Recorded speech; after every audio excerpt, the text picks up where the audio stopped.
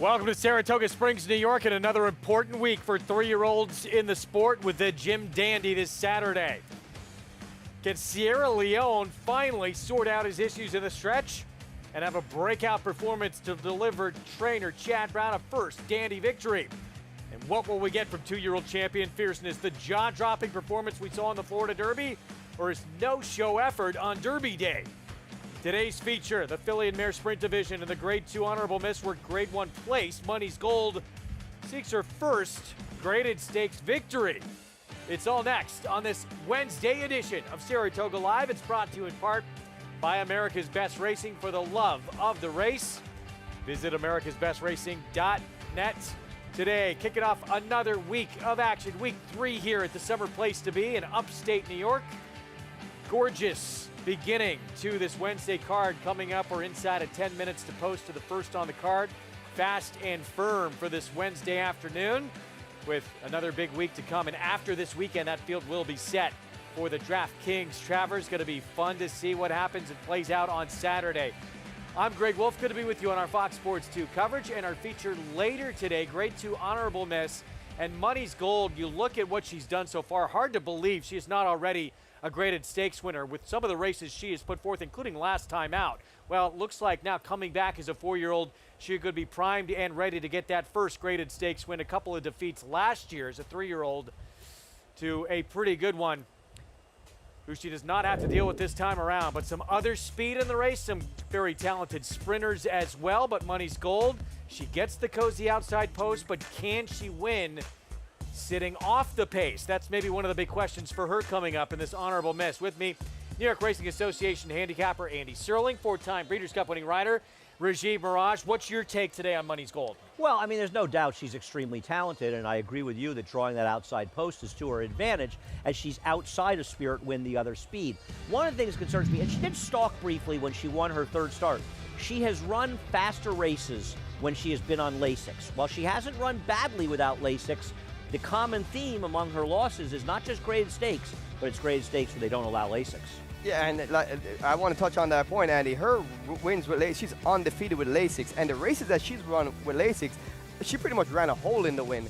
Her March 26th of 2023 Tampa Bay race, she sat right off the pace, and she blew the doors off her competition. In fairness, though, her 4th place finish in the Acorn at 1 mile and 16th was a solid effort at a distance that's not really her too optimal far distance for her. So it's not as though she's run so badly. Yeah. It's just a bit of a concern. When you're talking about the favorite, I think you have to talk about your concerns. Her talent level is fairly obvious. Well, I mean, there's a couple performances, including last time out, that were just otherworldly.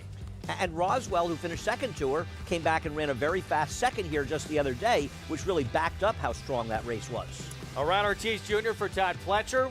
Money's Gold, 2-1 on the morning line coming up in that Grade 2 Honorable Miss, but there's a lot of other talent in that field that we'll talk about as we get closer to it. You can get signed up, started, play along with us all meet long and beyond at Naira Bets. It's the official betting app of Saratoga. That's the offer for new members, that $250 deposit match sign-up bonus when you punch in spot 250 at sign-up right there at NairaBets.com. Let's take a look at what's ahead, presented by Claiborne Farm. We'll have an early pick 5 right off the bat that starts with a $20,000 maiden claiming sprint at 6 furlongs. Pick 6 begins in the 4th, and the late pick 5 begins in race 5. That Honorable Miss, as you see, race 7 on this Wednesday program.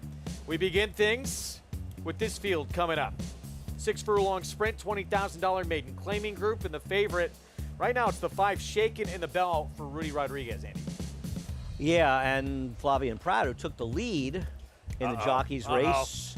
I know somebody that declared Irad Ortiz a 1-9 favorite to win it. Well, he might be the favorite, but he's not leading now, and Flavian's looking to open up a very early 2-win lead with the favorite here. Here is 2 tons of fun. Katie Davis for Chad Summers. I like 2 tons of fun in here with a scratch of the 2. Ran against maiden special weights in the first 2 races. Didn't run that badly, and I love the drop down in this field. 24. Yeah, this horse's dirt race. You know, the truth is, this horse's dirt races are not that bad, but did finish almost 4 lengths behind the favorite last time on the dirt. Hours in a Day was the name of the horse. Here's Beach Blanket, 7-2. Debuted going long on the turf last time, drops in class and switches to a dirt sprint. Here's the meet's leading rider, Flavien Prat for Rudy Rodriguez. I found a no-excuse loss at 4-5 last time out. Now, maybe it was the 7 furlongs, but this one's had plenty of chances, but obviously good enough to win. Trevor McCarthy on Picata Prince.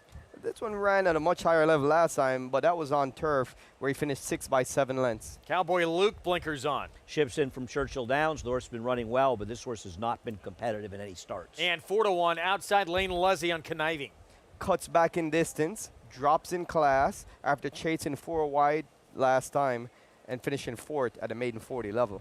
So 5 minutes to get your early pick 5 in as we take a look at now the 8-5 favorite. And there's Flavien Prat, somewhat of a surprise, leading rider at the meet after 2 weeks. He's had a 4-win day, a 3-win day, just a sensationally hot start for one of the top riders in the game here. And shaking in the bell, you thought no excuses for that defeat last start? Yeah, I mean, I couldn't make an excuse for this horse. I finished at Hours of the Day, but actually finished behind Hours of the Day 2 races back.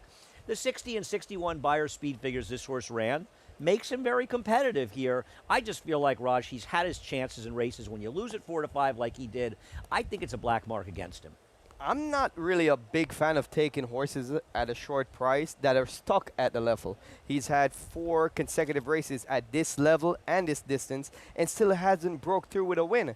The alternatives, it's really tough to find alternatives, but I would much rather try to get creative in a race like this than just say he's going to win today. A little surprised this one's not taking more money. 2 maiden special weight dirt starts for trainer Chad Summers and now drops in for 20 maiden claiming. I think, you know, you're looking at lower percentage connections. Chad Summers obviously 2 for 27 in the year. Katie Davis has not any success so far at the meets. The public doesn't gravitate to horses this like they're going to gravitate to Flavien Prat, especially with Irad out of the race. But I mean, this horse has run against maiden special weights and not run that well, but not run that badly.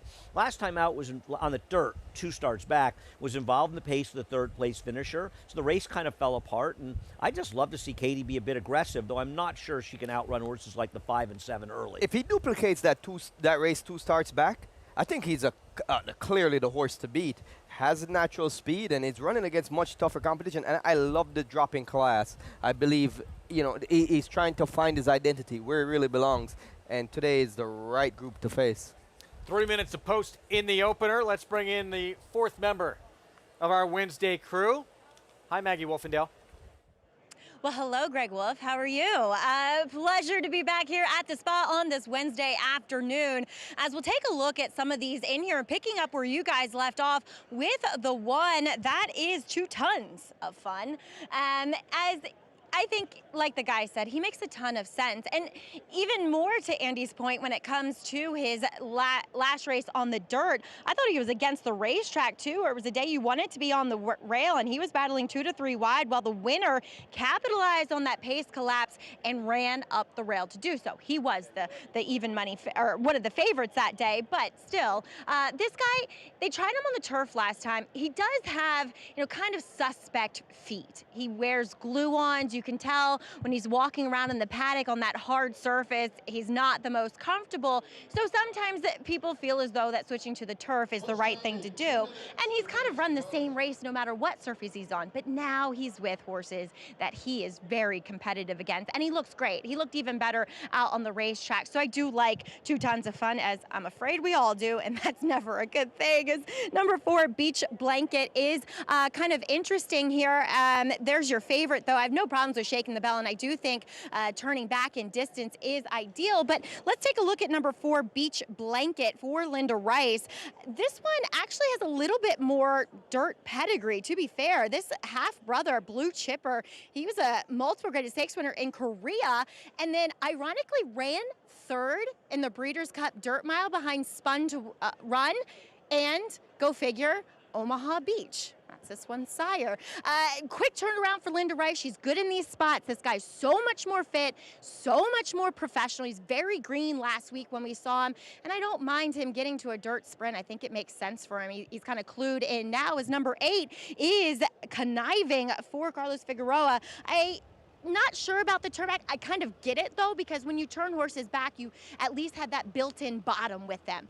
He doesn't physically look like a horse that wants to run short though. He's a little bit longer and stretchier. I wasn't in love with his warm-up either. I kind of get the appeal, but having watched him now on the track, I moved away a bit, and I'm gonna jump with you guys and take 2 tons of fun, because hey, that's what we all are, right, Greg? Well, we know you are, Maggie. We saw your piece out on the town. There's no question. We're trailing a bit in that department. I don't know, a few more desserts. I'm working on it, so. 5-1 on one of the runners. She talked about Beach Blanket, went long on the grass. First time out, Jose Lezcano for Linda Rice. Yeah, I mean, this is the wild card in the race, and I think 5-1 is a very fair price for betting it. I looked some numbers up. Linda Rice turfed the dirt in their second start. She's 3 for 23, so not a lot of success making that move. It's just a completely different spot. I mean, either she felt the horse just desperately needed a race, or she just got the horse completely wrong, Rajiv. Yeah, we don't know what we're going to see from this horse. It's definitely a toss-up. It could be either way, but this is the kind of race that you're looking for some kind of horse that hasn't proven that they can't break through at this level. And, wild cards are not a bad thing in a race like this. A horse that I'm intrigued with quite a bit as a long shot is number 3, Hours in a Day.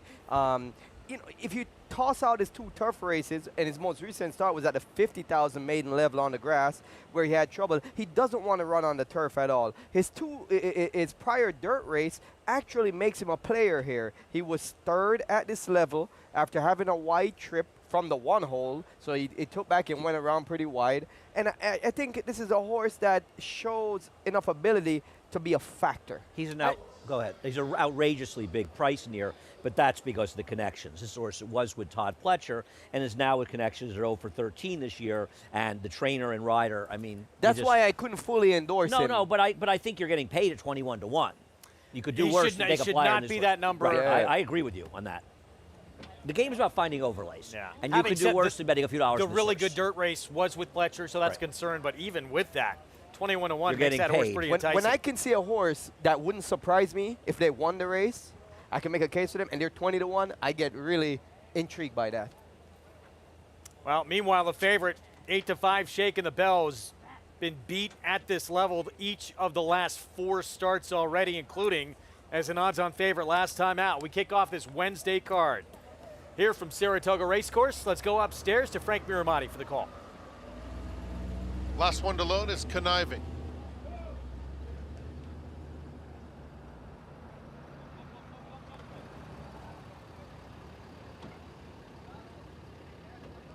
They're in the gate. And they're off. Beach Blanket is very quick away from the gate. So is Shaking the Bell. And outside of them, Cowboy Luke, 3 of them across the track. With 2 tons of fun in 4th, 3 lengths off the pace. Conniving is next, 2 clear of Piccata Prince and Hours in a Day at the back of the field.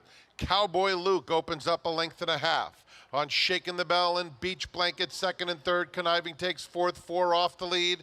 Has 2 tons of fun, is now back to 5th around the far turn. 2 more lengths to Hours in a Day and Piccata Prince, 22 and 4 for Cowboy Luke, who leads at a length.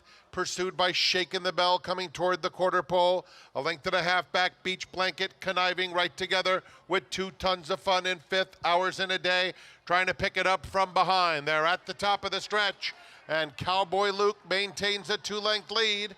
Chased still by Shaking the Bell, who's closing in now. Conniving making headway between rivals. Beach Blanket on the far outside. 2 tons of fun is getting some late interest and starting to come fast. 16th pole, wild finish. 2 tons of fun flying on the outside of Shaking the Bell. Here's the line. 2 tons of fun, and Katie Davis in a photo finish with Shaking the Bell and Conniving.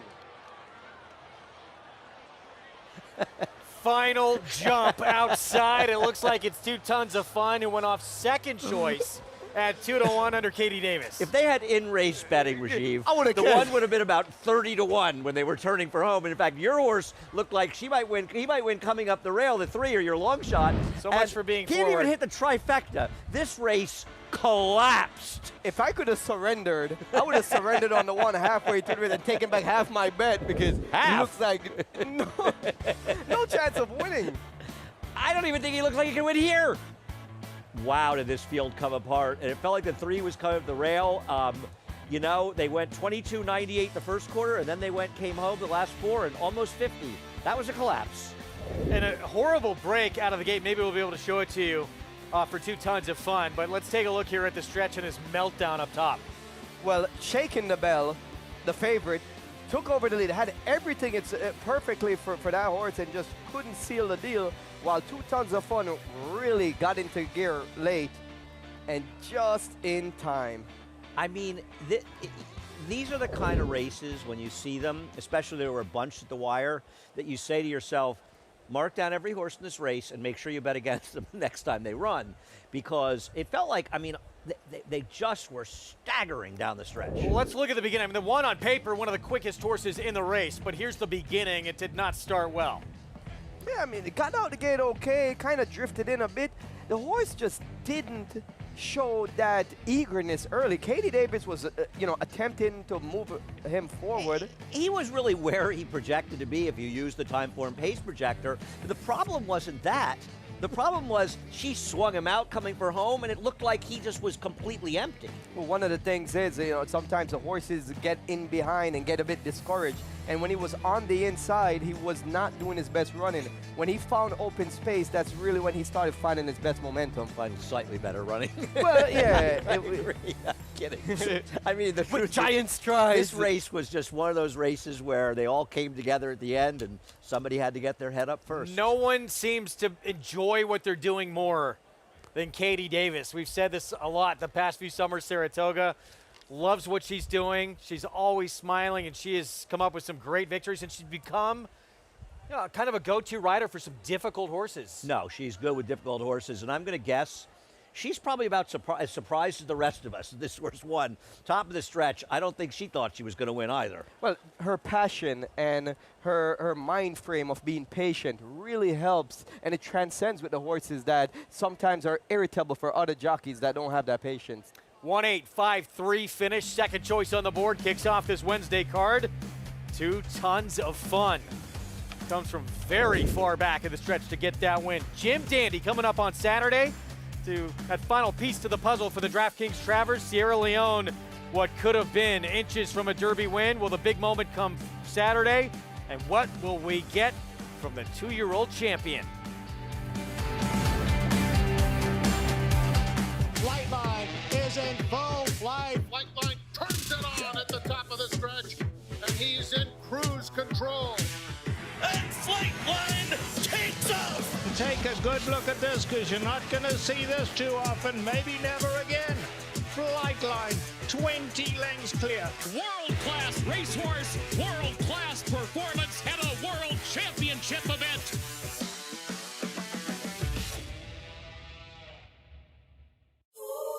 Join us at Saratoga Racecourse for the 4th annual New York Thoroughbred Aftercare Day. This special live race day celebrates retired racehorses and fun for the whole family. Free with paid admission on Thursday, August 15th. RaceLens is the most in-depth product in horse racing, with unique features found nowhere else. True odds, predictive analysis, and pace projection. RaceLens. It will change the way you follow horse racing and take your game to the next level.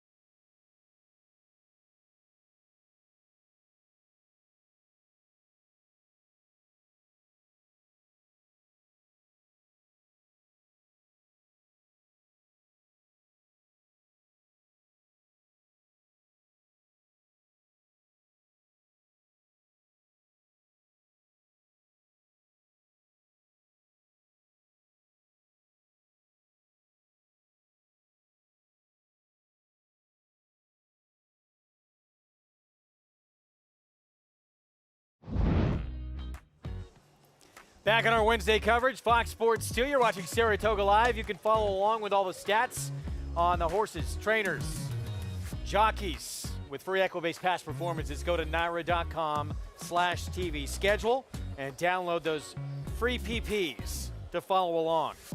Thriller in the opener. That if you pick this race up and the stretch looked like 2 tons of fun, had 0 chance of winning this race. It really Gets is. up to win in the final jump. It ain't over till it's over, Greg. You know, it's an exciting way to start the week. fun. And at any point of any day in horse racing, what I love about it is, you know, at any point you can see a race like this. Even the main 24 horses by a length. Katie Davis with the win to kick off the card. She's with Maggie. Here with Katie Davis. Always fun to catch up with her. Wait, wardrobe changing? No, you saw nothing? We saw nothing, okay? That's the story we're sticking with. Katie, we saw you come back with a win, as you were just saying, off of a bit of a layoff. Had to serve a 7-day suspension going back to last year to kick off this meet. I know you were ready to rock and roll. It was super tough just to watch your horses run. I lost the winner. I lost the second place in the stakes, the stallion stakes, and it was really tough just watching it. And, you know, getting back in the saddle, I was like a little ball ready to explode, like, let me out, little kid in the candy store. So it was nice to, you know, get an opportunity from Golden Square and Chad Summers, and gave me this opportunity, and I'm very blessed for it. Well, it's really good you had all that pent-up energy, because he took every bit of the stretch to get there. He was kind of just grinding it and grinding it. I watched a couple of his replays. He didn't like being up on the lead. He took the dirt really well. I was trying to stay on the rail and get away from the dirt, but he didn't mind it. But it took him a while around the turn. Then once I hit the stretch, I tipped him out. I was like, I just hope he has that little kick that I need. And I picked him up at the 8th pole, and he surged. I'm like, ooh, I think I got this. You did, last jump, so that was awesome. You also were joking. You said you had to braid his mane because it was a little too thick, because you have to be concerned about switching sticks and your stick getting caught in it. It's so easy to get stuck in the mane, especially when he's like full of mane. Like, it was like an afro going out, and it was like, so I took my rubber band off and I kind of tied it down and I braided it. I guess being a woman, it's easy. Yeah, and so I tied it up real quick. The pony guy started laughing. He's like, what are you doing? I said, this is not costing me a race. No way. And so it worked out perfect, so. Well, good thing you can rely on the skill sets. Well done, Katie, getting this win here. Thank you so much. Always a pleasure to catch up with Katie Davis, as she said, fresh off the bench and raring to go. Maggie, thank you. We move on to our Spencer Farm 2-year-old race of the day. It's home of North America's 5-time reigning champion General Sire, Into Mischief on the grass, 5.5 furlongs in a New York bred maiden special weight. We're right now out on bail, trained by Mike Maker, getting on turf for the first time by Tiz the Law. 2 of the first 3 winners from Tiz the Law have been on the grass so far. Yeah, well, he's a Constitution, and Constitution has been an effective sire on the turf as well, so I'm not surprised they're handling them. Yeah, he was such a talented horse in his own right. It's nice to see that's transcending towards his foals. Saturday, big one, and our picture will be complete for that DraftKings Travers as we bring you the Grade 2 Jim Dandy presented by Mohegan Sun. Even money morning line favorite. Wow, Sierra Leone.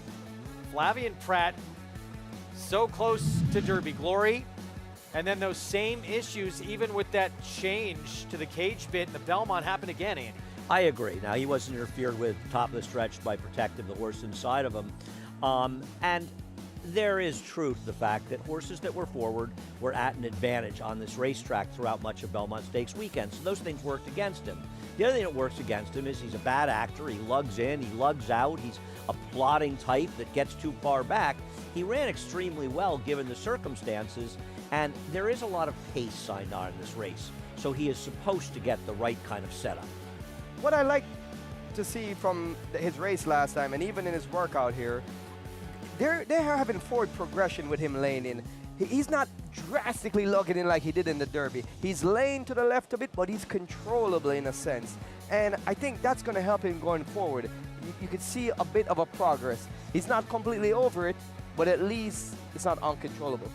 Thanks to XBTV for that coverage. So that was Sunday of the Oklahoma training track, 49-3, 4 furlong move. The 2-year-old champ, we don't know what we're going to get from him. He's been the most brilliant 3-year-old, like that Florida Derby win, and then he's been a no-show.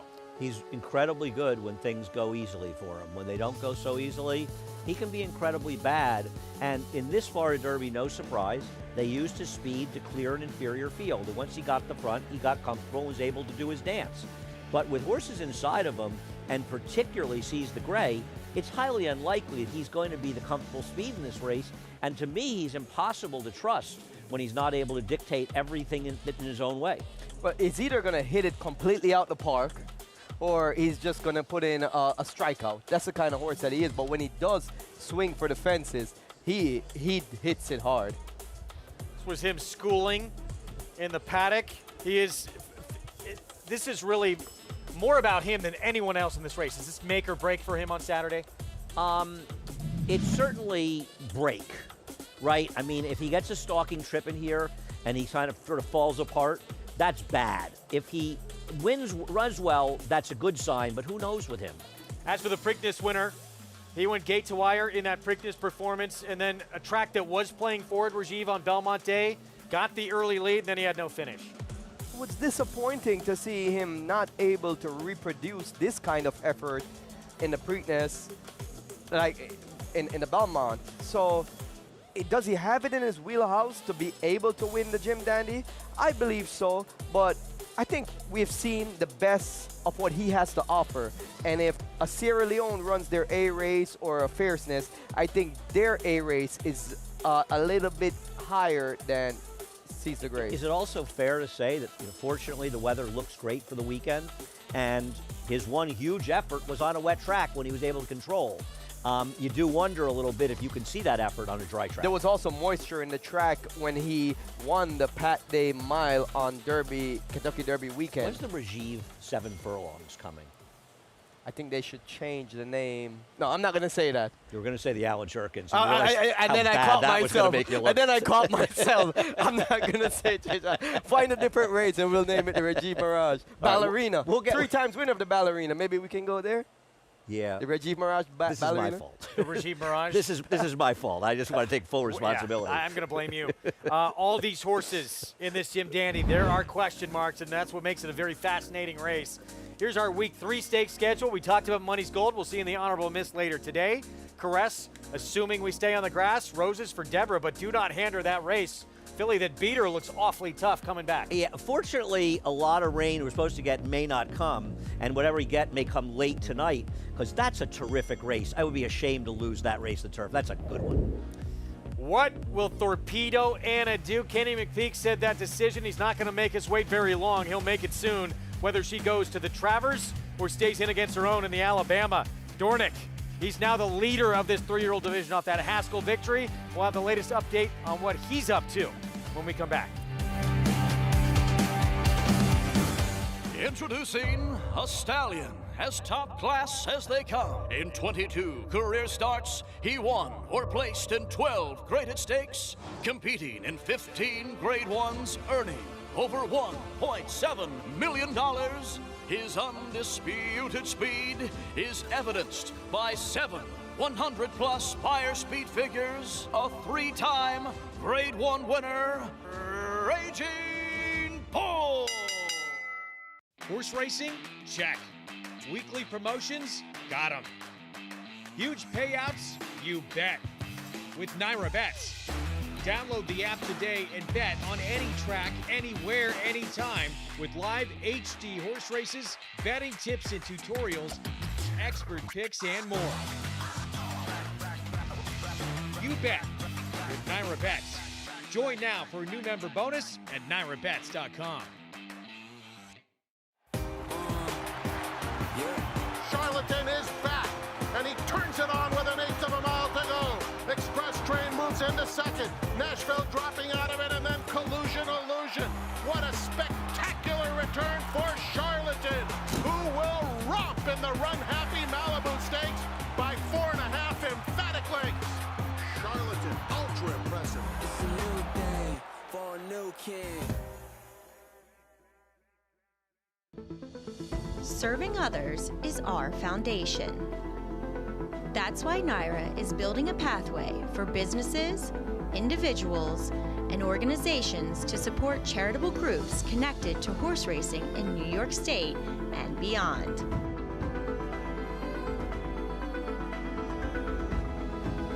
The NYRA Foundation, supporting our community.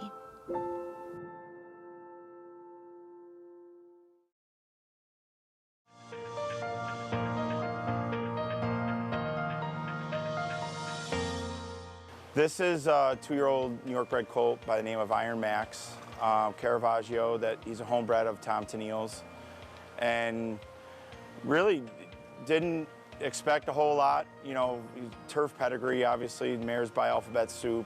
But we've been working him and he's been very forward. Like, he does everything and it's easy for him. Like, it's really easy for him. And have you had him on the turf out here in Oklahoma? Just the gallops. Like, Okay. we'll do the turf gallops on the 2 days that, you know, they open up the turf gallops. I haven't breezed him on the turf, but he seems like he's been working fine on the dirt. But I know, like, usually those turf horses, they will work, the good ones will work fine just on the dirt, but you put them on in the afternoon, it won't be the, you know, it won't be the same. Yeah. So I think he's every bit as nice as Moplex has been in the morning too, so. Oh, wow. Yeah. I'm really, like, I'm nervous to say that could be the best one, but he's really, really nice. High praise for Iron Max, and there he is. We'll see him coming up in this next race here, and that's a barn that includes the Sanford winner, Moplex, from earlier in the meet for Jeremiah Engard. He's off to a very hot start, especially with his youngsters. Let's go to Maggie for more.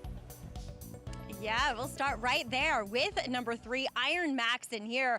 A horse that when Jeremiah gave me that pretty much entire barn tour of all of his 2-year-olds, he was at least the colt that really stood out to me. Obviously, we knew who Moplex was at that point, but of the unraced horses, I really liked Iron Max, and I really like what I'm seeing from him again. Of the first-time starters, he is by far the most fit, by far the most professional, and he's acting like he's done this before. Oh, he's getting a little rambunctious as they tighten the overgirth a little bit on him, but he's your typical Caravaggio, and Caravaggio is a fairly productive juvenile turf sire, hitting at 16%, and he looks as though he's well suited to these conditions. Maybe as time goes on, he'll want to go a bit further, but Maya seems to have them ready to fire at these distances at first asking. I really like what I'm seeing from him. As we'll move on to the other firster taking money, and number 7, Pay the Juice. They paid $200,000 for this horse after working 10 flat, and as it kind of looked in his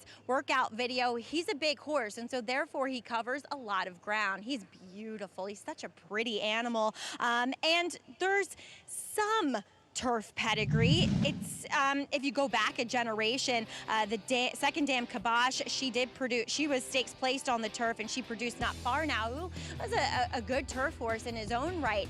This guy a little bit green, and he is wearing blinkers, but watching his last workout, which was from the gate and Flavian Pratt aboard, he broke well on the inside of an unraced mate who was probably turf meant too, but this guy continued well throughout, nicely in the bridle, never really coming off of it, but looking at him, he looks turf meant, so I really feel like this is the right spot for him. He's got really strong hindquarters to him. He looks more like a 3-year-old than a 2-year-old. My only concern is fitness. You know, when you look at him compared to Iron Max just looks a bit more defined, so I do think these are the 2 firsters that you want though, guys.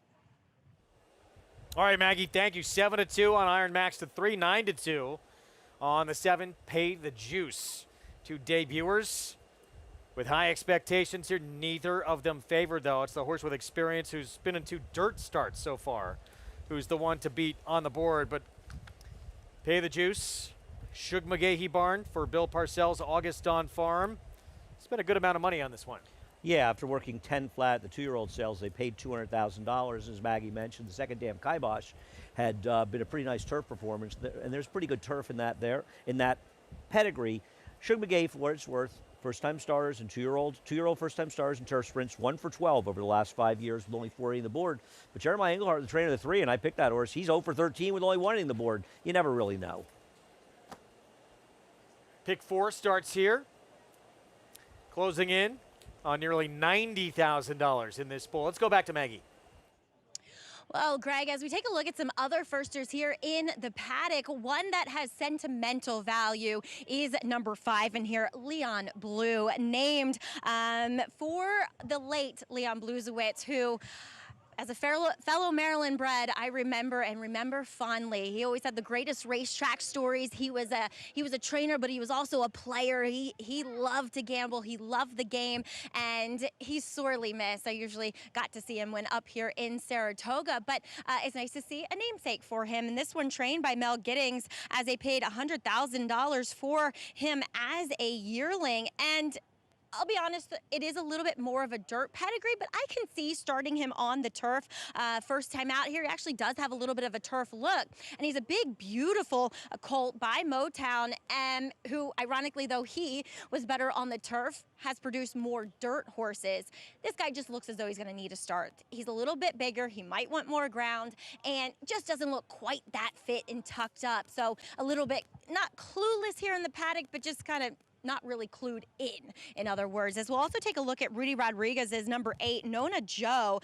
Solomini's, we've seen a few take to the turf, and the few that have don't really strike you as turf horses either. So I really find it hard to judge what of his progeny are going to take to it. But if you look at this horse's second generation, the dams have to multiple graded stakes winner on the turf and going long on the main track, Neshoba's Key. So there's some pedigree with this guy, and he's just been really professional, very well prepared from a mental and physical side of things. Beautiful horse, really athletic and well balanced. And it feels like, Greg, he's kind of the firster that's not taking that much attention on the board, but has got my attention here in the paddock. 15-1. Pay attention now. 16-1. Jose Lezcano will ride for Rudy Rodriguez. There's pedigree in the second dam, that's for sure. This horse is bred to handle the turf. That's our Spendthrift Farm 2-year-old race of the day here coming up. Again, home of North America's 5-time reigning champion General Siren to Mischief, as we get set for a post parade here momentarily, and a race to kick off this early pick 4 on our Wednesday card. I would say these are the best kind of races if you want to get a little goofy, to find a little pedigree. The 8 Maggie's mentioned how she liked how the 8 looked, and there is enough pedigree to say this horse can handle the turf. Take a shot, because it just feels like you see some randomness in these races, and it's not like this one is filled with trainers that have had a lot of success with first-time starters sprinting on the turf, except for the one pandemic hero for trainer Wesley Ward. There are logical players in here that offer good value. Like number 3, Iron Well, Max. you think 3-1 and a first-time starter is good value? I mean, I picked this horse. I don't think it's good value. I'm not taking a first-time starter in these races. I think you look at that board, the big surprise, one of the best 2-year-old debuting trainers in the game is Wesley Ward. To see Pandemic Hero at 8-1 I agree. is a little surprising, isn't it? Now, we would say that's dead on the board, but there's pedigree in first and second generations and Munnings as well. So this horse has the pedigree to win. Call to post behind us, and we will kick things off, I would assume, with Pandemic Hero. It's not that long ago. We ran to empty stands here because of COVID-19. Talking about that just the other day, and this one, I mean, the lack of support is probably a negative. On the other hand, we'll see. Sky Masterson is actually going to get post 4 for Gary Contessa. This one actually had a race over the turf last time, and it was much improved, finishing 5th, beating 4 lengths at this level. Here's Jeremiah Englehart's Iron Max. We heard the feature with Maggie. Yeah, and Jeremiah has been vocally high on this horse. That's why I picked him in here, but I'm not taking 3-1 and a firster in one of these races. Strand Road, Dylan Davis, an incredibly hot start to this meet. Not much to go on here. This modest $15,000 purchase ships in from Parks.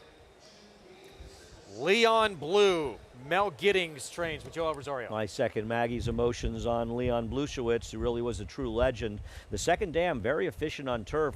First or second in 7 of 14 starts. The dam was unraced. It's Romero Mirage on this Long Shot Classic Ruby getting on the turf. This one debuted on the dirt, had a rough trip after being bumped at the break against Moplex. Yep, Sanford winner for Jeremiah Englehart. Pay the Juice, Shug McGahee, first-time starter. Another one where the second dam was efficient on the turf. The first family is not that strong. A good workout and goes out for Bill Parcells. Long Shot Maggie was attracted to, looks wise here, Nano Joe. And a sibling of Nano Joe had a lot of success on the turf, finishing 5th in a grade 2. barking. Joe Sharp Barn with Tyler Gaffleone, Army proud. Sire Army Mule has been successful as a turf sire early, and the Dam was one of my favorites. JC Shooting Star. She was very efficient on the turf, running a buyer of 94 and winning 5 of 38 starts. And still favored, Rad Ortiz Jr. for Mike Maker, first on turf. And this one has 2 races under its belt, so fitness shouldn't be an issue. Tries the turf for the first time. You can earn a $10 bonus today just by playing with Naira Bets. Bet at least $50 each on Saratoga and Delaware Park, and you'll earn that $10 bonus today, win or lose.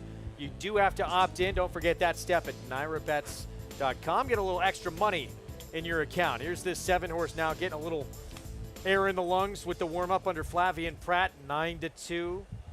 Pay the juice as we take a look at the rider standings, and that is a surprise. We all know how great Flavian Pratt is. No one questions that, but to not see a Rad Ortiz Jr. at the top of the standings 2 weeks in, I think a little surprising. I guess. I mean, you know, 9 days, he wasn't here on one of them. There's a certain randomness. I mean, I agree with you. He's still favored to win. I don't ever think he was as high a favor as you said, but he's a considerable favorite. What I love about this, Raj, is there's 5 wins separating first to 6th, 1 apart. All of these guys, these are fabulous riders, and it's great to see the wins being spread around by among all these terrific riders. So the expectation is that Irad is the favorite to win the standings. However, one thing I've learned from being a jockey, your business can change, and it's all about who you're riding for. If you're riding for connections that win a lot of races, you're going to win a lot of races. And lately, Chad Brown has gotten on a tear, winning many races. And in the past, we saw Irad being his go-to rider. This, most recently, his wins have come with a lot with Flavian Pratt and Manny Franco. Well, I mean, Chad's been riding Manny with success for years, and Flavian. Listen, Chad's instrumental in Flavian Pratt coming here when he rode Domestic Spending so many years ago. And these guys are going to get a lot of wins for Chad. They've certainly cut into Irad's business, and there's Manny. You know, we're talking about Flavian Pratt because he had 4 wins on Sunday. Manny had a pretty good Sunday as well. He had 3 wins on that Sunday card. 4. Oh, he had 4, excuse me. Yeah, there were only 10 flat races, 1 jump race, and Manny and Flavian won 4 each. Tremendous day of riding by them. And listen, I am biased towards Manny. He rides with us all year long. He's a terrific guy, and I don't mean that as a knock on any other riders. I really like all the guys, but I just have a thing. I think Manny's the Raj, greatest. what's he like behind the scenes? Oh, Manny is a true athlete and genuine nice guy. You know, I met Manny first when he came pretty much as a teenager to New York, and I was riding at that time, and it's fun to watch him develop and hone his skills and just become a very rounded jockey. And he's, you know, an athlete. He's very strong. Got a good low center of gravity because, you know, he's smaller, but he's muscular. He'll be on this first timer for Jeremiah Engelhart, 7-2 right now. Let's go back to Maggie. I, too, am a big Manny Franco fan, but I couldn't put all the pressure on you guys as well, picking the 3, who was a little bit green out here on the track. So I said, why not? Let's pick the long shot that I like in here. But taking a look at some horses with experience, as the 10 in here continues to be your favorite, out on bail, a son of Tiz the Law. Now, he's gone 2 for 2 with his turf routers with his freshman crop, but has yet to strike with 3 trying turf sprints. The Dam didn't like the turf either. Now, he is a beautiful mover. He is very animated up front, and as I often say, horses that move like this will tend to take to the turf that kind of springy action, so therefore they spring off of that harder surface, and he is like a coiled spring today. He's had speed in his other efforts. I think he very well could be the last one in, first one out, and I think people drawn to the fact that he could lead these on a merry chase. So he's been kept moving by Rad Ortiz Jr. To ensure a clean break. Moving on to another horse that has run before and run on the turf. Number 2, Sky Masterson, does get the switch to Junior Alvarado, and he was kind of out sprinted early on in that 6 furlong contest, and then he was in between horses down the stretch and kind of just not being set down at all until about the last 16th, in which he responded mildly. It was kind of that, is this sneaky running well, or am I just delusional? Probably the latter, but actually made a pretty good impression in the prelims. He's just so professional, obviously, as he should be, but you know, that's always a good sign too when they're taking their racing in stride, as this is his third start of his career. So I think he's a little bit intriguing at a massive price. And then another first-time starter for trainer Joe Sharp, 9 Army Proud. As Andy said, I too was a big fan of this one's dam. This is her first full JC shooting star, and Army Mule, he gets them to do anything and does hit at 13% with his debuters. This guy has been so professional. He has not turned a hair. He has not looked sideways. He is by far the best behaved firster in this group, and he is built like a turf sprinter, Greg. Tyler Gaffley on another rider. Off to a very hot start here at the meet. Best start he's ever had here at Saratoga. Again, our Spendthrift Farm 2-year-old race of the day coming up here to kick off this early pick 4. Andy, that is a lot of attention in a New York bred maiden race for a horse that's never been on the grass. Yeah, he's had dirt speed. We don't know if he has turf speed. It's almost like the fans are looking and saying, well, he ran second and third. He's got Irad Ortiz. I don't know anything about the others, so I'm going to bet him. How you think that getting 8-5 on this horse is anything close to value is beyond me. This horse, and I picked him second. This horse is a horrendous bet at 8-5. He was 2-1 against Moplex last time, I think, and that's one of the reasons why he's taken this attention, I believe. He got a 39 buyer and lost by 11.5 legs. He doesn't even have any turf pedigree to speak of anything exciting. I mean, his laws have handled it, but it's not exactly a pedigree that's screaming moving up on the turf. I think this is 7-5. I think this is just ludicrous. Absolutely ludicrous. Unless there's something we don't know. The ROI, and it's only 9 days in the meet, on Irad Ortiz, $2 bet on every one of Irad Ortiz's wins so far the meet, and he's got 10 wins, is $1.20, $1.21. Bet horse like this is 7-5, that's why. See if he runs to his odds here coming up. Pick 4 on this Wednesday card starts right here. Let's go to Frank Miramati. Out on bail, the last one. Goes in.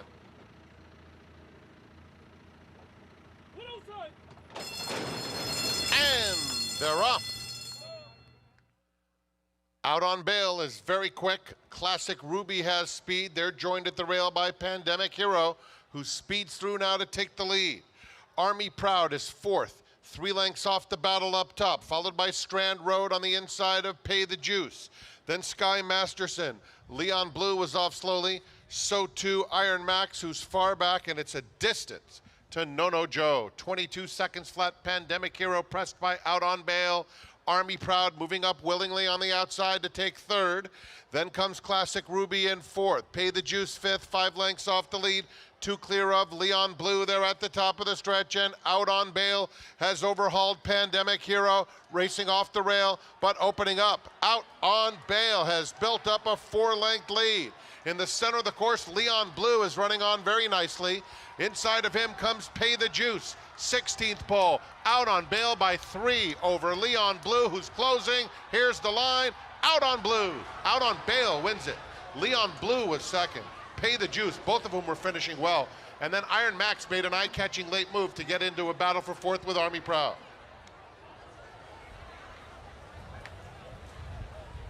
Goes off the 7-5 favorite, Out on Bail. Turf debut. Breaks his maiden start number 3. Horses can be bad value and still win, and he certainly won fairly comfortably in here with some closers coming. But this horse stalked a pace that fell apart and still held on the ball. Out on Bail was best. Yeah, he was quick early from the gate, but Irad made a conscious decision not to involve himself in that spirited duel, sitting right off the pace, and being in the outside post gave him that luxury to be able to track the pace setters and get the first run on the closers. Well, wait a sec. He was sitting outside the speed. I wouldn't say he was not involved in the duel. I think he ran very well. He sat outside the one horse and finished well up the track. I think he was clearly best. Nice race from Leon Blue to get second, though. 10-5, 7-3. And another look here. Out on Bail. Looked like this is just going to be a laughing stock. But then Leon Blue and Pay the Juice made up a little bit of ground late. I think they were moving relatively fast for this quality of horse, 45 and 06. And nice runs by both Pay the Juice and Leon Blue to get 3rd and 2nd, respectively. Even Iron Max came from way back. And I think if you look at that, Iron Max was in left field down the backstretch. The 5 was relatively far back, too. This race really was falling apart in the late stages. Out on Bail, sitting right on top of the pace, ran very well to win. Mike Maker, winning trainer. Been saying his name quite a few times early on in this meet as well. He had that just incredibly hot start a few seasons ago. Really started to cool off second half because all his bullets were fired. And he's having another great Saratoga early on here. Out on Bail. And these Tis the Laws proving they can get it done on the lawn early on. Arad Ortiz Jr. with another winner.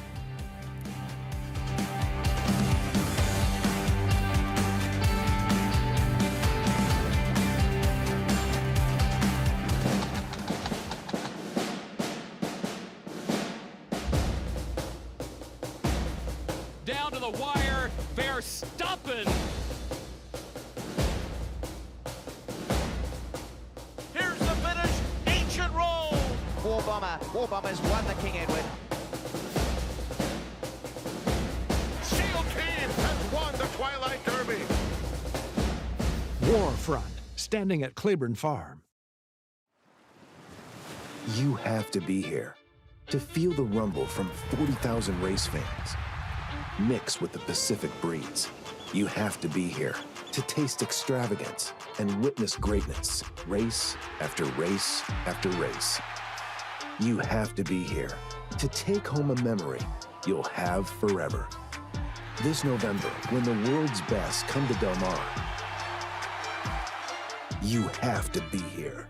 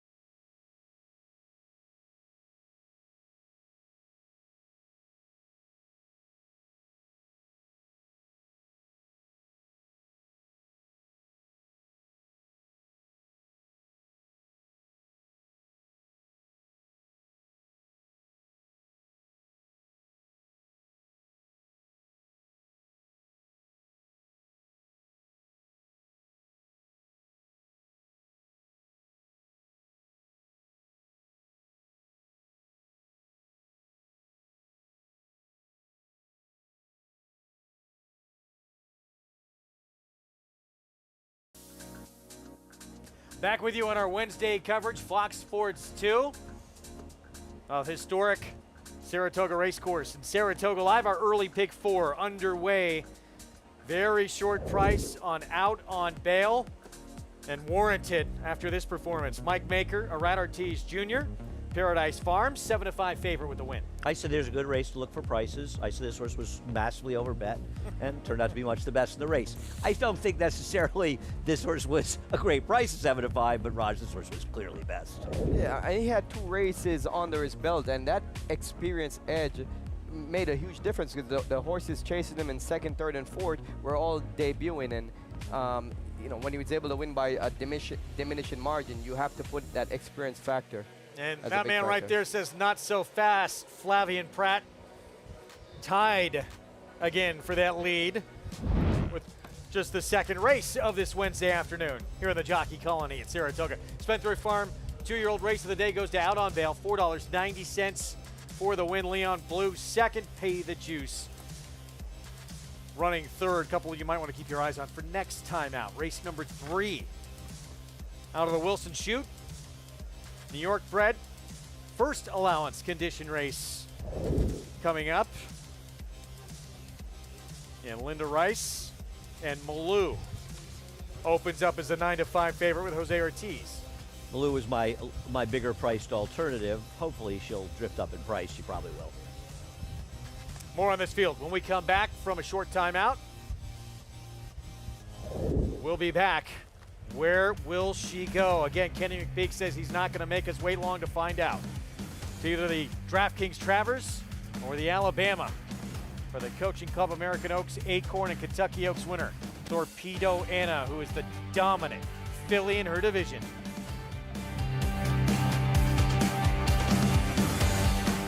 He always showed up. From June at 2 and through 2 championship seasons, week after week after week of consecutive works. That's toughness. He always showed off. You know all about those 4 G1s. Here's his maiden on the Derby undercard. That's brilliance. Now his yearlings are at the sales. That's opportunity. Essential quality. Showtime.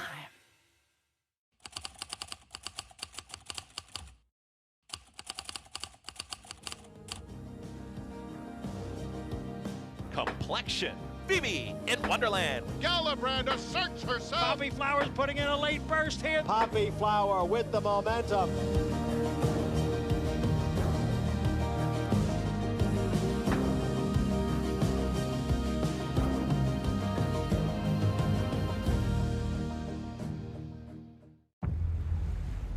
History remembers moments of extraordinary strength, skill, and determination. True greatness is forged by those who fulfill their destiny.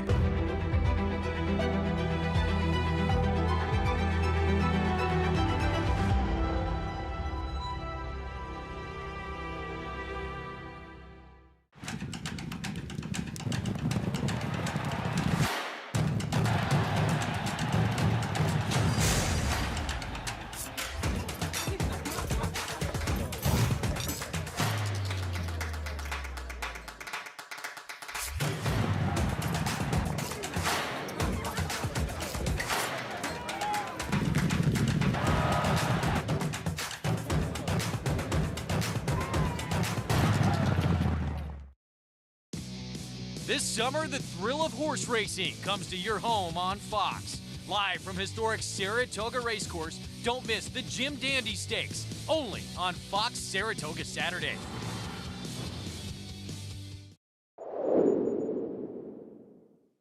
My Shady Lady, a clear-cut second. My Shady Lady makes a move now after Sahana.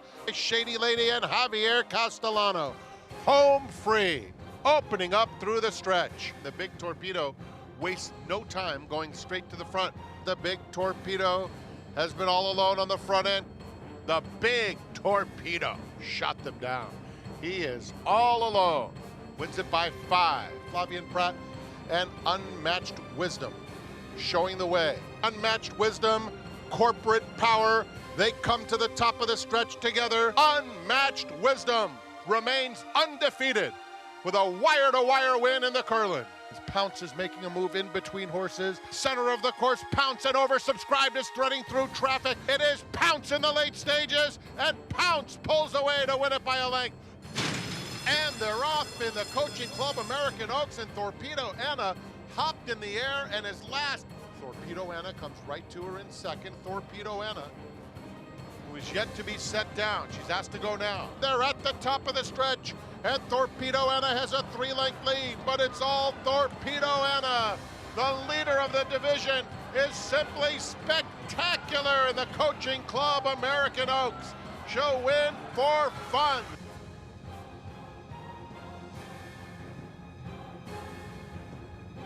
What a week it was. Some big performances. Obviously, Thorpedo Anna, the big Thorpedo.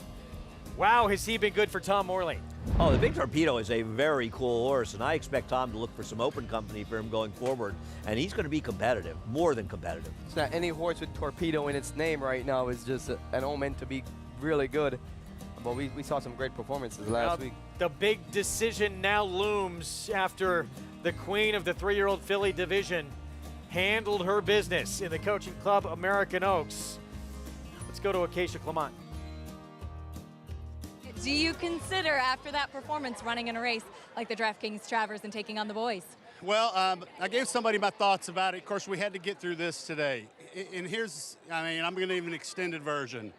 If we run her in the Alabama, it's more of a crowning maybe.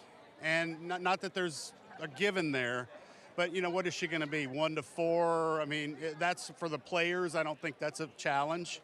Against the Colts, that's an intriguing matchup. That's something that the sport really might need.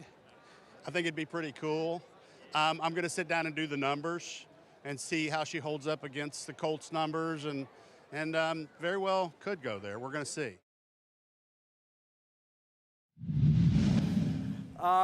We will find out. So he said this decision is going to come fairly soon for Thorpedo Anna. And real quick, our Saratoga Weekly Wrap, it's brought to you by Walmack Farm. Andy, where do you believe she should go? The Alabama. Why? Because I think she's going to win the Alabama. I think she's going to lose the Travers. You don't think she can win the Travers? She can win the Travers. I don't think she will win the Travers. Listen, to be fair, I understand the draw of running there. The feeling is there's nothing left to prove at this point, and I understand that. I'm not going to knock them for running in the Travers. It'll be entertaining. It'll certainly be a big story, and it'll build up. The Travers is a great race, an important race, whether she runs it or not. I don't want it to act like we need Thorpedo Anna in the Travers, or it's going to be disappointing. So I get it. I understand all those things. I don't believe she's going to win the race. I think there's quality speed for her to deal with, and horses that so far are running faster races. But I won't be surprised if they go to the Travers. I would go to the Alabama. I'd find another prep for her and run the Breeders' Cup distaff and think about the boys next year. That's just me. Here's the reason why I think she should run in the Travers. If she wins Alabama and blows out the field, and then they're sitting back afterwards saying, man, I wonder what she would have done in the Travers. That's potentially what they're going to be thinking. So let's stop wondering about what she should have done if she would have won the Travers. Fair enough. And listen, it's good for us because two things will happen. First of all, it's a great story. And second of all, the Alabama's going to be a great race if she doesn't run it, because everybody's going to say, oh, Thorpedo Anna's not running. I'll run now because I can't beat her. But you say that, and there's truth to what you said, Rajiv, except what happens when she runs the Travers, she loses it. They also might say, gee, we should have run the Alabama. So you can look at it both ways. You look at the figure she's running, she's right there with the best of the 3-year-old division boys, and she's doing it, as Mick talked about on the show, like she has a lot more to give. She's just kind of goofing around out there, not giving her all. It seems like there's more in the tank. The problem is they don't usually have more to give in those situations, and she's going to be dealing with quality speed that's going to have more stamina than the speed she's been dealing with. I'm not saying she can't win the race. I personally wouldn't bet on her. You remember back when Azeri was dominating the female division, and then she ran against the boys? How'd that go? Didn't go too well. I remember everyone talking about Zenyatta has no chance in the Classic. What's she doing here? She was even money. What are you talking about? Everyone said that. She was even money. I didn't say it. A lot of people were saying that. Very good handicappers. Show up in these big moments, and you could get rewarded. It would go down in history. Meanwhile, later today, we talked about Money's Gold. There's some other real quality in this race, including this one we're looking at here. Spirit Win. Mike Smith is going to show up today at Saratoga. And she found inferior competition at Lone Star, but she didn't run that badly against some of the better horses in her division her prior 2 races. And she is the speed here with Money's Gold outside of her. They could be moving, Raj. What the field lacks in quantity, it definitely doesn't lack in quality, because there's some very good fillies in here. And it's intriguing, the dynamics of the race, because this filly is fast, Spirit Win, and so is Money's Gold. So it's going to be a really talk about someone who's had the magic touch with fillies throughout his career. Zenyatta, Songbird, Azeri, Royal Delta.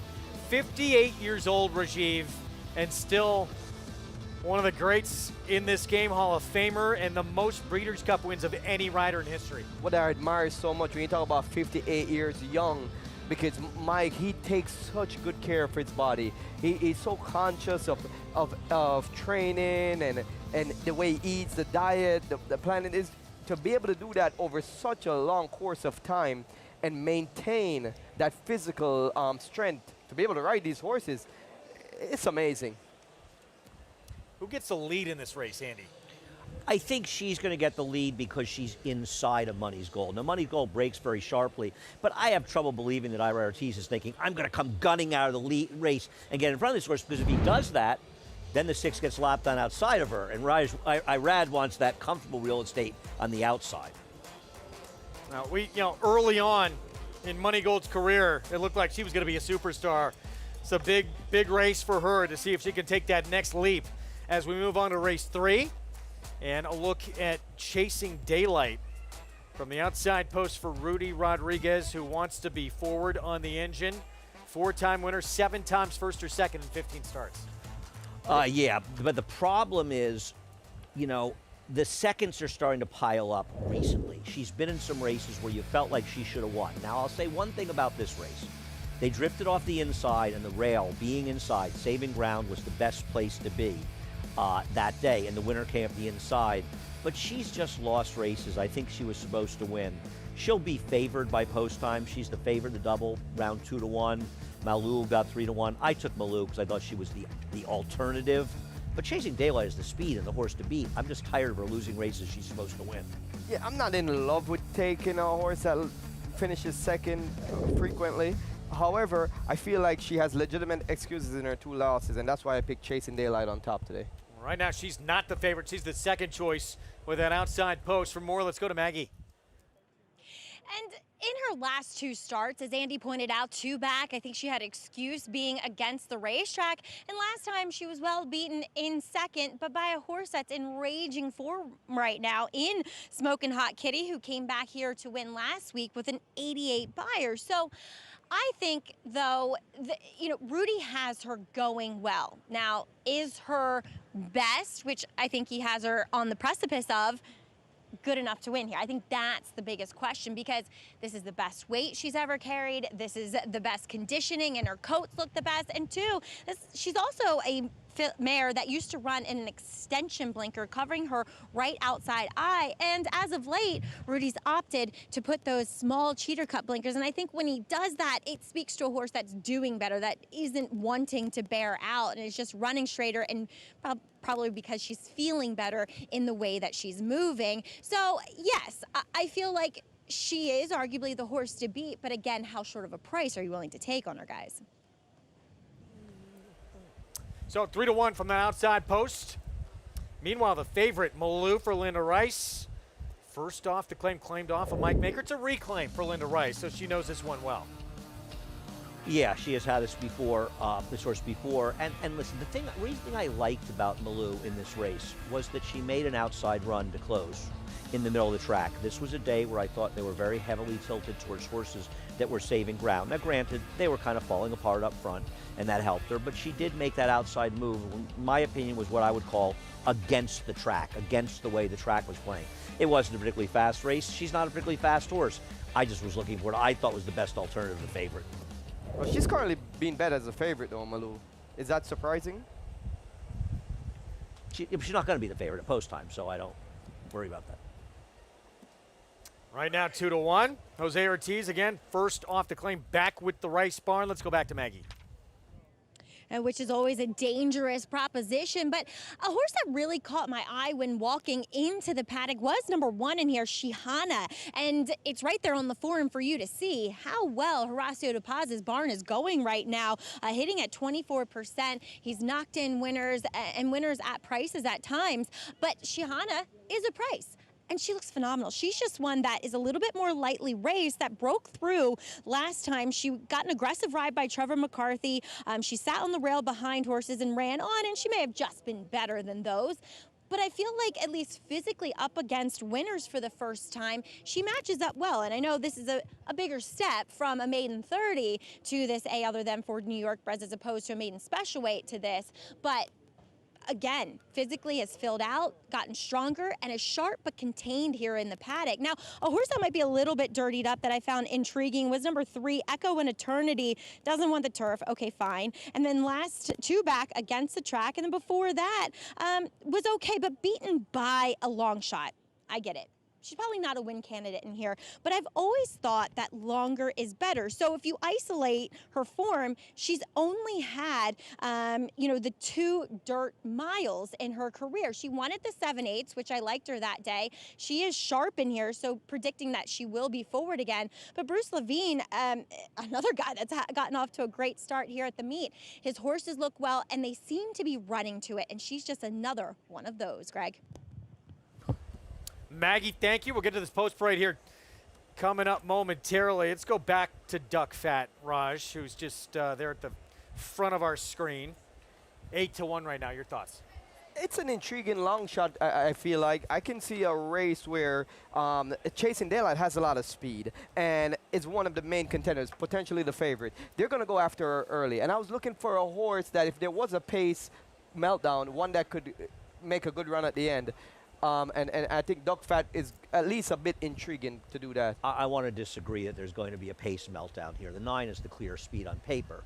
If she's not in front easily, she's going too slowly. It's very unlikely she'll get a fast pace. Now, I'm not saying Duck Fat can't win, though obviously she would be aided by some pace. She's 1 for 29. That's the problem with her. But she has run a lot of numbers that make her competitive in this race, and she's a square price. If I was riding one of the main contenders to the number 9 and I had speed, I wouldn't want her to go too easily on the lead, so I'd be trying to challenge her a bit early. You're not riding here, though. I mean, I hear what you're saying, but the 9 is just faster than these early. Spot 250, code to use for sign up to play with Naira Bets all summer long here at Saratoga and beyond. Get that $250 deposit match sign up bonus when you punch that in at sign up. And good luck to everybody. So here they come onto the track, post parade here coming up.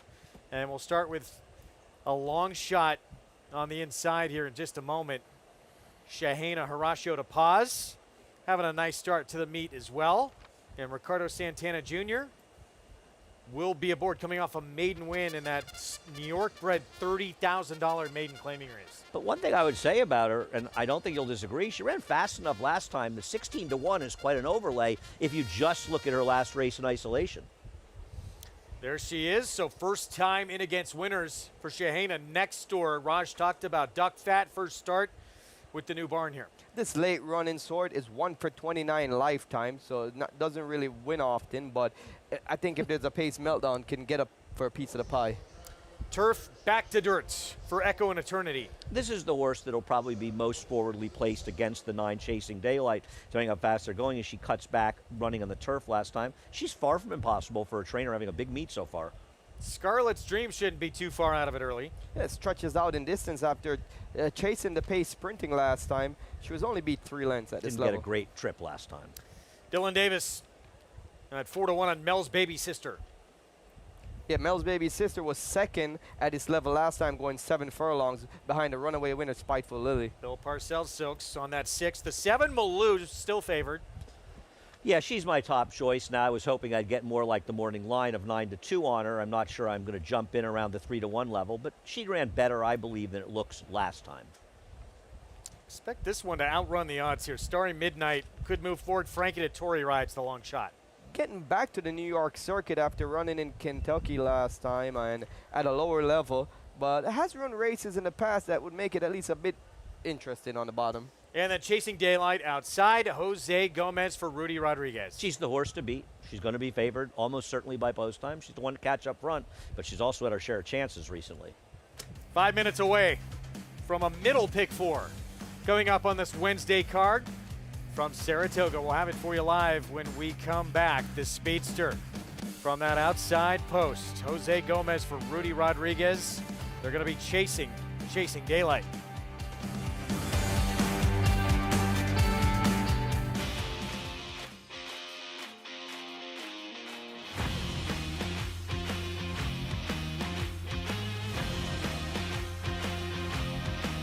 The son of Run Happy, Natala Fella, has won the hopeful.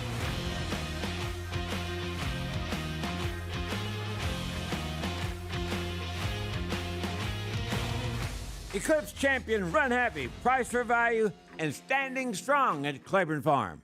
Who's still a nose in front. Koru is lifting late as well. Better lucky than good at the rail. Better lucky than good. Koru, better lucky than good, wins the finale.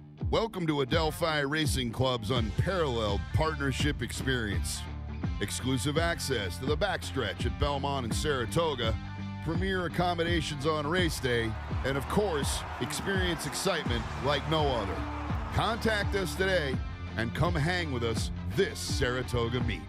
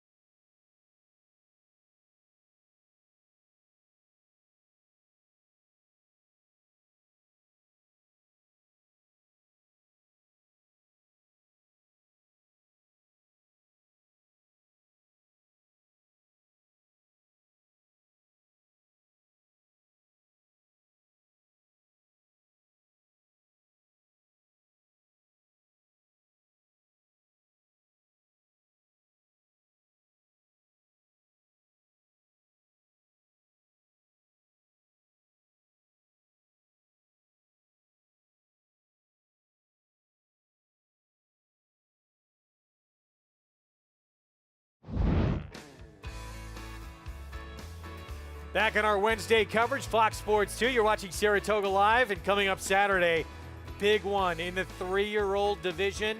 Grade 2, Jim Dandy, the 2-year-old champion. Fierceness back in action.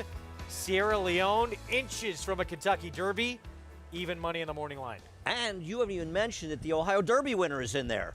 Do not laugh off Batten Down. I'm not laughing him off at all. He's good. He is. Good. As is a second-place finisher in there for trainer Ken McPeak. This is a fun race. There's a lot going on in here, and we've got the Preakness winner. Batten Down is on an upward trajectory. It's a horse that looks like he's relishing more races and learning the sport a bit. Big pedigree, too. So, Malou, 5-2 favoritism has gone where we expected it to now. We'll see what we get from this horse off that non-winners at 2. Big win on this racetrack. And one thing to mention about Chasing Daylight, she was second last time to Smoking Hot Kitty, who won last week here, undefeated, 4 for 4 at route distances on the dirt. So she didn't get beat by a phony. She's a real runner. No, she's run well. I mean, her buyer speed figures are faster than the other horses. She isn't a horse to beat in this race. I don't think she's a bad price at 2-1. I feel like it should be a bigger disparity, shouldn't it? I agree. I mean, I looked at the morning line. I think it was something like 8-5 and 9-2. So I thought, well, in the 4-1, 9-2 range, I don't mind betting a few dollars on the number 7 Malou. I'm not betting her at 5-2 or 3-1. I don't think she's a terrible price, but I think the 9 is supposed to be about 7 or 8-5 in here. Let's go back to Maggie. Yeah, we'll check in with your current second choice in number 7, Malou.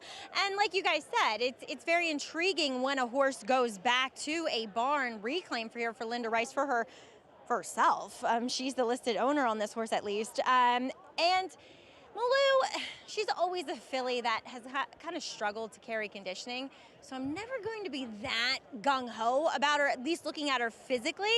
And that's something, though, that Linda is very astute at and adept. She puts weight on her horses, and I appreciate that.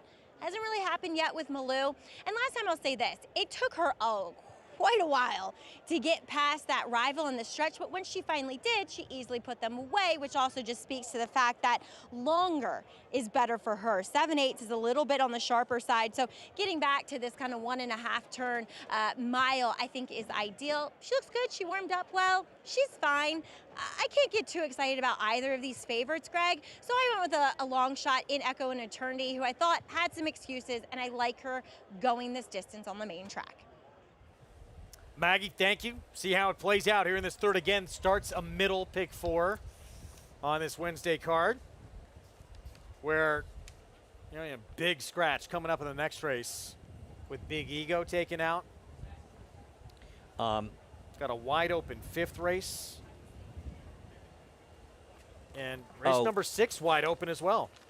Yeah, the 4th race changed a lot with Big Eagle coming out. I'm interested in the 8 Sanderson, the 6 Scat to Tat. I think they're shortish prices in the 5th. The 6th race, I like the 4 Money Grab, but I agree quite a few of those horses can win the race. I think the Honorable Miss is a competitive race. This is a good card. Yeah. The 8th race is competitive, and the 9th race, there are quite a few that can win that race. I picked a long shot in there. So loading up 9 to 5 now on likely the one to catch from that outside position. Jose Gomez on Chasing Daylight as we take a look at the 3 about to move in. Echo and Eternity. Bruce Levine runner getting back to dirt after going 1 mile and 1/8 on the turf. This horse was actually 2nd in this condition off a maiden win back in April.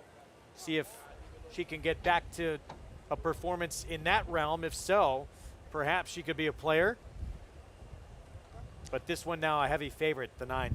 And Scarlet's Dream, who's going in now, gets a major rider upgrade to Tyler Gaffleone in here, which I think is worth noting. And 7 to 1, not a terrible price. Well, let's go to Frank Miramati for the call.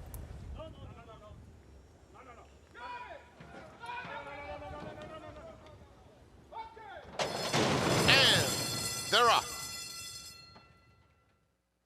It's a quick start for Shahana. Echo in Eternity is up and on the pace too. They are joined by Scarlet's Dream. Mel's baby sister is the gray in the mix, moving up now to take 2nd. And on the extreme outside, Chasing Daylight. So they move toward the back stretch, and it's Shahana leading the way, narrowly, just ahead in front. Mel's baby sister in between horses, and Chasing Daylight is 3 deep. Echo in Eternity under a hold along the rail in 4th. Followed by Scarlet's Dream, 4 off the pace, inside of Starry Midnight. Malou is next, and another 3.5. Back to Duck Fat. The only went in 24 1/5 seconds. It's Shahana in front, 3 parts of a length. Mel's baby sister races in 2nd toward the half-mile pole. Then comes Chasing Daylight on the outside. Echo in Eternity nudged along and does respond clearly into 3rd now. Following her is Malou along the fence in 5th. The half went in 48 seconds flat. Scarlet's Dream is next. Another 2, Duck Fat is trying to make some headway, and 3 more to Starry Midnight. Shahana's been there every step of the way, maintains the lead. Echo in Eternity continues to move forward. In between rivals, has a clear shot now as the field reaches the top of the stretch, and Duck Fat has put in a nice rally and all of a sudden is in front with 1/8 of a mile to go. Duck Fat and Echo in Eternity go on with it. These 2 coming to the wire together. Duck Fat on the inside and Lane Luzzy. Echo in Eternity and Javier Castellano. Echo in Eternity on the outside gets the lead. Echo in Eternity. A sharp victory by a half length over Duck Fat 2nd. Shahana was 3rd. Long way back to Malou in 4th. She had a race against this level that made her very competitive. Turf back to dirt, and Echo in Eternity gets through this state-bred other than condition. An excellent ride by Javier Castellano. The pace was actually fair, but he sat in good position behind them, and it felt like Duck Fat was going to finally get that 2nd win in the 30th start. But as you said to me, Rod, she doesn't want to pass. And Echo in Eternity, and the favorite in this race, to be fair, she was sort of dropping out of the race sharply around the turn. She obviously did not run her race today. Yeah, Chasing Daylight, a complete no-show, but Echoes in Eternity and Javier Castellano, another Hall of Fame ride. He put him in just saving ground and then tipping out in the stretch. When Duck Fat got the momentum going and slipped up the rail, I thought she was gonna win, but Echoes in Eternity just re-rallied. And while Duck Fat got a very good trip after the start, I think if we go back to the start, you'll see that Duck Fat stumbles from her inside post. We'll take a look at it right here. Keep your eyes on post 2. And seemingly just slipped a bit coming out of the gate. The ground kind of broke away from under her foot. Watching that in the moment, and as someone that liked this horse a bit, that wasn't too concerning for me because I expected her to be out the back door anyway, right? Out the back door. So I don't think it would be over-exaggerating thinking that really hindered her chance because that was where she was supposed to be. When watching the race, though, to see Chasing Daylight not taking her jockey or not being on the lead, that was pretty shocking for me. Well, clearly, but he tried at the start, to be fair to Jose Gomez. I think they went a little faster than he thought. He's also on the far outside around a turn. And the way she ran today, she obviously didn't have anything today. And as far as duck fat, I agree. And the other thing about the stumble for duck fat, I look at them differently. You know, people have different things. When I see a horse go down on their face at the start in a stumble or something really severe, those are more horses that stumble a little. As you say, a deep closer, it didn't make that much of a difference. Yeah, for her. because this is a different kind of stumble. This one, she lost traction leaving there, versus sometimes you see a horse take a nosedive. There's Mr. Flying P Stable himself, Jay Provenzano.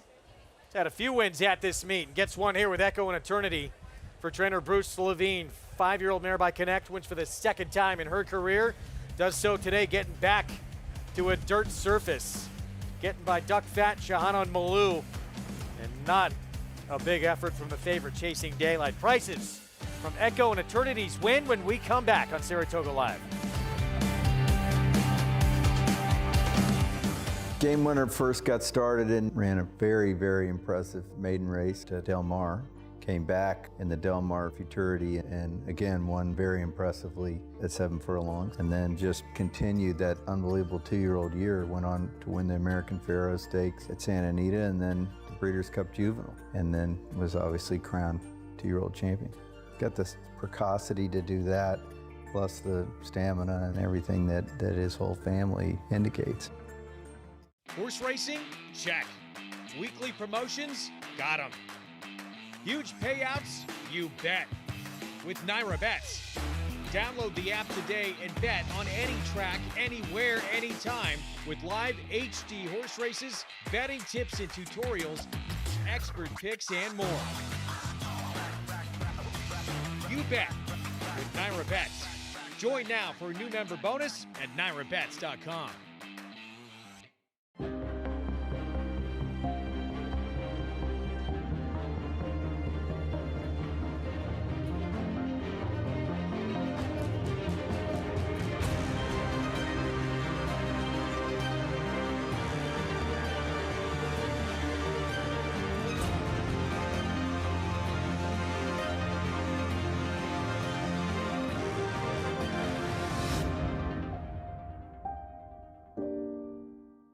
Racetrack Television Network brings you every race, from every track, on every screen, every day.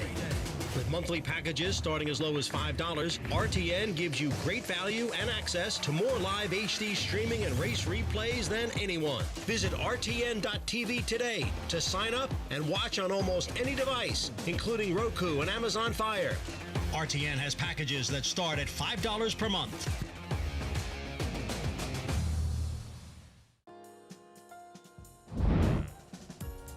Back with you on our Wednesday coverage of Saratoga Live. And great spot to catch all the action from the Treehouse. Bird's eye view of the historic Saratoga Paddock. Paddock Suite offers air conditioning, private bar, weight service, and a balcony perched above the horse path. You can reserve at NairaBets.com/Saratoga is what the screen says. I'll go with that. Race 3. Echo in Eternity. Javier Castellano, Bruce Levine, and Jay Provenzano, Flying P Stable. With the victory here, turf back to dirt for the win. I feel like this is at least their third win of the meet for Jay. Maggie will confirm. She has Jay in the winner's circle. Well, I'm going to refresh everybody's memory. Last week, a filly named Stop Giggling won. And Jay, you were being interviewed by Acacia, and you said, well, it's just this horse name for my wife, Donna. She's not allowed to come to the races anymore. Well, hello, Donna. Not barred. No, she's not barred, and she's very lucky here.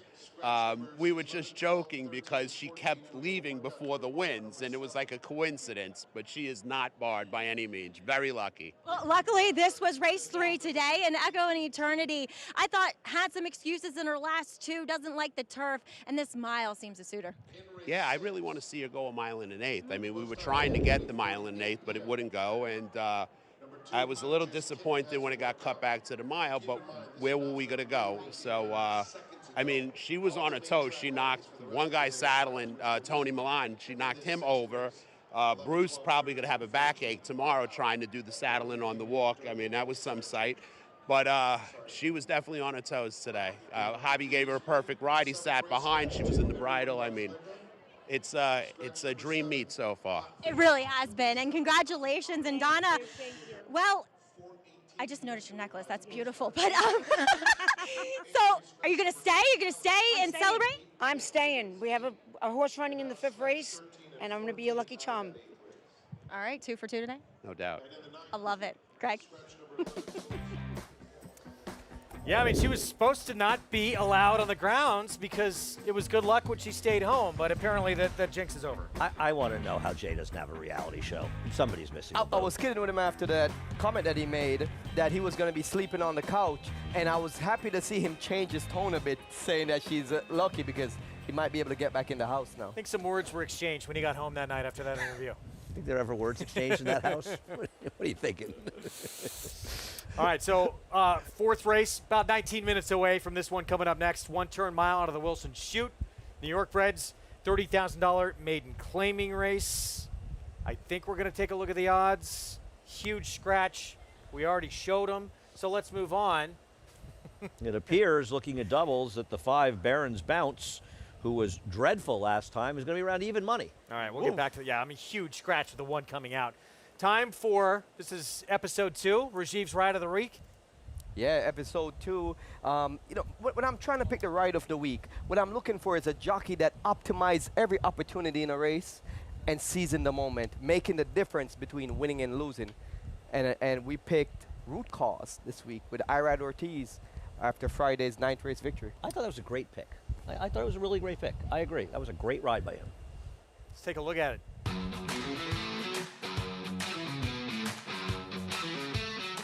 Irad, you have the far outside post in a race that's lacking much early speed and a short run to the turn. What was your plan here? Started the race, I feel like it was not too much speed on the race. Probably 2 horse with Julian. And I'm gonna break running and try to be a little aggressive and see what he decides to do going to the first turn. But by the time we hit the wire, I already was in front of him, so it was easy to make my call to go to the lead, and after that I slowed down the pace.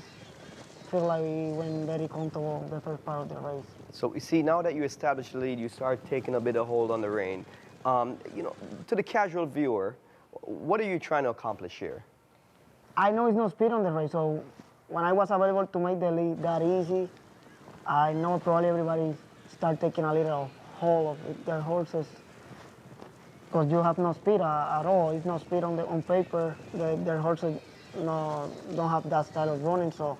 Now you're down the backstretch. Seems like you have things the way that you want it, right? You're in control of the race. But one of your main contenders with John Velasquez, is number 4, comes up on your outside.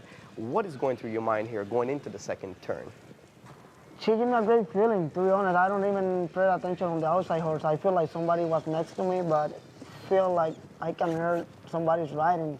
It's already probably moving, and I'm still steady without moving my horse yet. I don't ask him to do anything, and she was doing it by her own.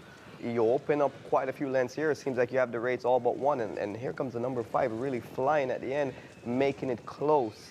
For me, the reason why I picked this as the ride of the week, everything that you did in the race made a huge difference because at the end of the race, you only won by a head. Yes, I think if things don't go the way it goes, probably we don't win the race, to be honest. 5 horse was flying on the end.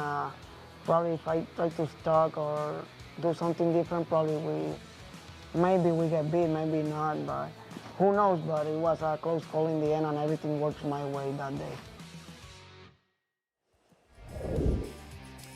Well deserved, probably not the last ride of the week that man will get. Andy's been saying this for quite a bit. It seems that way too. As good as he is, and he's at the top of the game, it seems like he's probably the best he's ever been right now. Would you agree with that?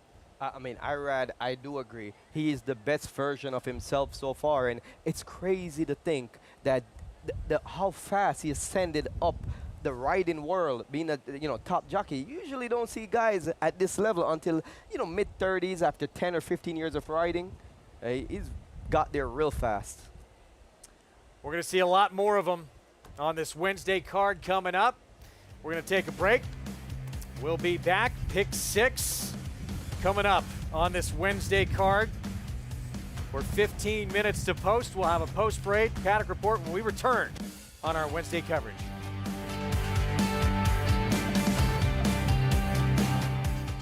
And they're off in the Belmont Stakes at Saratoga. Here's Dornick, headstrong in the early going. Mindframe is 4 deep, but up and on the pace, and Antiquarian is in the field. Turns for home.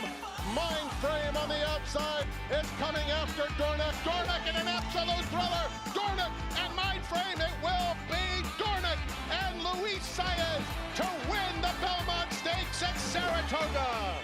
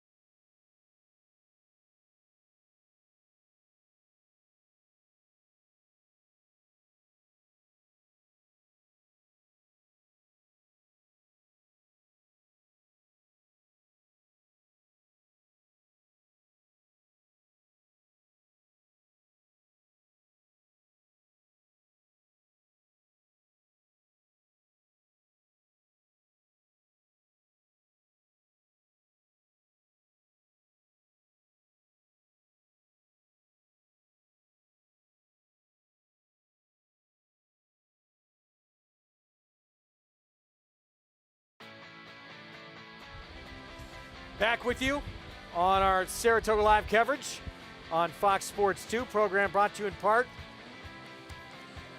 by Keeneland Sales. And we're going to take a look at a couple of sales grads from Keeneland. Pony Express.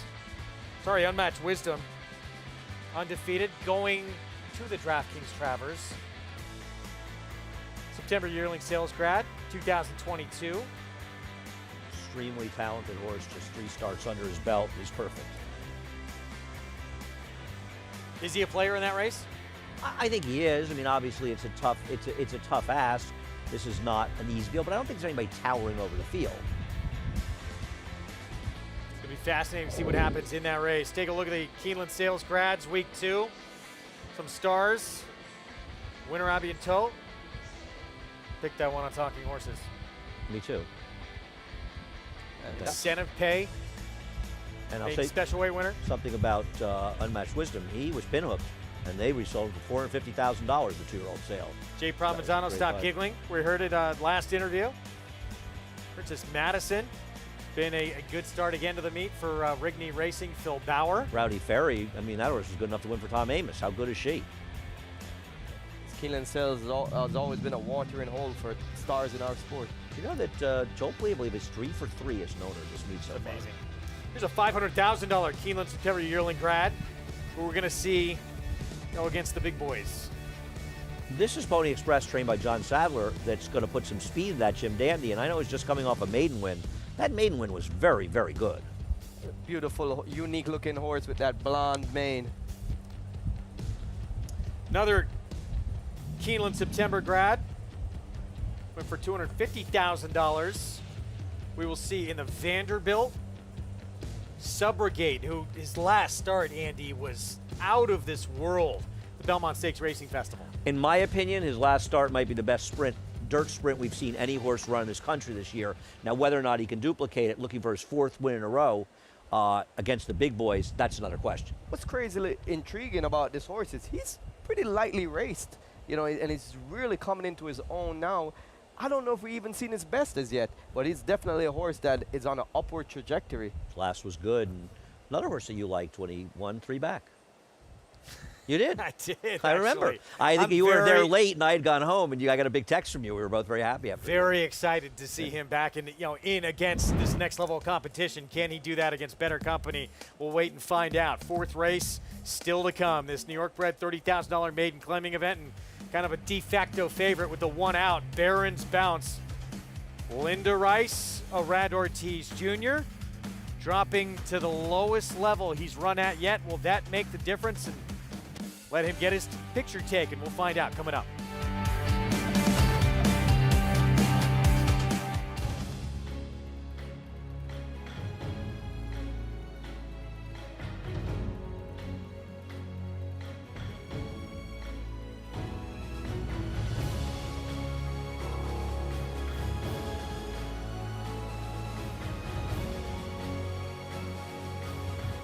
Olympiad leads American Revolution. Olympiad gets the gold in the Jockey Club Gold Cup.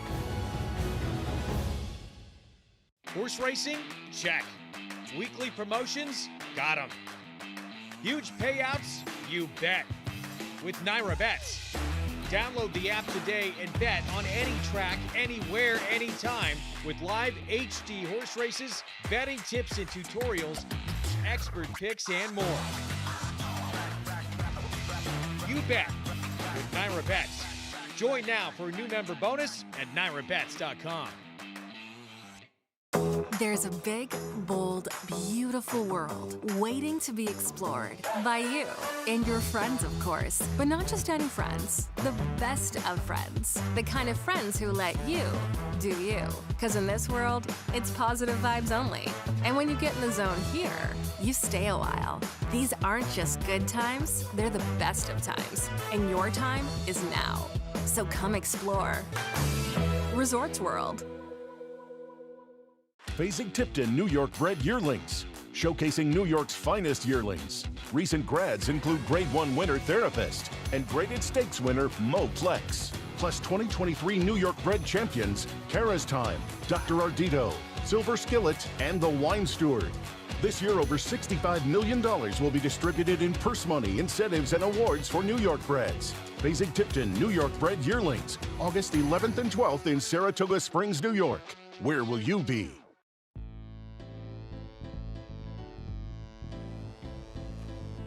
Back on Saratoga Live on our Wednesday coverage here on Fox Sports 2. It's brought to you in part by legendary Claiborne Farm. 100 years of doing the usual, unusually well. Take a sharp right if you're headed downstream there, and they'll take you right to the racetrack. That's right. That's the head of Union Avenue. That statue of Native Dancer donated by Mary Lou Whitney. Is a really cool addition right on top of Congress Park. And I do want to remind people that post times have been accelerated. They're concerned about some rain maybe scheduled to come late in the day. I believe the last post is now 5:18 or somewhere in that neighborhood, so keep that in mind. Okay. We'll move things up just a little bit as we get set for our post parade coming up. And still 8-5 here, Barron's Bounce. Linda Rice, it was the other Linda Rice runner that's going to be the heavy favorite in here, but Big Ego has come out. So with that, Barron's Bounce is your favorite. The 9 taking plenty of support. That's Jansen. Turf back to dirt move, and a horse who both you guys think is going to be the one in front? Should be in front. This is Fernando Harrer returning to ride. I don't remember him riding too much since Invisor. Yeah. And who was the other horse? The Jazzle. week closer. Jazzle. Thank you. Call to post, and here we go. We're going to start things off with 2 Jay's Way, second-time starter, first on dirt. The horse that I picked, dropping just a bit in class and trying dirt for the first time. He did have some trouble, significant excuses in his debut. I got a Wordle text from Andy saying you won't believe the word. Are there triple word scores in Wordle? No, but that was a good horse racing word in today's Wordle. This one will have to improve. Jake's Orchard dropped down a class from Finger Lakes. Yeah, a wee bit interesting. This one stretches out to a route of ground for the first time, which I think he should appreciate.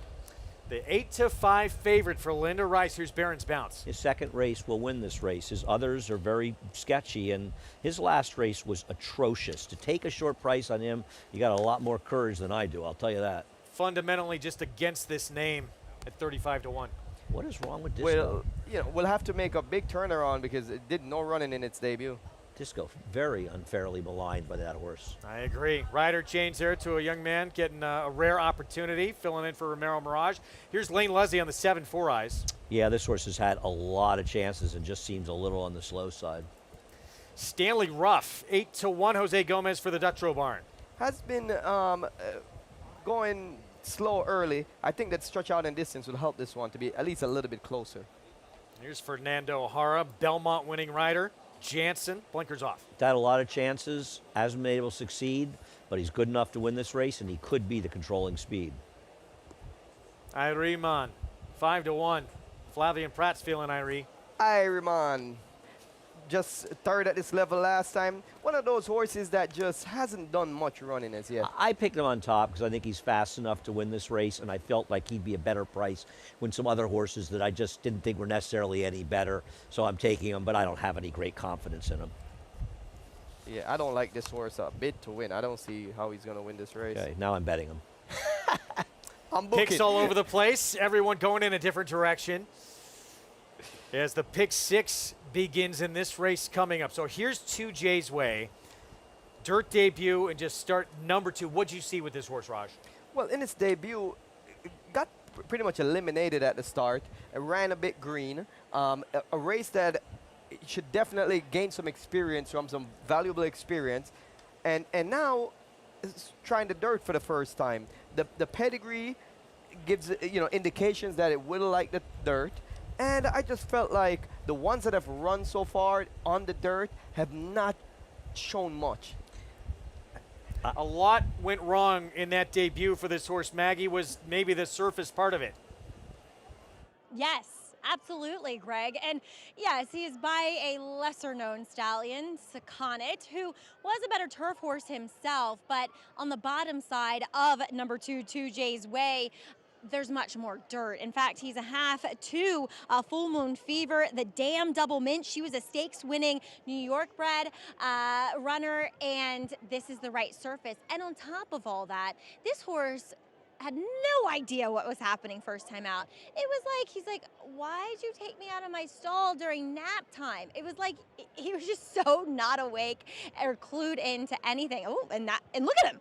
He's been like that the whole time throughout the preliminaries, so much more alert. He's got that look in his eye like, okay, I know, I'm going in the gate, I gotta do this. I like this horse. I went in a different direction, but he and the horse that I picked, whom I'll get to last, were the two that I was by far most interested. The favorite's gonna beat me here. I don't like this horse at all. I don't like him going longer on the dirt. He comes off a layoff, he doesn't look that fit. He's warming up fine, and that's a good thing, but this is Irad Linda teaming up, and I just thought there are way more interesting horses in this field, and one that I think is a bit distance compromised. 2 stretch outs I want to talk about. Number 4, Jake's Orchard, who comes in here from Finger Lakes, ran here at the Spa last year. He was a big horse as a 2-year-old. He hasn't changed much. His competition has caught up with him physically, but I've always thought that longer could ultimately prove best for this guy who was just picking up the pieces along the rail last time out, going 5.5. So I think longer is going to prove better for Jake's Orchard. I'm going to go with Stanley Ruff because from the word go, I've been waiting for this horse to run long.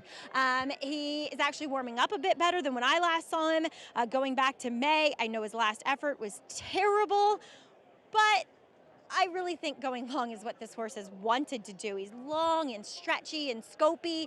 So yes, the 2 and 8, and even Irie Man, who, Raj, I can't believe you don't like Irie Man. Maggie, thanks. Want to remind everyone real quick, $40 Friday feeder contest. Low-cost way to earn your entry into the $300 Saturday contest. Registration closes before Saratoga's 3rd race, post time on Friday. Go to NYRABets.com/contest to get involved. Good luck to everybody taking part in the contest. Again, pick 6 coming up. It is difficult anywhere in this sequence to find a single. Well, that's a good question. So who would some people lean on? Let's look in this race in the pick 5. I don't think it has a major lean in race number 5. I mean, one of the shorter prices might be the 5 in the sequence. You want to lean on that horse in the pick 6? Be my guest. The 6th race, there's not an overwhelming favorite in there. I believe that by post time, Overacting will be favored, though she's not the favorite in the morning line. I don't know who they're leaning on. An Honorable Miss, it's wide open. The 8th race, I don't know where they're leaning there. Perro's now the morning line favorite. Yeah, no, you're right. This is an interesting sequence. Good luck. There's a touch point I want in this race. There is not a lot of early speed. It really lacks early speed. So the jockeys with conviction to be aggressive early on, they're going to be at a big advantage here. And the horse that has the most speed is the number 9, Jansen, who is a player in here. They took the blinkers off. And usually when the blinkers come off a horse, that kind of gears them down a little bit, especially with intensity. So something to watch, what jockeys are aggressive, establishing that early position. I think you're right, and I don't trust Fernando Horror to be in the lead in anybody. And I think the 2 horse, who's taking a lot of money, I know you like this horse, but I don't think this is an easy horse to see at 5-1 in here. I wonder if maybe this horse will be more forward, the way the money's coming into the horses live. I could never bet him in a million years at that price, but obviously a lot of people disagree with me, and maybe that's a good sign. At least he's a horse that's sort of underexposed. But yeah, I know they scratched a big favorite morning line, but he was 15-1 on the line. Barron's Bounce been favored pretty much throughout. Arad Ortiz Jr. already with a win on today's card. He's drawn even with Flavian Pratt.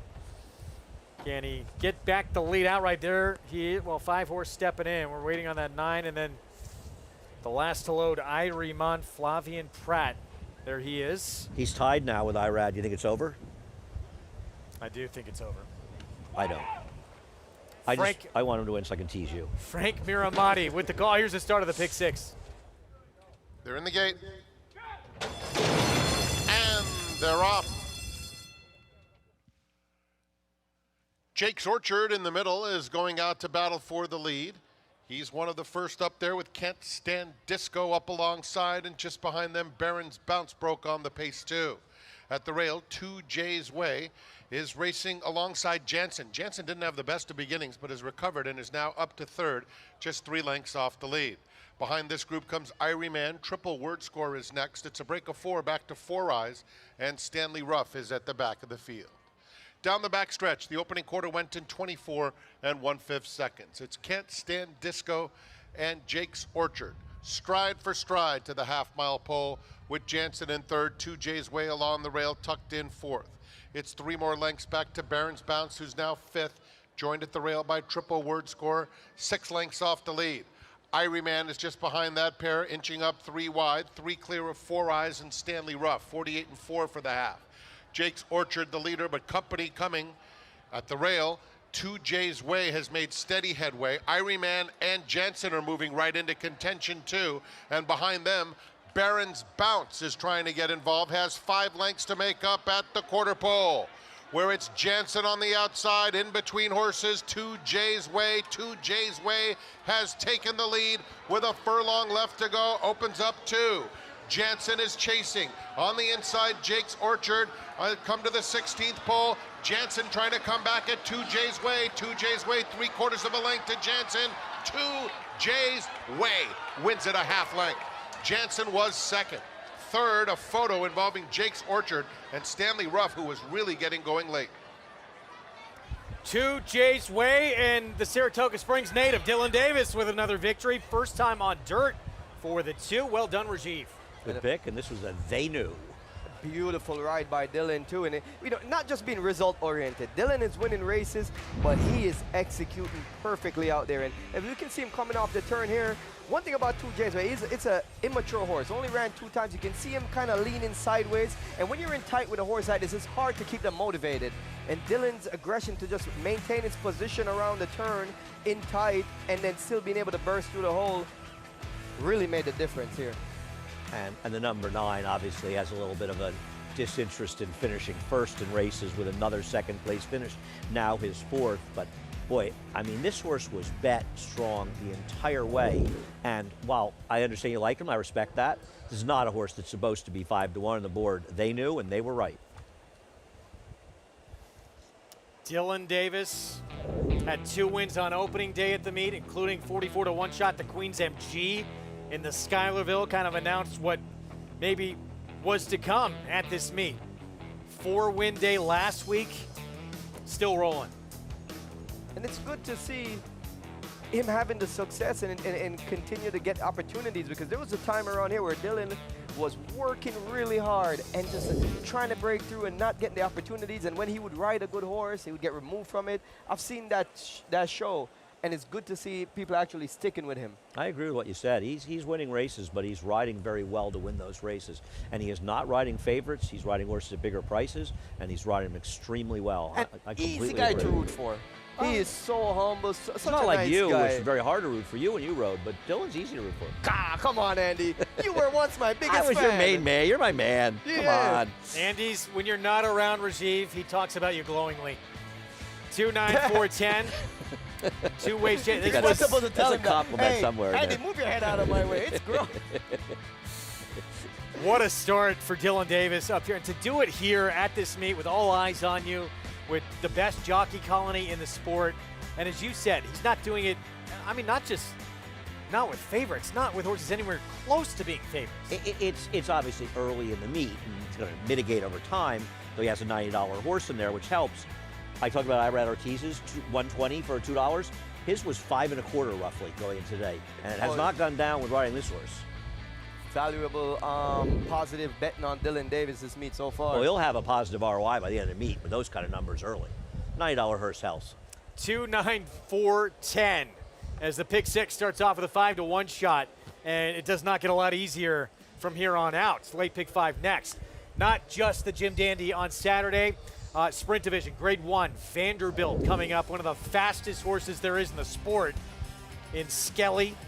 He'll have the outside post. He had a 7-race win streak at one point.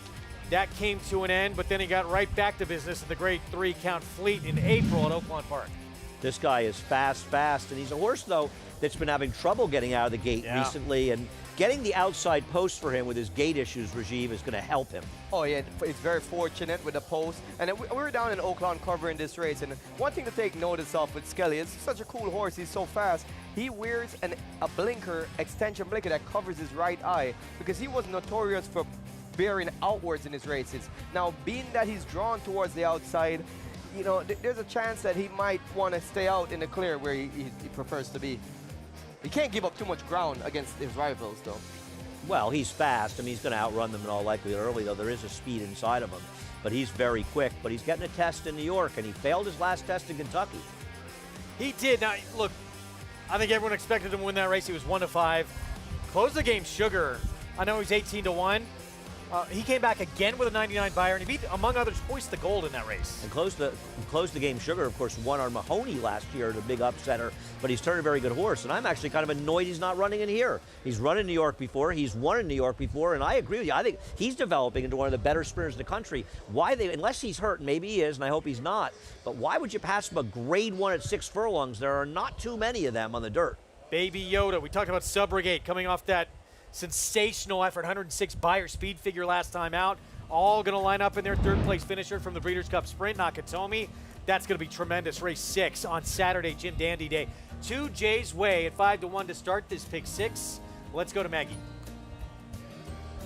Trainer Jimmy Ryerson, as well as co-owner Nick Deacus, and 2 Jay's Way. Jimmy, when you debuted him on the turf, I gotta admit, I scratched my head a little bit, but was that just kind of for him to have a experience type of race?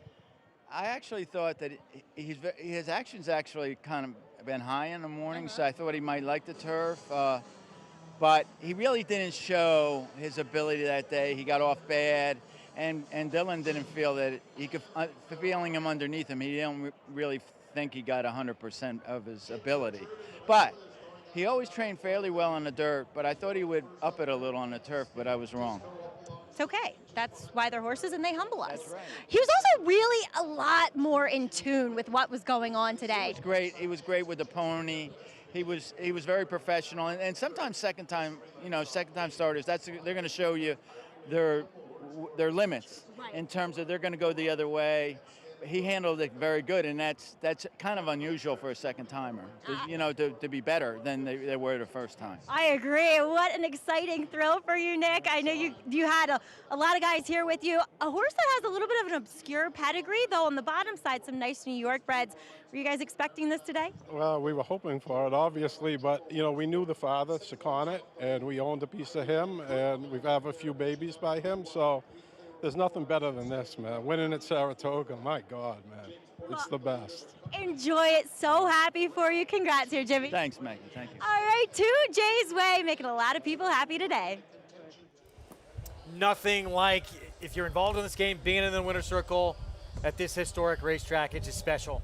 Yeah, no question about it. Jimmy Ryerson knows the winner's circle. He trained a pretty good horse a few years ago named Unbridled Song. A few years ago. I had hair.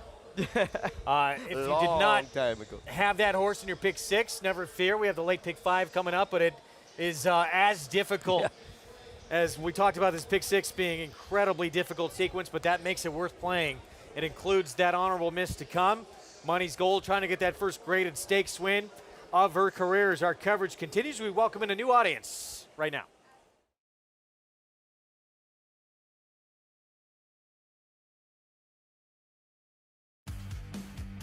Welcome to those just joining us on Bally Sports SoCal, those already with us on Fox Sports 2. You're watching live exclusive coverage from the premier meet in the country here on Saratoga Live. Greg Wolf, New York Racing Association handicapper. Andy Sterling, 4-time Breeders' Cup winning rider. Rajiv Mirage. We're underway in the pick 6, 5-1 upset to begin the sequence. And 5-1 might be low for the prices we see in this pick 6 sequence. Very tough sequence. Good luck if you're alive, and pick 5 coming up. It is a tough one. Part of that pick 5 feature race later today in this Filly Mare Sprint Division. The Honorable Miss Handicap. And a good field lining up in this grade 2. And we have the winner and third place finisher from the Bed of Roses returning in here. Seed, Hot Fudge, gonna run another day, scratched out of here along with Everyone Loves Linda.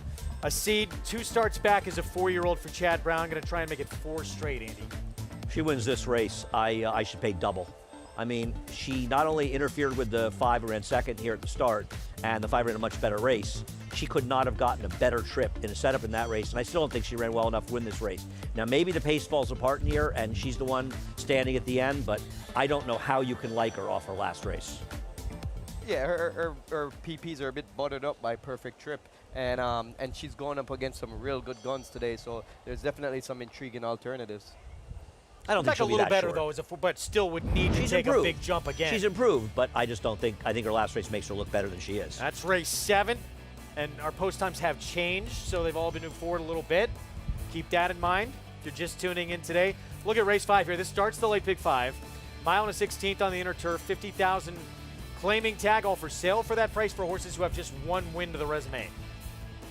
5-2 right. There's a lot of love for Sanderson. What's everybody like here? Well, I like Sanderson. I wouldn't bet at 2-1, but I thought Sanderson had a tough trip against tougher horses last time, a wide trip in there. But I'm just getting ready for my bankroll bet, race number 6. All right, who is it?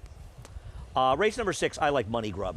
The horse number 4. I think this horse is dramatically improved in the turf.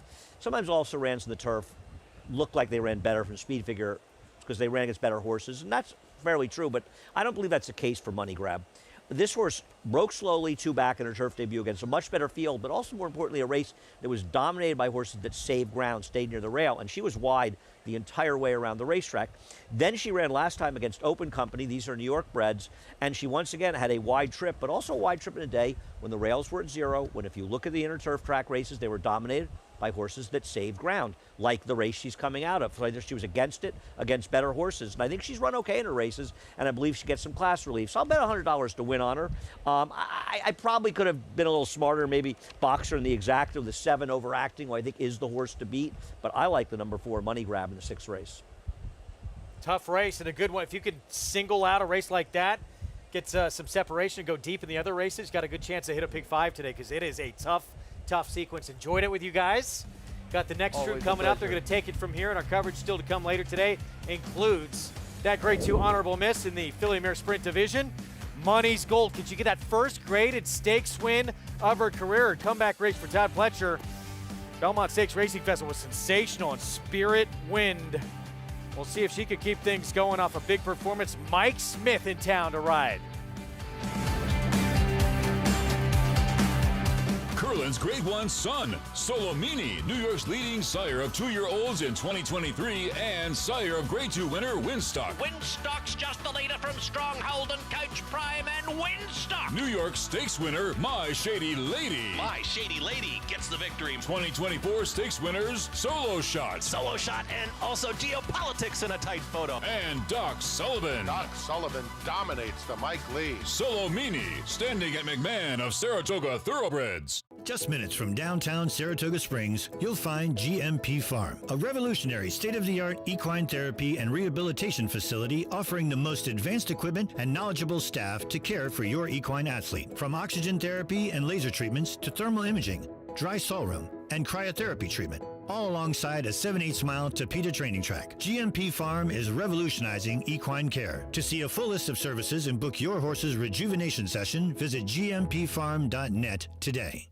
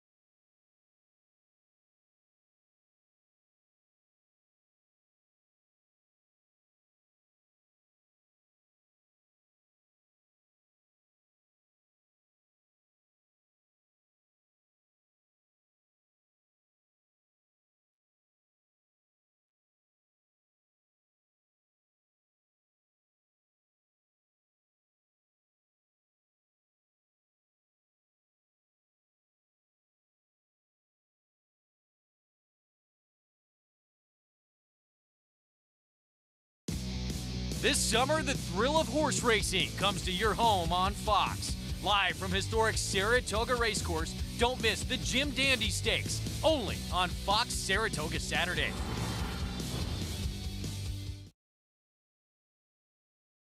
And they're off at Saratoga.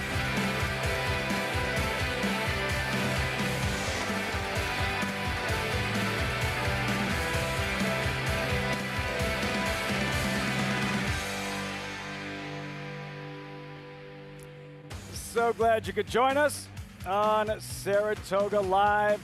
Week 3 underway at the spa, as always, coverage brought to you in part by America's Best Racing. For the love of the race, visit americasbestracing.net today. Live look at the crowd at the spa. Day 10 of the meet. Can you believe it? By days and a quarter of the way through the 156th season. And now that I've depressed our audience, welcome everyone just outside the paddock. I'm Lafitte Pinkai. Yeah, it goes by pretty quick, the summer meet here at Saratoga. You don't want to miss a moment. And this is how you know the racing is really good, when you have Grade 2 features, Grade 2 races on Wednesday. And that's what's going on today with the Grade 2 Honorable Miss race number 7. Take a look at the field. Couple of late scratches. Numbers 2 and 7 are out. Keep prep for the Grade 1 Ballerina, DraftKings Travers Day, number 8, Money's Gold, 2-1, morning line favorite. So I'm now joined by my co-host. He's a champion jockey, Richard Migliori, 4-time Major League All-Star, Paul LaDuca, handicapper, freshen from Manhattan, Jonathan Kinchin. Guys, this honorable miss we're looking forward to, Richie. For our viewers at home, why should they be excited about today's honorable miss? Well, if you like speed, we got plenty of speed for you signed on in this honorable miss. And these are horses that are just a cut below the grade 1 level at this stage. This is a dress rehearsal or a prep, if you will, for the Ballerina Stakes. And I think somebody in here, maybe more than one, could take a big step forward. 3 horses have swept the honorable miss and the Ballerina. How productive will this year's be? Only time will tell. Paulie, what about the favorite in Money's Gold? Why is she considered the horse to beat? Well, listen, her first 3 starts of her career, she was nothing short of dynamic. She had run 3 just unreal races.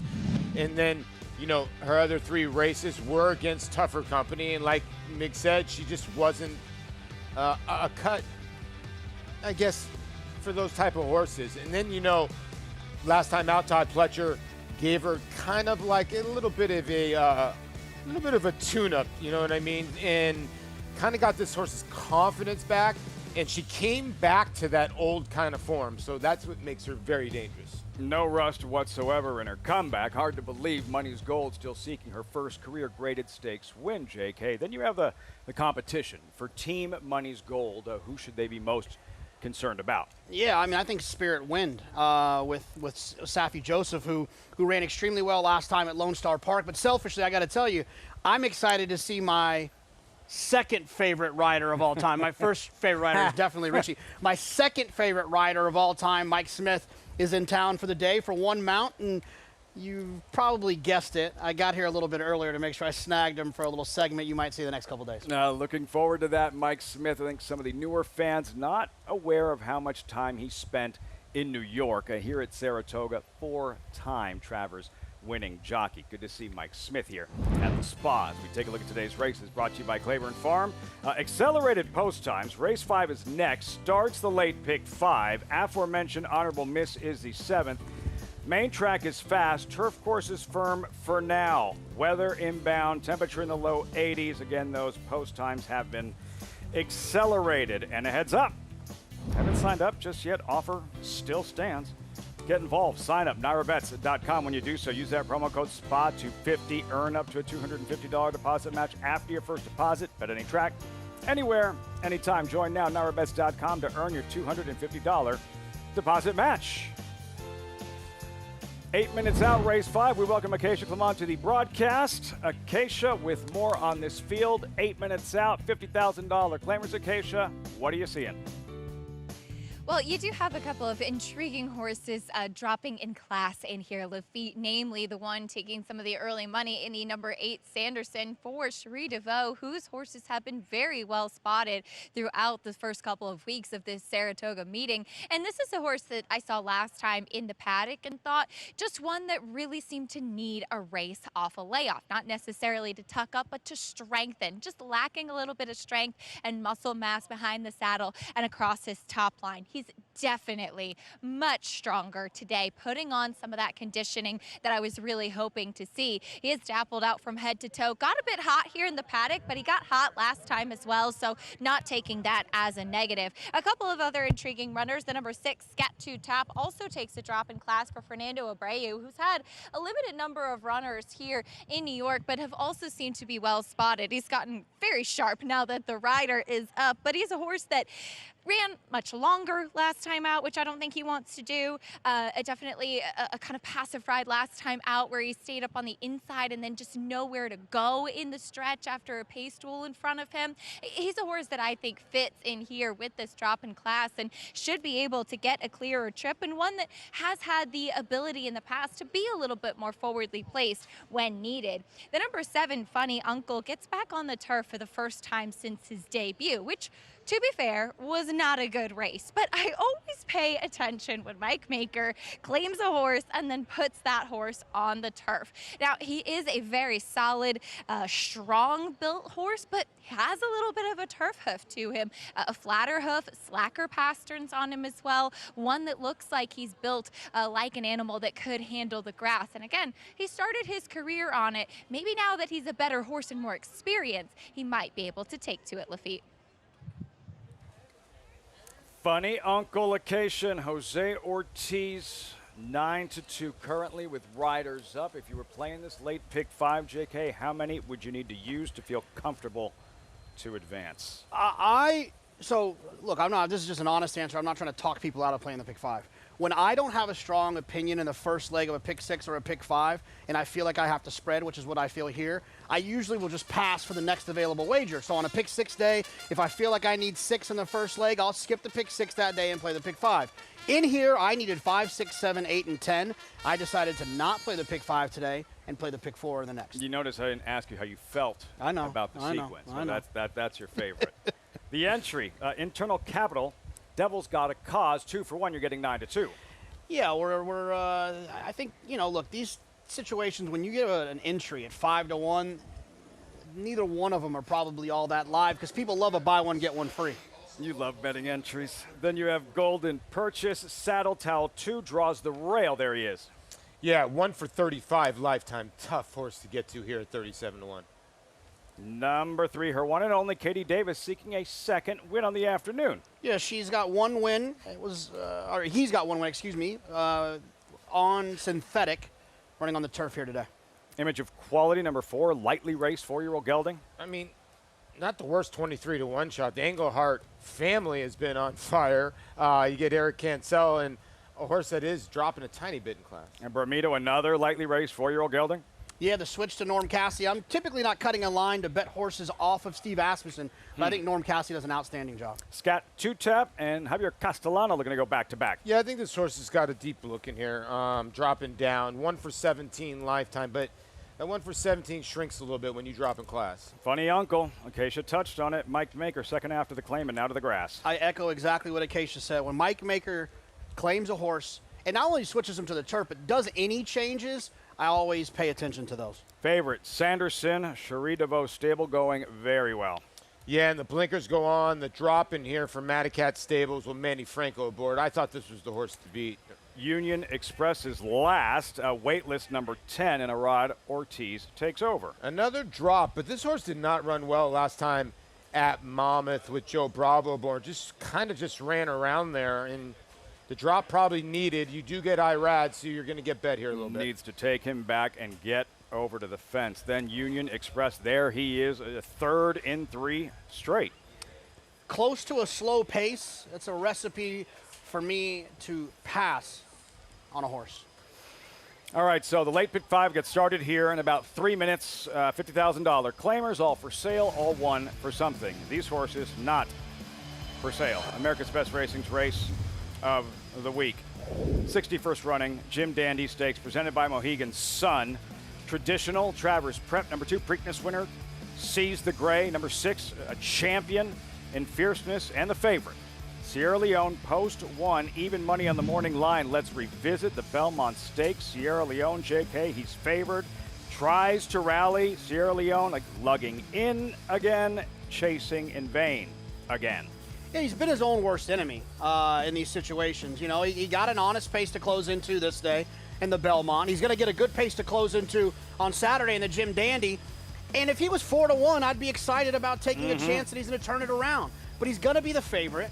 And based on that, I just feel like you got to look elsewhere because he's going to be a short price and you're still hoping he's going to do something he hasn't been doing. This was on Sunday. Sierra Leone breezing a half mile, 49-3, Oklahoma training track. Thanks to our friends at XBTV. Richie, it has to be so frustrating. There's so much talent, and the story this spring is so close and yet so far.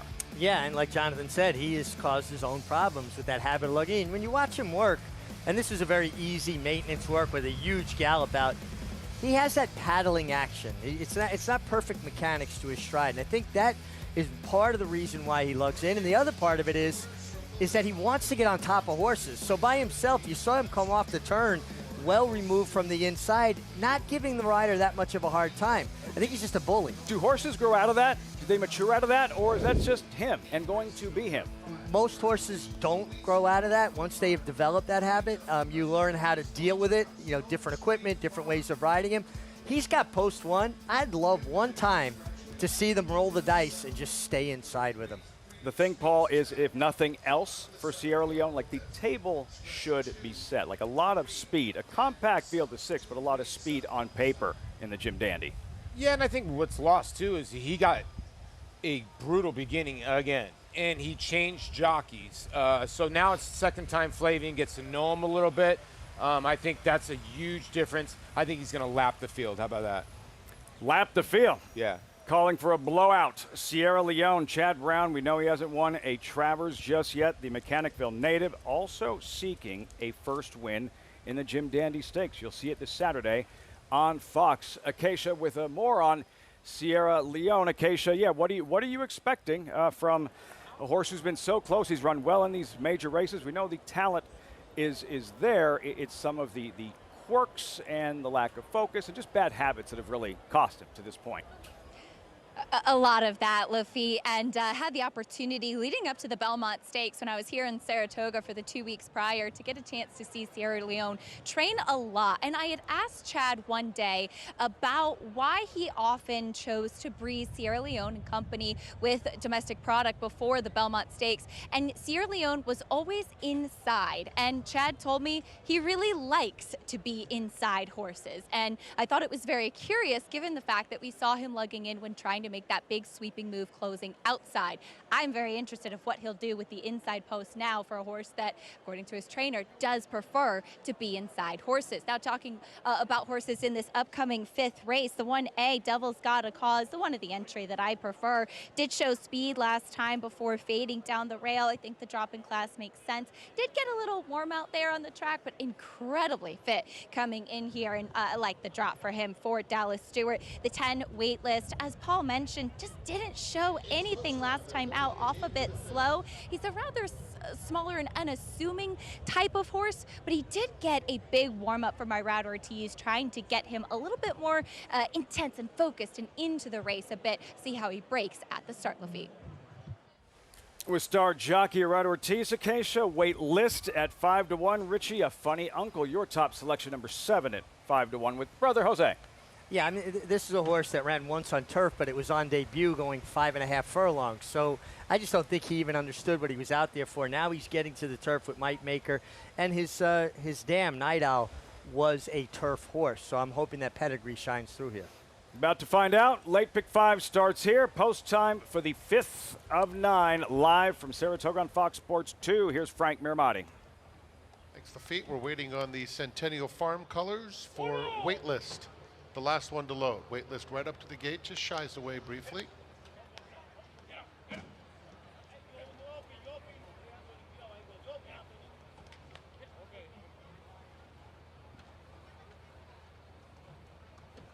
Goes in this time.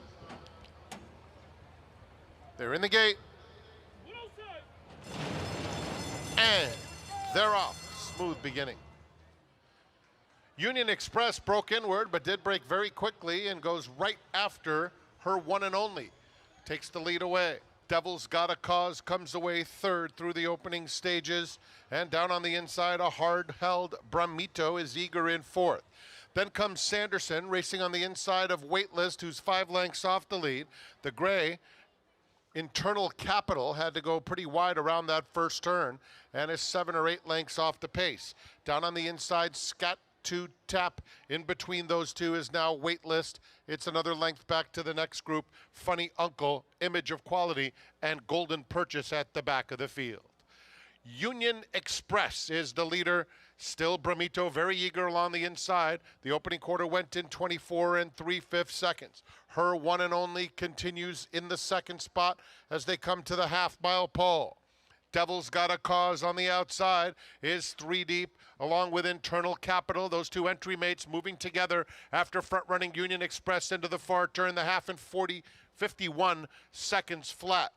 Sanderson moving through traffic. Pink Cap between rivals, now taking 3rd with aim on the leaders. Funny Uncle is just behind that group. On the inside of Waitlist, Scat to Tap is next there at the top of the stretch.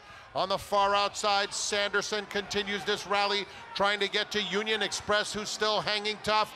On the inside of them, Bramito is running a good race, and in between rivals, Devil's Got a Cause, and here comes Funny Uncle. Look at this, Funny Uncle blows by them like they're standing still. Funny Uncle blasts home a blanket photo, 5 of them battling for the minor awards. Oh, talk about acceleration. Funny Uncle, that maneuver, Mike Maker with the claim over to the turf course. Funny Uncle and Jose Ortiz. Richie timing it just right. to perfection. And you could see turning for home, he really had horse. Every time he asked him, he gave a little bit more. He waited to go to the crop, and when he did, he found an entire another gear. I love this ride, guys. He saved ground before angling out. Once you get your horse's momentum going, you don't want to get him stopped. See, jump back to his left lead there when he went to the crop the first time, switched back to his right lead. Now he goes left-handed. And you knew he was going to run him down, Paul. He was going to roll over him. Yeah, I looked right at you. I said, funny uncle is rolling. And I got to give credit to the 9. By the way, there was like 7 horses. The 9's still hung on there for second at a big price, Union Express, who did all the dirty work, but no doubt about it. How about that first time on the turf in about a year and a half and explodes like this? I just think it's so cool. Like this horse ran on the turf once, was off the board, doesn't really have any turf pedigree, and Mike Maker wins for fun in a turf race. Like, what, Mike? What did you see in this horse? Like, you got to teach me something. So as soon as for 22 lifetime too. It's unbelievable. That he didn't finish like a 1 for 22 yeah, exactly. type.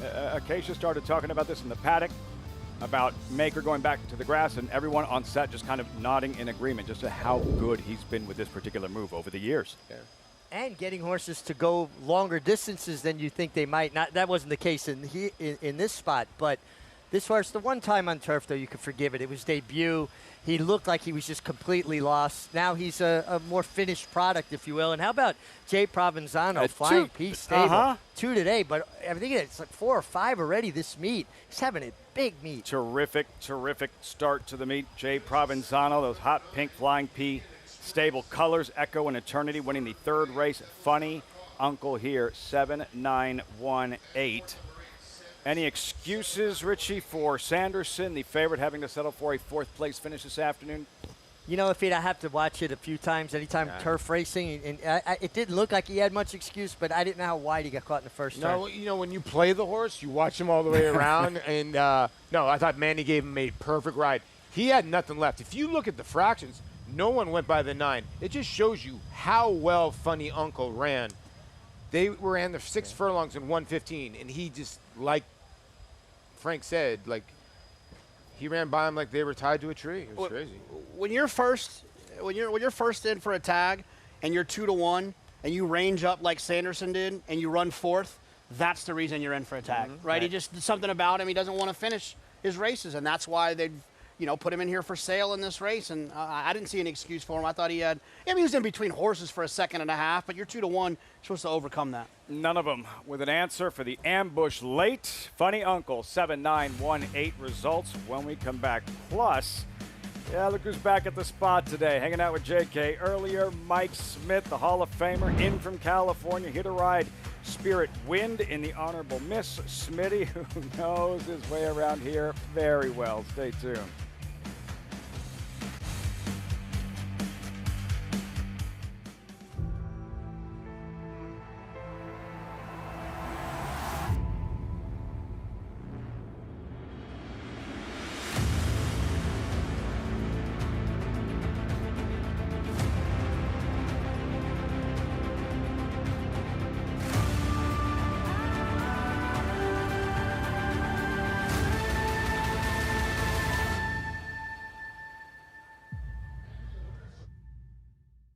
Grayson Jockey Club Research Foundation was formed in 1940 with a simple goal: to raise funds for research to enhance the health and soundness of horses. Since then, we've provided millions of dollars to hundreds of projects at universities around the world, leading to major advances in welfare. Our process of selecting and producing peer-reviewed research has become the trusted industry standard. And with your help, we'll be here for many years to come, supporting the health and wellness of all horses. At Three Chimneys, our name is our promise.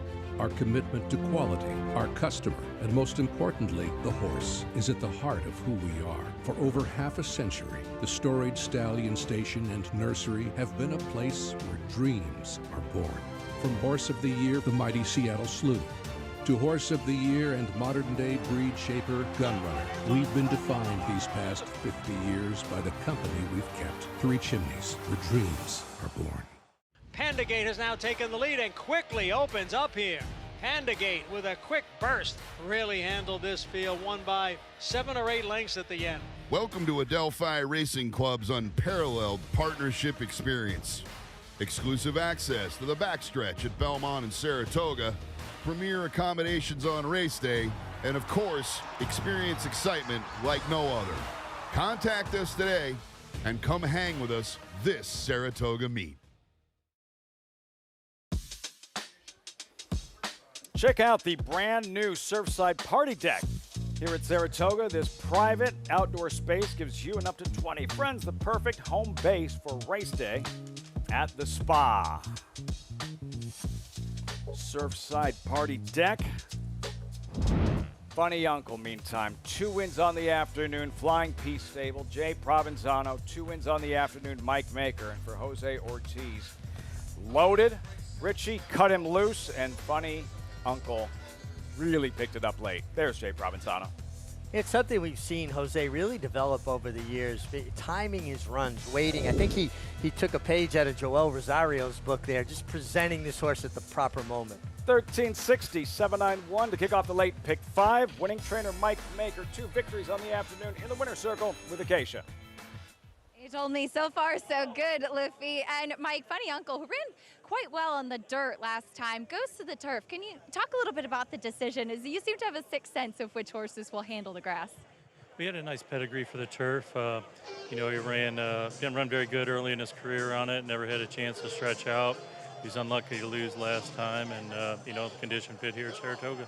When you're claiming horses, are those some options, that versatility, some things that you look for? Yes, it is. Try to, a horse that's just kind of staying at the same level. Try to, check the pedigree and see if we can change the distance, change something to make them better. I definitely appreciated it today, flying late, and a terrific ride from Jose Ortiz as well. Yes, sure was.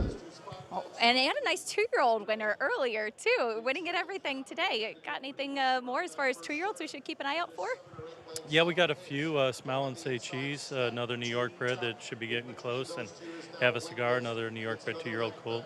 I like both those names. Well, congratulations on a good afternoon here at the spot, Mike. Thank you. Ones to look out for, Lafitte. It's just another day at the office for Mike Maker. Paulie, he's such a good trainer, and in the aftermath of any win, it's just kind of like pretty much expected. Again, like just another day at the office. He's warming up to the camera too. He really is. I'm telling you right now, he's my best friend. But you know what he did is, like I had said before. Meanwhile, the winner got claimed, so somebody sharp knew what Mike was doing. But like I had said this before, and Mig and I agree to this. He reminds me of the late great Mike Mitchell, and that's Phil D'Amato tree. Mike Mitchell was the man that used to start the $40,000 to $50,000 to $60,000 horses claiming on the turf and turn them into turf champions. I mean, Mig, you saw it go down all the time, and it's a pretty good comparison because Mike Mitchell was a hell of a conditioner. Oh, tremendous. And just like you said, though, horses you wouldn't think would stretch out, he could get them to stretch out. He would switch surfaces, and they would respond positively. And Mike Maker just does this on such a consistent, amount of times that it's no fluke. I mean, he goes in with a plan, and he executes it well. Another win at Saratoga. Mike Maker, I believe the winner, Funny Uncle and Sanderson, claimed. They move onward. And for the Saratoga trainer standings, there it is. JK with Chad Brown atop the standings.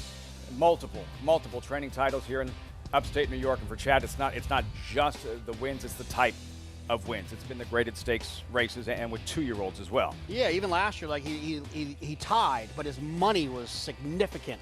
This Chad's winning big races like this. And looking at that board with Chad with 10, Mike Maker right there in 7. I don't think Mike probably has enough stock. We've seen him start off fast here, but has enough to kind of keep pace with Chad. He'll run so many horses. So, and as long as the weather helps too, helps Chad quite a bit because he's got so many outstanding turf horses. Yeah, listen, if it doesn't rain, Chad's more to walk. Let's be honest. I mean, if it stays on the turf, and to be honest with you, Linda's horses, she even said she was not as loaded for this meet, and that would be the one danger to him because if it did rain, she's the one that always has the main track only horses that are dangerous, but Chad's got some of those too. So if it doesn't rain, they don't got a shot. It is going to rain here eventually this evening. Weather inbound. They have accelerated post times. There is a late scratch out of the featured event, number 3. in the 7th race. Freedom Speaks Out. Freedom Speaks number 3 out of the Honorable Miss Handicap. So 15 minutes out, race 6. And this one was tricky. Funny Uncle, unless you just work that Mike Mankel angle, takes down race number 5. And we turn the page for the 6th race. Start of the late pick 4. New York Breds, $45,000 allowance. Optional claimer, Jake Hay, wide open. I'm just kidding. Very lukewarm, 3-1 favorite. No, actually, I think overacting is going to be tough in here. We just got done talking about Chad. I think overacting looks like he could be tough. He probably, look, it's one of those deals, chicken or egg, right? Does Chad get overbet in races, or does he get overbet because he wins a lot of races? I don't have a problem leaning on a short price Chad Brown runner, especially this horse getting back to the Lasix. The only other horse I really needed in here to advance was the 3 Spooky Lady. Well, the 3 Spooky Lady, I'm with the JK. The 3 Spooky Lady's going to lead him around the racetrack for a long time here. So, I mean, I didn't pick her on top, but the rider change of Flavian Pratt is giant there. And if he is able to control the pace, I know she doesn't finish a lot of her races, but she's very dangerous in here. I landed on Snowy Evening because I think maybe she got a little bit back into form with David Donk, and she had beaten a lot of these fillies last year. Hopefully she hasn't progressed. I get it. Maybe she'll progress a little bit today. Lots to unpack for this upcoming 6th race. 14 minutes out. Horses will be in the Paddock. We'll check in with Acacia and get set for the late pick 4 here at Saratoga. Horses in the paddock. And then the main event with the Grade 2 Honorable Miss Race 7 on this 10th day from the Spa.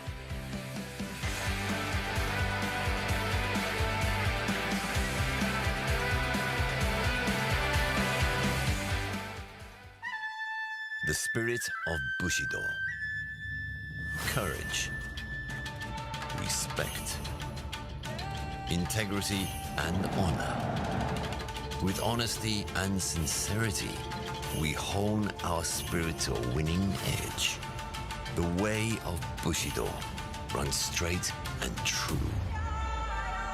The soul of racing. Quality at his core.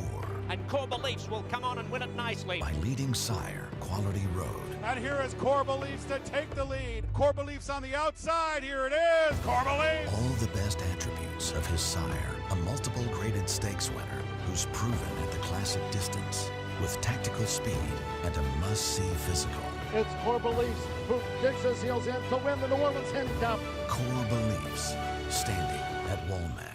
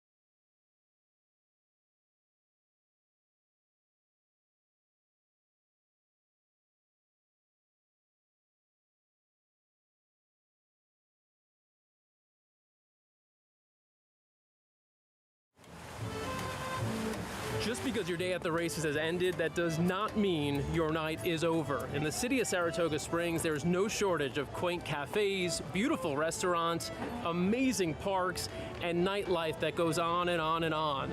This city captivates visitors year after year with its charming and picturesque aesthetic that comes alive in the summer months. Strolling through the streets, you'll encounter intricately detailed historical homes surrounding a vibrant and bustling downtown area. Here you'll find some of the best restaurants in town, unique boutiques, art galleries, and inviting outdoor cafes. Lastly, you gotta check out a show at the Saratoga Performing Arts Center. Better known as SPAC, it's an incredible outdoor music venue, and there are great shows all summer. For everything you need to know about planning your summer getaway to the races, visit americasbestracing.net. Energy, so much going on, especially after the races when the sun sets. Downtown Saratoga, less than a mile from the racetrack. And great to have you with us on Saratoga Live, as always, brought to you in part by America's Best Racing. For the love of the race, visit americasbestracing.net today. JK and your golf cart, you just blew that stop sign, man, and like 4 others. I've for the longest time I wanted to get a street legal golf cart to drive. You don't drive legally. Yeah, I know. I want to do it. I know. I speed. I'm out here going as fast as I possibly can. I enjoy going fast. You know what I mean, Richie? You understand that? Listen, I'm like Ricky Bobby. I want to go fast. Go fast you can, Dan. Field for this sixth race here at Saratoga. Start of the late pick 4. There's Horacio De Paz. Has a couple runners in here. Money Grab and Can't Fool Me, numbers 4 and 6. Richie off to a terrific start this meet. 4 wins already and looking to keep the momentum going with a pair of runners in this upcoming 6th race. Like that Aunt Yola $51 winner that De Paz won with earlier in the meet. Does an outstanding job. Look, I don't care who you are. It's hard to win a lot of races here at Saratoga. It's just so competitive. 26 Black, I thought was one of the more impressive of his 4 that he won with. That turf sprinter, I thought ran extremely well that day. You know, I think he gets overlooked sometimes in that Dwayne Lucas through Todd Fletcher tree, because he worked for Todd for quite a while. I actually used to like working horses with him. He was a really good hand on a horse, and you know, picking up clients like Barry Schwartz too just elevates you, because people see someone successful like that employing you. They go, wow, you know, we can have confidence in this guy as well. Yeah, the filly he has in here, the 4, she's the lone 3-year-old in this race, so she's getting Lasix for the first time, so she could have a lot of upside in here. Money Grab, and then the 6 in here, Can't Fool Me with Ricardo Santana. She just won last time out with Manny Franco aboard, so you're getting a horse that's in good form, and then with the 4, you're getting a horse that could be improving. At 9-1, New York Breds, fillies and mares, allowance optional, claimer mile and a 16th on grass. While you're looking at number 1 in Burnt Again, the favorite, overacting number 7 at 5-2. Acacia in the paddock. What is the favorite showing you? Acacia 7 minutes out. Well, she's definitely matured a lot as she's gotten older, Lafitte, because towards the start of her career, overacting tended to live up to her name a little bit, particularly on debut, and she was a little bit of a runoff early on in her career. And so I do think that it's very encouraging that 2 starts back, her last turf race, we saw her settle and be able to come from off the pace a little bit and show another dimension. Now, last time out, I had noted that I liked how she was acting, how she looked. She just really did not look like a dirt horse, and she ran that way. She's back on her preferred surface today, up against it, doing something she didn't want to last time, and back in the right spot. Not to mention, she was a player on the turf in that Mount Vernon, should it have stayed it on the grass, and so this is definitely some class relief versus that field. She's a major player in this race. Now, you do have a couple coming out of a race on June 28th, starting off with the 3 Spooky Lady, a horse that always shows a lot of early speed. I actually thought that she ran pretty well last time. I know it wasn't the fastest pace, but we did see in that race a horse that's also in here in Autumn Glory break slowly, then rush up and pull her rider to the front end to the attack of Spooky Lady, who hung in there, finishing 3rd. I thought that it was one of her better efforts. She's not a sprinter. She likes going long. She's very relaxed in the paddock today. Watch her when she gets out on the track, though, because that's where she usually gets on her toes. We know the name of her game. The big question is, with that early speed, if she can seal the deal. Also coming out of that race, though, is the number 9, Snowy Evening. She did run in the Port Washington on turf last time, where she was totally up against it. Silver Skillet wired the field that day, and that had been my concern with Snowy Evening as well, that the pace dynamics were just not in her favor. She finished second to Determined Lily, 2 starts back, who just kind of got the jump on her. And she's one that I think kind of rounds into form. And she looks like she's flourishing right now. She's completely dabbled out. She's the fittest that she's been. She's carrying good weight and condition. She's forward. You do see that hood on. Dave Donk puts pretty much everything in a hood in the paddock, just for horses that are particularly more noise reactive, to keep them calm and settled, and they'll take that off as they start to head out. But she's doing well right now, and hopefully can get the right trip in here, Lafitte. Snowy evening, Acacia. Jose Ortiz looking to go back-to-back, along with Spooky Lady, exiting the same heat. Her most recent late June Aqueduct, same level here, Paul. Spooky Lady in front, Snowy Evening, late charge. Solid effort by both, but both denied. Yeah, Spooky Lady, they end up running second and third here. Spooky Lady just gets a little bit spooky in the stretch. But you can see Snowy Evening lower her head, and she's starting to run on here a little bit. Now, these horses have all kind of ran against each other. Like I said, Snowy Evening's gotten the best of a lot of these horses in here that are getting bet. I just think that race might have got her back in the form. And like Acacia said, the last race to Port Washington, that was a difficult field. Difficult field, not a lot of pace, and she is a bit pace dependent. I think there's enough pace signed on here to help set up her late run. From? Well, obviously Spooky Lady is going to be on the lead most likely, but I think the two, I'm just kidding, coming out of sprint races could be a thorn in her side. I'm just kidding. Rod Ortiz at 3-1. The favorite overacting. 5-2. Your top selection in this first leg of the late pick 4? Yeah, this is one of those races, and it's a game you have to play every day here at Saratoga, where and I've said it before, it's to Chad or not to Chad. And I think that there's a lot of races where he has horses that are wrong. They're wrong. They're betting them too much. They're $40,000 maiden claimers that are dropping, that are clearly no good. These that are for sale. There's times where he's got it. Just, you have to play the game, and it's a game that comes up every day. And in this situation, I think that this horse is the best horse in a race. And a lot of times what happens is you feel the need to try to get creative to try to beat a horse like this. And yeah, I mean, look, it appears to be a little bit of a wide open race. I don't see it, though. I just think he's going to be tough to beat in here. And I think that sometimes you can get as much equity out of a multi-race wager singling a horse like this as you can spreading and hoping that you beat a horse like this. Spun her wheels in the mud in the Mount Vernon. Final day of the Belmont Stakes Racing Festival here at Saratoga in June. Let's meet the field. Start of the late pick 4. There's Burnt Again, sparingly raced since last fall, back to grass. Yeah, 2 for 10 lifetime on the grass, and you get Luis Saez aboard for Dominic Schettino. I'm just kidding. Back to grass, back routing. Regally bred, half to Bar of Gold, Spirit of St. Louis. She just showed so much promise early on, has never really quite gotten all the way there. Spooky Lady, Flavian Pratt, 5-1. I would think cutting out the fractions unless a couple other horses bother her or not, but she should be in front most of the way. Money Grab, like Money's Gold by Munnings. Yeah, 3-year-old filly, getting Lasix for the first time.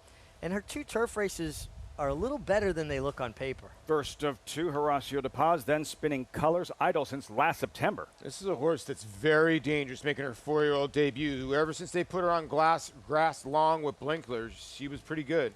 Can't fool me. Second of 2, Horacio De Paz, then the favorite, overacting 5-2, 2 minutes out.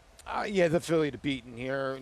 Your 4-year-old debut was very good. Just throw out her last race. Autumn Glory would be a big surprise, 44-1 outsider. Yeah, it just feels like she's going to have to get faster to be competitive here. Snowy Evening, Jose Ortiz takes over. Again, Ortiz looking to go back-to-back. Yeah, it needs to cut out a good trip from out there, and it's good that Acacia's saying the horse is looking well in the paddock. And we'll hear from trainer David Donk in just a moment. Lady Authoritin, number 10, she'll be far back early. Yeah, not only does she lacks speed completely, she has a tendency to break slowly. Maybe the outside post helps mitigate that a little bit, but I think she drops out a long ways early. Late pick 4 starts here. Race 6, Saratoga. Right back to Acacia, standing by with trainer David Donk. As you'll send out Snowy Evening in here, and Dave, she was just up against it last time with that closing kick. But what kind of trip do you expect her to pull in this race today? Yeah, I think she'll be more tactical. Obviously, it's a bigger field, a 4-horse field last time. Kristoff's horse was walking on the lead last time. So she just had too much to do. It was really encouraging her race before. So I think she gets back with that. And Jose's on her, and he's won both of her races. So, we're excited to try it again. And she looks like she's one that kind of rounds into form and is thriving right now. I think so. She came in the paddock, looked really well. So she's handled the trip up here well. She trains at Belmont. She doesn't train here. So, yeah, I'm optimistic. You brought up an interesting point for those that are based down at Belmont or maybe in the spring and fall, vice versa. It's just a 3-hour ride, as we know, but sometimes shipping can kind of shake them a little bit. How she handled everything. Yeah, it is different. My stable split half and half, but she's a filly that wouldn't suit the train here. She trains better there. But she shipped up yesterday. She handled it really well.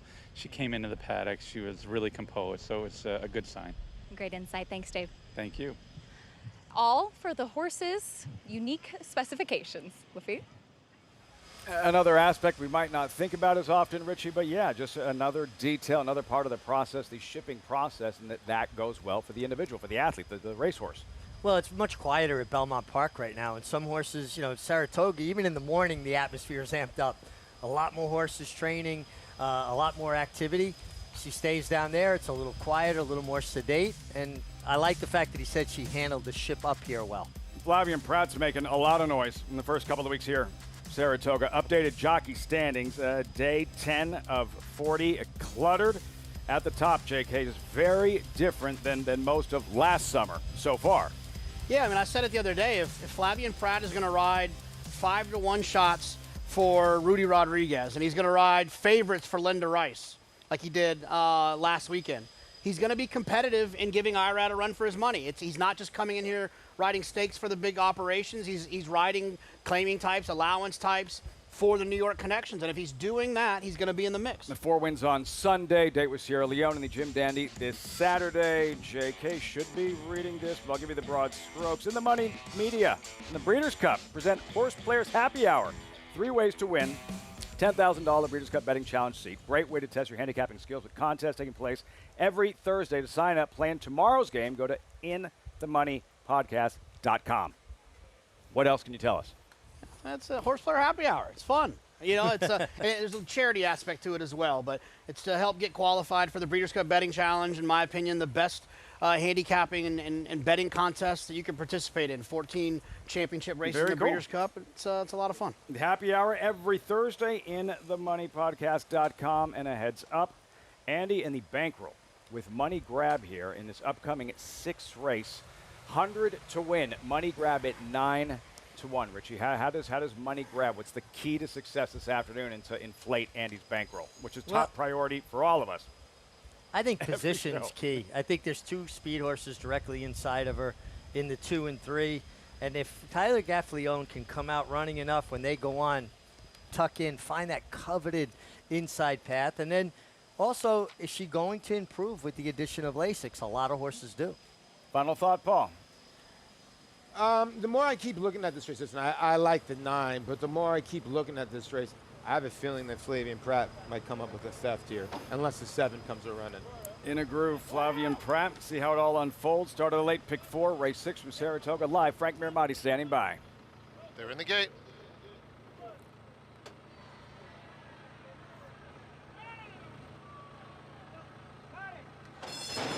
And they're off.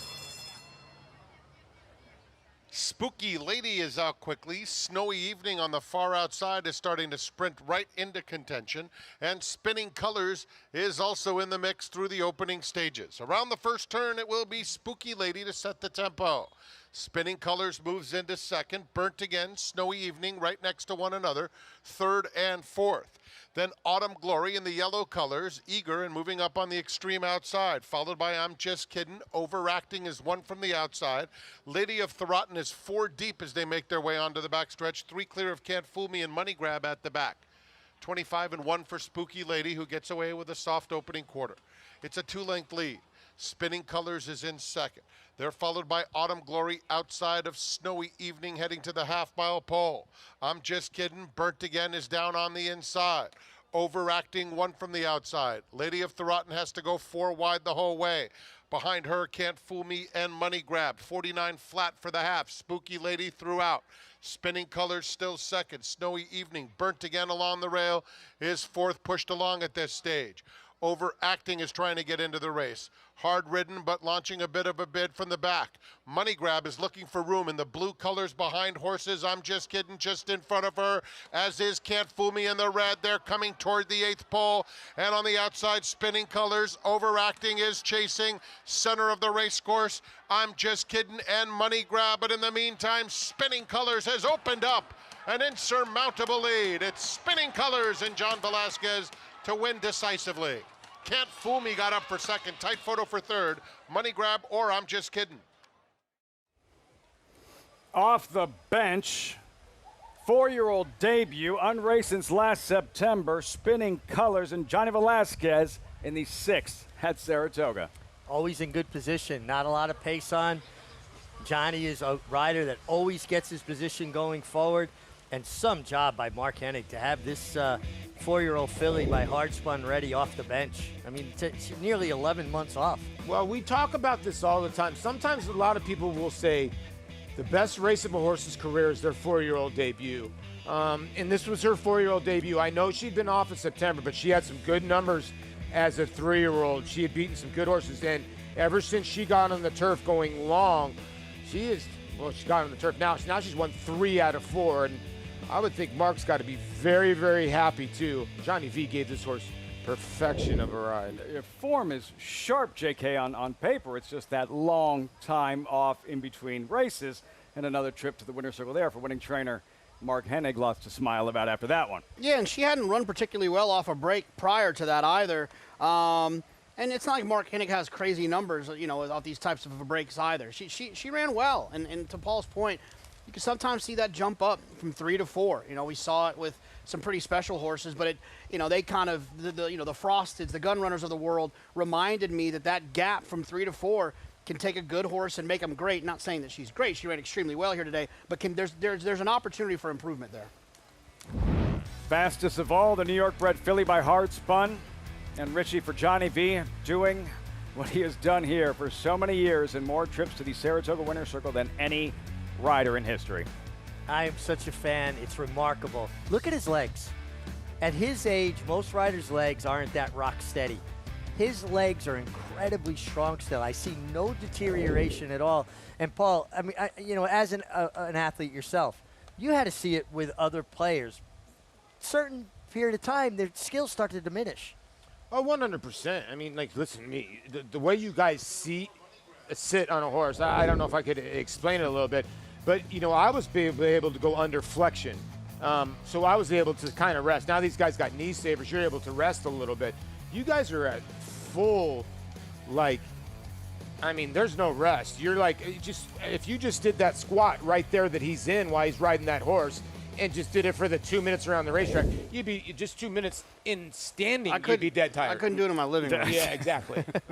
So it's incredible, like you said, with Johnny. And I think the other thing about Johnny, he doesn't get enough credit that he's one of the best turf riders ever to ride the turf. Yeah, 100%. One of the best all time. Johnny Velasquez, Mark Hennig, great job having this mare, this filly ready. Spinning Colors, results when we come back. Plus, Money's Gold. She's a fast filly. There she is on her way over. When she wins big, but still seeking that first graded stakes victory. Honorable Misses next.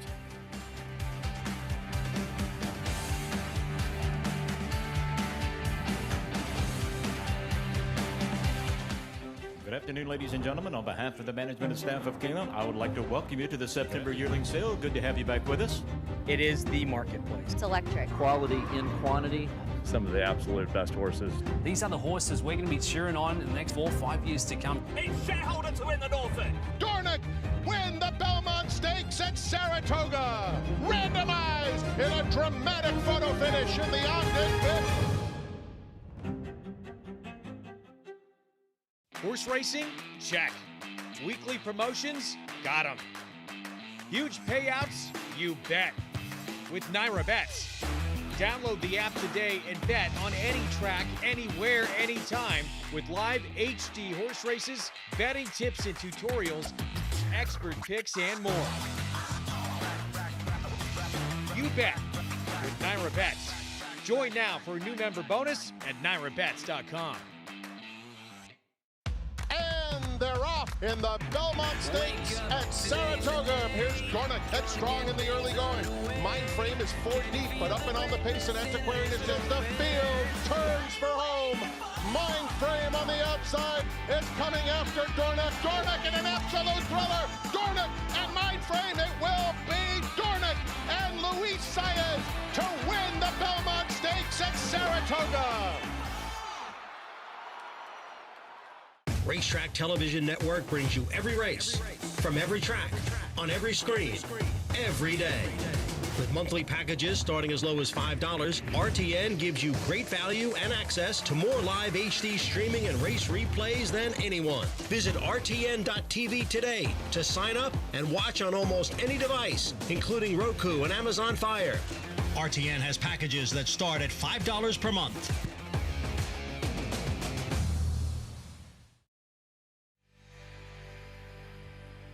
You're watching Saratoga Live.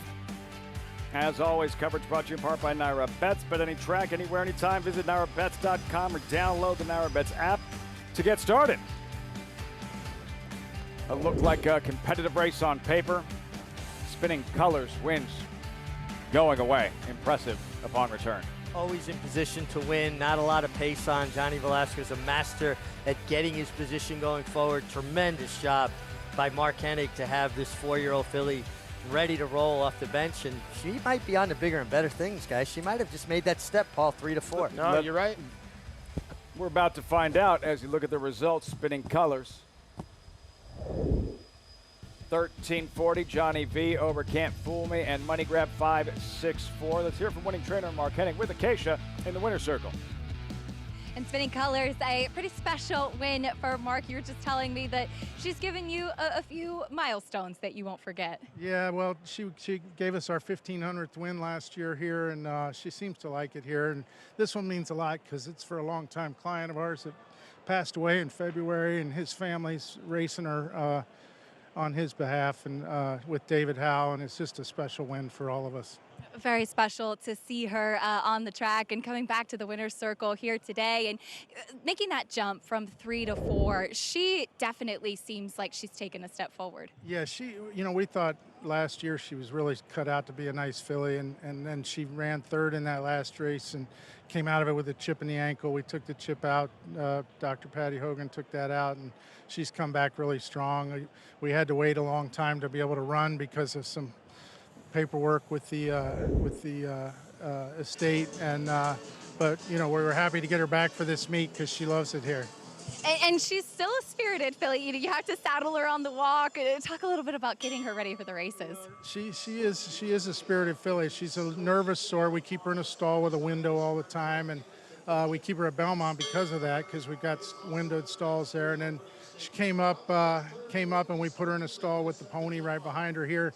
This morning, the pony was out of the stall for a little while, and she was in her stall, and she was a mess, waiting for him to come back. But she's just one of those quirky fillies, but she likes to run. Well managed, and back to the winner's circle in a big way. Congratulations to the whole team. Thank you very much. All those little quirks at Lafitte, once again, just another piece of the job of being a horseman. He put it all together, had her ready. Spinning Colors. Paul, in sports, some wins just mean a little bit more than others. This one for Mark Hennig, clearly this one means a little bit more to him. Yeah, it does. I mean, listen, he expressed this is for, somebody that just passed away in February, and they're still running a filly, and this filly has got a tremendous upside, and we wish the family the best, too, as well here as America's Day at the races. But, yeah, she's a filly that's going in the right direction. Since they've put her on turf and blinkers, she's gotten better and better, and that was a pretty darn good 4-year-old debut. Look forward to seeing her move on. Spinning Colors, Johnny Velasquez, Mark Hennig in the 6 here at Saratoga. Up next, it is a Wednesday feature. Grade 2 feature on a Wednesday. The Honorable Miss. Fillies and mares keep prep For the Grade 1 Ballerina, Travers Day, late August. We had a late scratch, Freedom Speaks, so numbers 2, 3, 7 all out. Money's gold 9-5 early on in the wagering, about 16 minutes to post. Let's rewind the clock. 1976 is the year. Fall Highway Handicap is the race. Mig, you were there. What should our viewers know about Honorable Miss? I was there, and this is when Saratoga used to end in August. It was a 24-day meet, and the Fall Highway was run that first weekend back. You saw the board there, August 30th, and she just was this big closing filly. She ran 62 times, 40 times, 1, 2, 3, beat the boys in the Gravesend, obviously here in the Fall Highway, as well as the Toboggan Handicap, trained by Frank Whiteley. She was special. Dennis Bryda took us, me and David Figueroa, to come see Honorable Miss today. We got done working with quarter horses at Par Meadows. We finished our work. He says, come on, let's go to the races. Let's see this mare, Honorable Miss. The horses that make fans, right? And look at this with all rises, right? 62 starts, 19 wins. Earnings, JK, of $437,000 the hard way. In 2024, she'd earn about $14 million. Oh, yeah, that's definitely a different price tag if she was running nowadays. Grade 2 Honorable Miss coming up post time in about 14 minutes. Money's gold, the 9-5 favorite. Again, accelerating post times here on this Wednesday program with weather inbound. So, yeah, 14 minutes out to the Wednesday feature. Next, the Honorable Miss. Much more on these fast fillies and mares. So our coverage continues. That's not a jockey. It's not the same size, but that's not a jockey. Much more on Saratoga Live coming your way.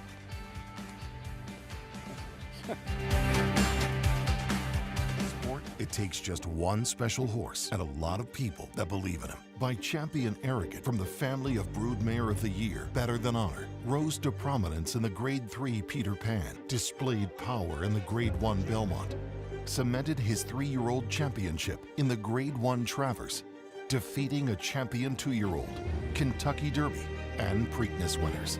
And the Eclipse Award goes to Arcangelo. Arcangelo, standing at Lane's End. Who's in for Mohegan? Obviously everyone. We're off to the races, and it's you for the win. A moment of calm before the dark and stormy. High score, one more, dance floor. Who needs skill when you have style? And feeling like it's the best time ever? Smile. Apps, craps, and nightcaps? Yes. Then it's down for the thread count to start it all again tomorrow. This is how it feels when you're all in for Mohegan. Mohegan Sun.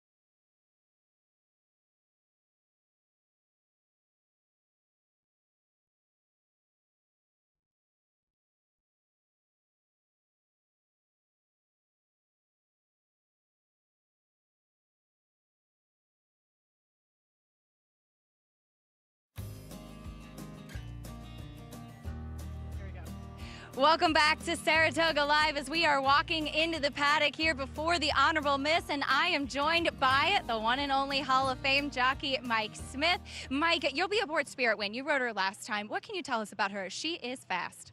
You know, exactly, Safi told me when I was in Texas when I rode her that she'll probably just be in front, that she's really fast. They've never been able to really get her to settle. She actually, Acacia settled very nice for me and showed me a kind of a different dimension, gave me a good turn of foot at the end. So we'll see. She's not a need-to-lead type, but I ain't going to take away nothing that comes easy as well. Money's Gold, who's very quick, is drawn outside of you. How do you plan to play the break today?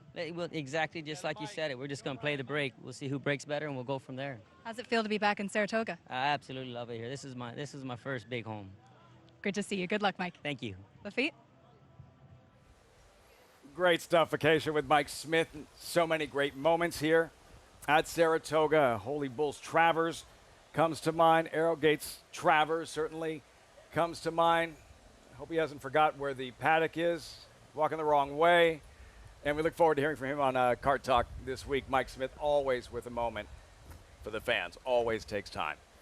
Yeah, I mean, he's even the first time I ever met him, I wanted to show him my Zenyatta tattoo. I was a fan at the Kentucky Derby. He stopped and took a picture with me. It was my Twitter profile for probably 10 years.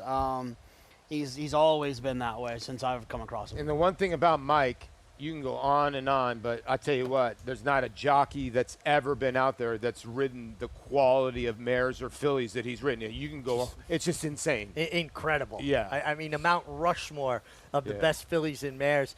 And I got a text from Rajiv Miraj just a little while ago. He said, Jonathan, that you told him that besides Mike Smith, he was your favorite jockey. Well, he was sitting next to me, so I just, look. Basically, if I'm with a rider, I just tell them they're my favorite. I told Frankie, and I told Johnny when he was on Cart Talk. You told me my father was your favorite rider. Yeah, and when I see Angel Cordero, that's who's really my favorite jockey of all time. Newer fans, Richie, that have been following racing for 10 or so years are probably not as familiar with Mike's background, how long he's ridden, and the fact that how much time he spent in New York and summers riding here at Saratoga. Yeah, Mike actually came to New York in the just as the winter started in 1988 as a stopover. He was going to go to Oaklawn for the winter, and he was just going to ride there for a few weeks. I would have paid his fare to keep going to Oaklawn because he started winning.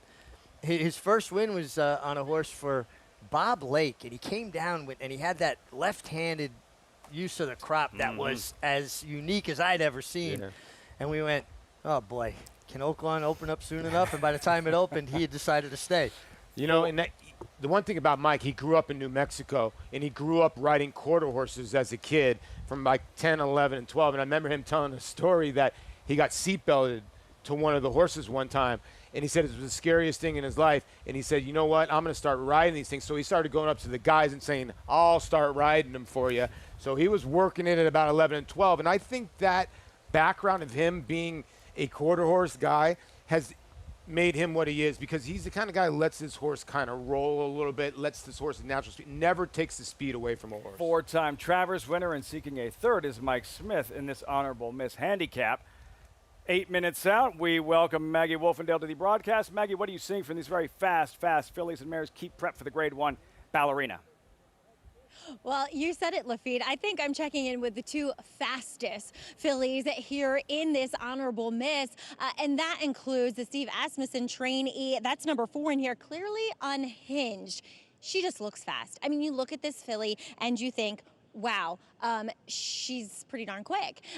She's very fit, very well defined too, considering that she's third off the bench, which is often when you'll see horses fire their best shot. And I liked her performance last time out in the Grade 3 winning colors, her second start for the Asmussen barn, where she sat very comfortably through pretty quick fractions and was able to kick away from those horses in the end. Now, she's drawn towards the inside of another very fast filly, so we'll see how she's handled today, but she is sharp and she's ready to go. That other fast filly is number 6, Spirit Wind, as we caught up with Mike Smith, and good to see him here in the paddock. I'm sure it feels like a little bit of a homecoming for him. Now, this is a filly who wears a pretty extreme piece of equipment. You see her, she's wearing that extension blinker covering her right outside eye, and that is something that she has been wearing throughout.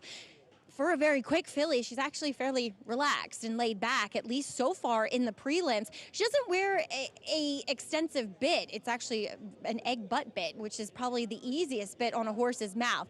She does carry some weight and conditioning. She's very rotund, but that's kind of typical of Saffie Joseph horses. They are fed well, they're turned out well, they just look really healthy typically. I'm curious to see what she does here, if she's just fastest, or does Clearly Unhinged give her some problems towards the inside, guys? Maggie, thanks so much. Spirit Wind. Mike Smith to ride at 4-1. Money's Gold 9-5 for this Grade 2 Honorable Miss 6 furlongs fillies and mares. For trainer Steve Asmussen, there he is, and Clearly Unhinged. Asmussen, who last year in some of the bigger sprint races at Saratoga over the summer, the Honorable Miss Ballerina sweep with Echo Zulu, also winning the Grade 1 Vanderbilt with his top class sprinter. Check that, it was the Forgo, I should say, with Gunite. He has trained some of the very best talented sprinters in recent memory. Phew, man, Matoli, got Cogburn now. Jackie's Warrior. the list goes on. Oh, and by the way, he also trained one of the best two-turn dirt horses, two best two-turn dirt horses ever in Curlin and Rachel Alexandra. It's like it doesn't stop. And he's got with Skelly. He's got Skelly in the Vanderbilt. I mean, oh, like, yeah, him. Yeah, it's just like, but this is a serious filly. Now, I remember this horse ran first time out. I remember I got a huge tip on this horse. Horse flipped in the paddock, Clearly Unhinged, and maybe that's why her name is Clearly Unhinged. But she is a very, very fast filly, and you know when she gets in the hands of somebody like Steve Asmussen, she could be dangerous. Now the 6 is an unknown here, getting blinkers and kind of got Lasix. You know, this horse gets Lasix every once in a while, but runs off of it here and there too as well. You know, the one thing that a rider has to be concerned with, you know, when they have an extension blinker, is making sure they're looking directly down the racetrack when they're in the gate. Because if their heads turn slightly where they can't see the brake, horses don't react to the sound of the brake. They react to the doors opening. They would have a tendency to F, but you get Mike Smith, who knows how to brake horse from the gate, obviously. Yeah. Clearly Unhinged or otherwise, Paul, you're confident going in 100 to win for your bankroll play in this Honorable Miss. I didn't think I was going to be 2-1, obviously with some late scratches. My thing is Money's Gold. When she's run off Lasix, she hasn't been the same filly. And I just think the 4 is the now horse. And I don't think the 4 really needs the lead to win. And if she goes to the front end, I'd be happy to take all the heat and see what happens. 100 to win in place. Clearly Unhinged, 2-1. And Richie, the significance of the Honorable Miss, an important race, obviously, a Grade 2 event, but on to the most prestigious race for female sprinters later in the meet on the same day as the DraftKings Travers. Yeah, the Ballerina, which is at 7 furlongs. The prep here in the Honorable Miss is 6 furlongs. But this will give us a good idea of if any of these can step forward and go to the Ballerina, which, you know, will feature some other really top-name horses as well. It's always a good race, the Ballerina. One of the things I love about the Honorable Miss is that there's not a lot of big sprint races for fillies that are at 6 furlongs. All the big ones are at 7, right? Even for the 3-year-olds, the Test, the Ballerina, the Madison that they run at Keeneland, the Humana Distaff they run at Churchill, the Breeders' Cup. They're all at 7. I love the opportunity to watch these horses go 6. Fillies and mares, post-parade for the Honorable Miss. And there she is, actually razor sharp. Juddmonte Homebred on the ascend. Yeah, got a perfect trip in the Better Roses, going 7 furlongs with a soft pace. Taller task today. Numbers 2 and 3 are out. Clearly Unhinged, ran them dizzy in the winning colors at Churchill. Yeah, look, this Paul's play here. Typically not cutting in line to play horses off of Michael McCarthy, but it is Steve Asmussen. Number 5, Sterling Silver, the New York bred. This is my top selection. I think she is the lone true closer in a race packed with speed. Spirit Wind, Mike Smith, the fast Florida bred at 4-1. There she is. This is where I'm going to land. It has nothing. It's not a homer pick because of Mike Smith or the horse won at Lone Star Park. 3 furlong works in back-to-back starts. I thought that was a little bit unique. Says the horse is fit, just trying to keep her happy. And the favorite, Money's Gold, a statement race in her comeback. She is back in the 8-5 favorite. On June 17, 2022, when she ran so fast that I think everyone involved thought there was going to be a couple of Grade 1 trophies on her mantle in her future. And she's just always been in the mix, but hasn't gone over that hump yet. Maybe today's the day that she does. Looking for that first win in a graded stakes event. When she wins, she pours it on. The 4 wins by about a combined 38, close to 40 lengths. Money's gold. And, of course, you can always get the inside track on handicapping with Naira Bet's Track Stats. Want to know how many winners are closing from the back at Saratoga? Track Stats has the answer. For more stats on track across the country, visit NairaBets.com. Money's gold and Arad Ortiz. 8-5 favorite. We check in with Maggie and Acacia in the winner's circle. We'll take a look here at Money's Gold, who, Acacia, you got to see last time when she was very impressive. Yeah. Off the bench, she set the fractions, and then she had an extra gear. But there has been a lot of talk about her not running as well off of Lasix, and I think there's a lot of credence to that. I completely agree. If you look at her today versus last time, just comparing in my notes, I thought her weight looked better last time. She also got much hotter and much more nervous today, and Lasix is something that can really help with those things as well. And she just doesn't appear to be acting as calm, professional, and even in her physicality. I know that it's obviously going from allowance to a graded stake, so it is a class jump, but she should be able to handle this. And coming into it, I was wondering, is the Lasix going to make that big a deal? But now seeing her again, it's a big concern for me. And too, Lasix has that ability to calm a horse, and she is edgy. I noticed it when she walked over, continued through the paddock and out to the racetrack. I couldn't get over how well Exceed looked. She's going to be hoping, I think, that there is some hitting up front, and there very well could be with the 3 kind of more outside fillies in here. But when she turned around with Flavian Pratt aboard, she bowed herself up, and she just made an excellent impression. She's one that I think looks much better today than she did last time out. And she had won 3 in a row in that bed of roses. And I was kind of against her coming into this, but I could not agree more. She's stronger today. She seemed to be moving beautifully out there, and just one that's touting herself. Sometimes you just have to throw out the form and pay attention to that. Right. I do know she's going to have to get faster against many of these. But how about the New York bred, the venerable number 5, Sterling Silver? I'll be honest, I know it was a race tilted towards the front end, and Can't Hurry Love got that, but it was also a race in which you wanted to be on the rail. She was on the rail for most of the race. She was. I got a lot of love for this mare. She's been consistent. I agree. Can't Hurry Love is a good horse, but with the class of this mare, you would think that she should have been able to run her down that day. She will hope that there is a hot pace up front. I will say she's one that sometimes doesn't carry the best weight, and she seems like she's doing well, especially behind today. I thought a couple of the others personally looked better just based off of what we saw in the paddock and out on track, but respect for her and her closing kick. Very quiet today, too. So, as you said, we'll be looking for things to melt down and make her one run late, Lafitte. The New York bred Sterling Silver. But there's the favorite, Richie and Money's Gold. And the game plan, the strategy, we would imagine, pretty simple going in. Yeah, I mean, she's fast, and you don't take anything away that comes easy. I will say she looked very keyed up in the post spray to me. Kind of broadside in the pony. Really almost over the top worked up. And I know she's fast, but I don't like to see that. Man, the races where she's not on Lasix, she doesn't seem to run as fast. Which definitely would be a concern if you're taking 7 to 5. Pay attention to the gate, too. Clearly unhinged. Sometimes gets a little squirrely in the gate. All set for the Wednesday feature. Grade 2, honorable miss. Here's Frank Mermati. You're in the gate. And they're off.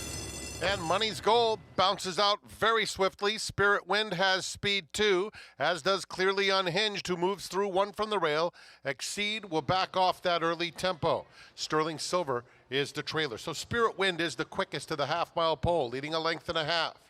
Money's Gold in second, Clearly Unhinged, matching strides with the favorite. Exceed 4 lengths off the pace. And then it's Sterling Silver, the opening quarter in 22 1/5 seconds. Spirit Wind and Mike Smith carving out the fractions, a length and a half. Money's Gold trying to close that gap in second. Clearly Unhinged, very much in the thick of it. Exceed angles off the rail. Sterling Silver at the back. They have a 1/4 mile to go. And Money's Gold comes to Spirit Wind. Spirit Wind cuts the corner. There's room for Clearly Unhinged in between horses. A furlong from the finish. Exceed 4 lengths off the pace. Here's Clearly Unhinged trying to run down Spirit Wind. Spirit Wind hugging that rail and going on strongly. Clearly Unhinged. Exceed with a final try, but it will be close, and it goes to Spirit Wind in coast-to-coast fashion. Exceed finished with a flourish. Clearly Unhinged was third. A desperate finish, but Spirit Wind does hold on, and Hall of Famer Mike Smith a third win in the honorable miss. Spirit Wind for Safi Joseph, now 7 for 12 lifetime, 5-1 at post time. Broke sharply. Mike did not get in her way. He said he don't take anything away that comes easy, and he just allowed her to roll. And it looked like she was going to be collared by the 4 Clearly Unhinged, who worked out a perfect trip, but she just kept finding. Interesting to watch Mike finish on her, too. Like, look how loose his reins are. I mean, he never really picked up the reins. They're just a slack in the reins the entire way. Right to Maggie with winning trainer Safi Joseph. Here, and Safi, we see Hall of Famer Mike Smith get along with her so well. Why is that? She wears that extension blinker on her outside eye. Yeah, I mean, he's obviously great with speed horses, and walking out of Paddock, I was thinking, I used to watch Mike Smith at 9 years old, and here I am having him on my horse, and it just shows you never know where you're going to end up in life, and thank God for this moment. It's a special moment. It really is, and she's just brilliantly fast. Safi, talk a little bit about her development since you've gotten her. Yeah, I mean, she obviously came to us as a very good, talented filly, and we just hoped that she could run as well. And today it's big, and Mosey stepped up on board her, and thankfully gave us to us, and we're just happy to have these kind of horses. Blessed, thank God. I got to ask you, is this the local prep for the ballerina? Can she get 7? 7 tests her. I mean, at 6, I think she could run against a bunch of them, but 7 tests her. I mean, we were hoping to win this, and then maybe might go to the Charlestown 7 because it's a different configuration. Ballerina's going to test her a little bit, so we want to stay 6 against better quality. Absolutely. Well, enjoy this win here. Congratulations. Thank you very much. As Safi said, so special to have someone like Mike Smith riding in a great estate for you guys. Spirit Wind able to hold on, Maggie and Mike Smith, and you were alluding just now to something that he was discussing with Acacia on the walkover in the paddock, or on the walkway, yeah. The one thing Mike taught me as a fan of his on what it is to let a speed horse do what a speed horse wants to do. Drop the reins, let him run, don't get into an argument with a 1,000-pound animal. He did it on Holy Bull 30 years ago, setting fractions that were outrageous, 1:10 and 3, going 6 furlongs. And to win that race, he just did it again with Spirit Wind. He dropped the reins and he let her run. He taught me as a horse player that that's what it looks like when someone uses speed as a weapon. Well, he said right before the race, I'm not going to take anything away from the race. If you would have told me they were going to go 45 for the half, I would have laughed at you. But what ended up happening was Irad was not aggressive, Joel was not aggressive. Mike said, okay, and it was a walk around the park. Felt like consensus from Maggie and Acacia, from you gentlemen, about the concerns, no Lasix, Money's Gold. Richie, what did you see during the race? I mean, she broke well. She was sitting outside like she, was traveling well enough, and just came up completely empty, which would lend itself to the idea that she's better when she's able to compete on Lasix. I mean, she certainly acts better when she's on it, and Acacia alluded to that in the pre-race comments. It also helps calm horses down a little bit. But my one thing is she just went 44 flat last time. They went a 1.5 seconds slower, and she's nowhere near the lead. I don't get it. Safi Joseph shocked us opening day with the Queen's MG and the Schuylerville 45-1. This one not that big a price, but a victory in the Grade 2 honorable miss. Mike Smith and Spirit Wind in the honorable miss.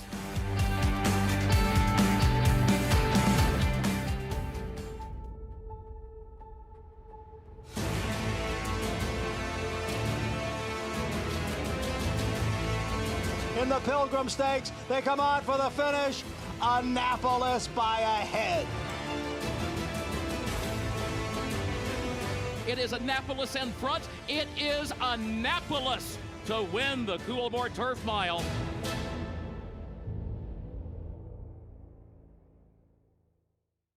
Horse racing? Check. Weekly promotions? Got 'em.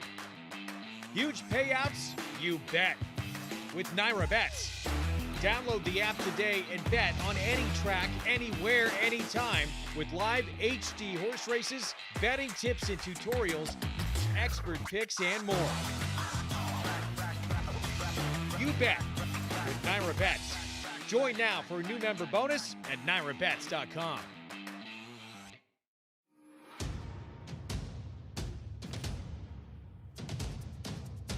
Drain the Clock will win and win by as much as he wants. He'll win by 6 in the end. It is Drain the Clock who will bound home the winner in the Bayshore. Drain the Clock, Jockey's Warrior, a terrific finish in the Woody Stevens that goes to Drain the Clock by a head.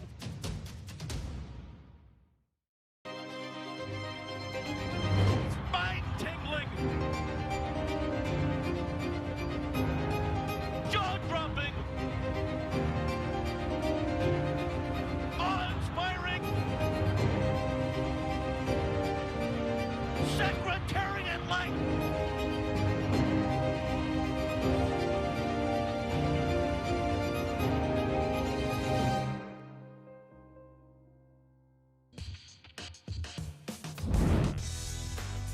Welcome back.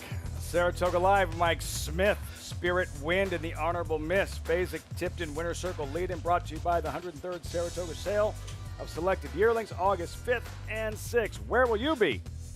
Mike Smith is right next to Acacia in the Winter Circle. Acacia.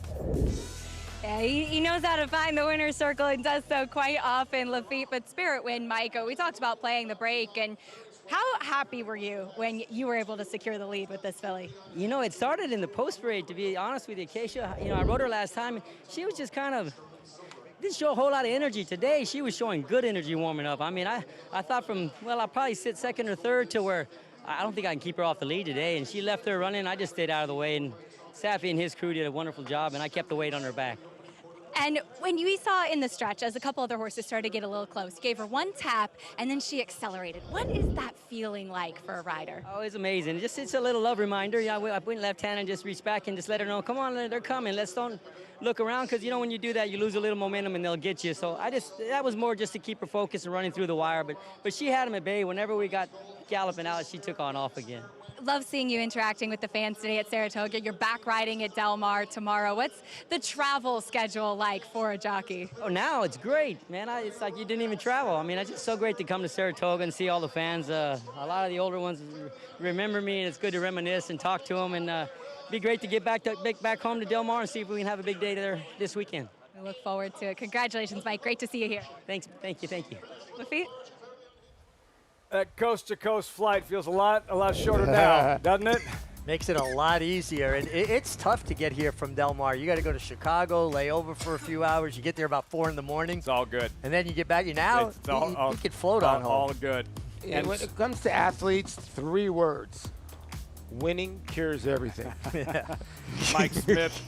And a good point brought up, where the added furlong of the Grade 1 ballerina, 7/8 of a mile, may be a challenge for Spirit Wind. It will not be for Exceed. A big effort on this afternoon as she just continues to improve. Yeah, she's going the right direction, that's for sure. And like you said, she's going to appreciate a little bit of added distance. And, you know, you like to think a few of these will be back, and you see what they do with Money's Gold. But Exceed definitely seems like one that'll appreciate a little bit more ground. She ran well. I mean, they did not go that fast up front, and then take nothing away from Spirit Wind. Clearly unhinged, had a great trip, who I like. Exceed came rolling home. Spirit Wind, $12. 614. Ooh, this is nice if you're alive. It's been tricky. It's been challenging. Funny Uncle, 1360. Spinning Colors, 1340. Spirit Wind, $12. And JK, it doesn't get any easier with the upcoming 8th race, Eye Crossing. Those payoffs aren't. There's nothing crazy. There's no 27-1s. Those are sneaky good if you're alive in a pick 5, because you're not beating favorites with 2nd and 3rd choices. You're beating favorites with 4th choices, which helps quite a bit. And nobody should be 6-5 in this race. I get Bourbon Day, and we've had one horse ship in from Indiana Grand that has won, 17-1 for Tyler Gaffleone and Brendan Walsh. Not 6-5 in this field. I get it. It's Bourbon Day, I think, maybe the horse to beat with Flavin Brad Cox, but 6-5 is getting a little low. I love Peros, the horse, at 8-1, drawn towards the outside. I also like the Island. I went to a wedding there in Greece. It's very fun. See, I didn't have that. See? Is that who it was named? Is that the influence? Well, I mean, I guess it pretty could be much named breaking from Greece this afternoon, way out there in the parking lot. It's gonna be a little bit trickier. Last time you had the rail. Yeah, different trip. Different trip.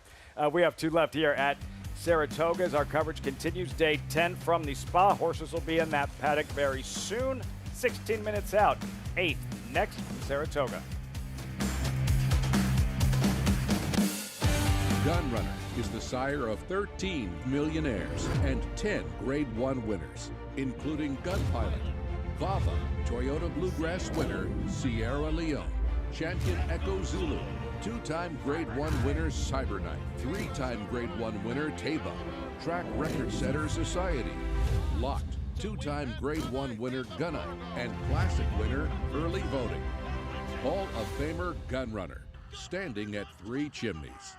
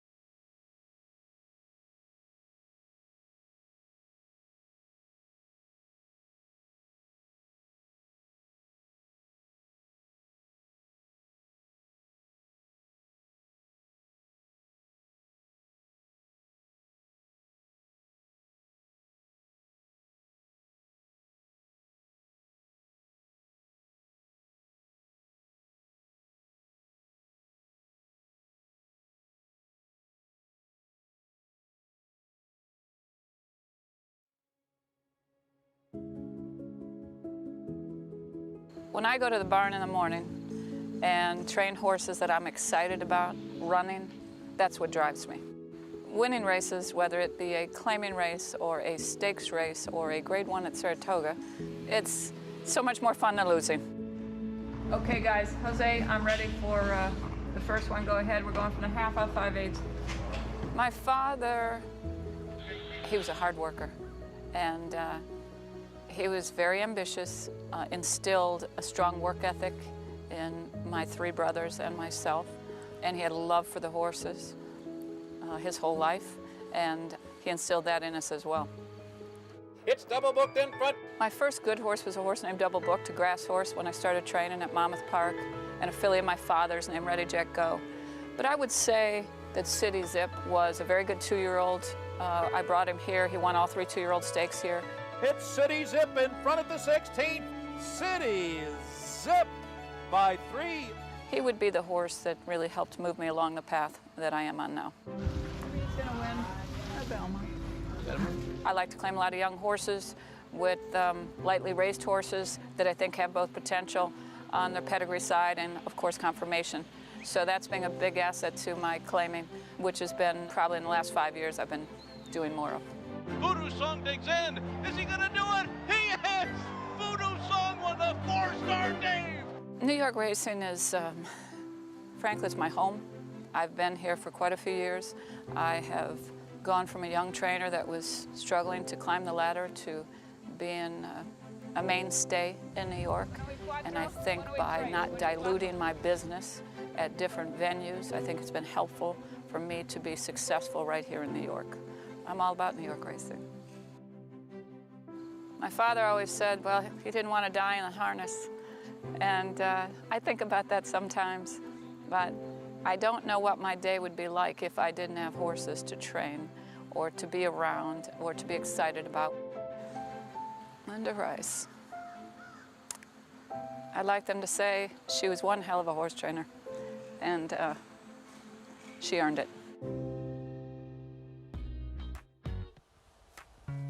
That strong work ethic has paid off. Linda Rice in 2009 became the first female trainer to capture a Saratoga training title, Richie, and in last year a second, tying for most wins with Chad Brown. It's just remarkable what she's done, and you know the last line that she earned it. Absolutely, she earned it. You know, hard work, her dedication to it. Ever go into her office at Belmont and it looks like a space ground control. I mean, it's just different computers and screens, and knows every condition of every horse. So not only is she a tremendous horse person, she's an incredible manager, knowing where they're going with horses. You know what She has to go ahead. Go ahead. No, I kind of equate her to like, it's kind of like money management, how she handles her. It's kind of crazy. Go ahead, what you were going to say. No, she's got to have big biceps. Look at all she's always got all these papers. She's always carrying around papers and binders, and she's always got so much. Someone's got to get her an iPad.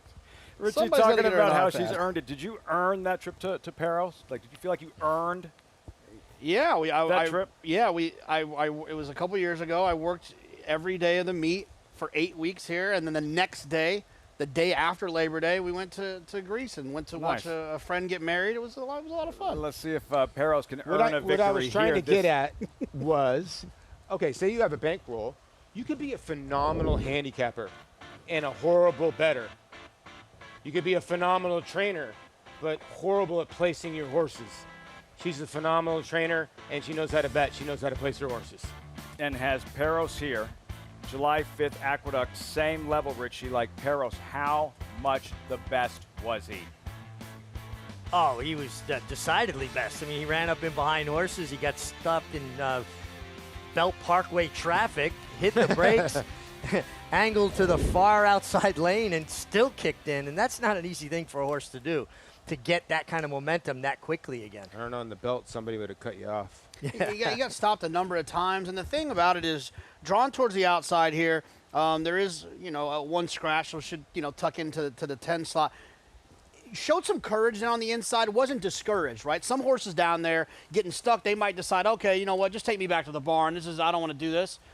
He kept fighting, kept looking for spots, and I think that drawn towards the outside, Jose should have the confidence to just tuck in and wait, because he knows that this horse will be there for him when he needs him. See Tyler Gaffleone holding court. Safi Joseph's son. Who's riding that horse? Maybe we're about to find out. We're checking with Acacia. Yeah, Safi's son, Rocco.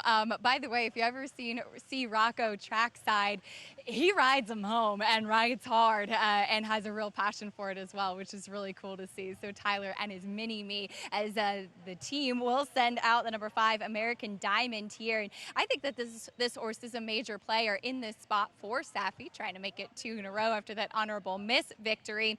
Taking a drop in class coming in. Last time out, I thought was a little awkward out of the gate in that race, and then wide early, and just, yes, did not have any punch, but it gets significantly tougher competition and going longer 2 starts back as well. This is a horse that at one point they had claimed for $35,000, so I don't think it's a suspicious drop in here. I think it's logical and putting him in a place where he can win.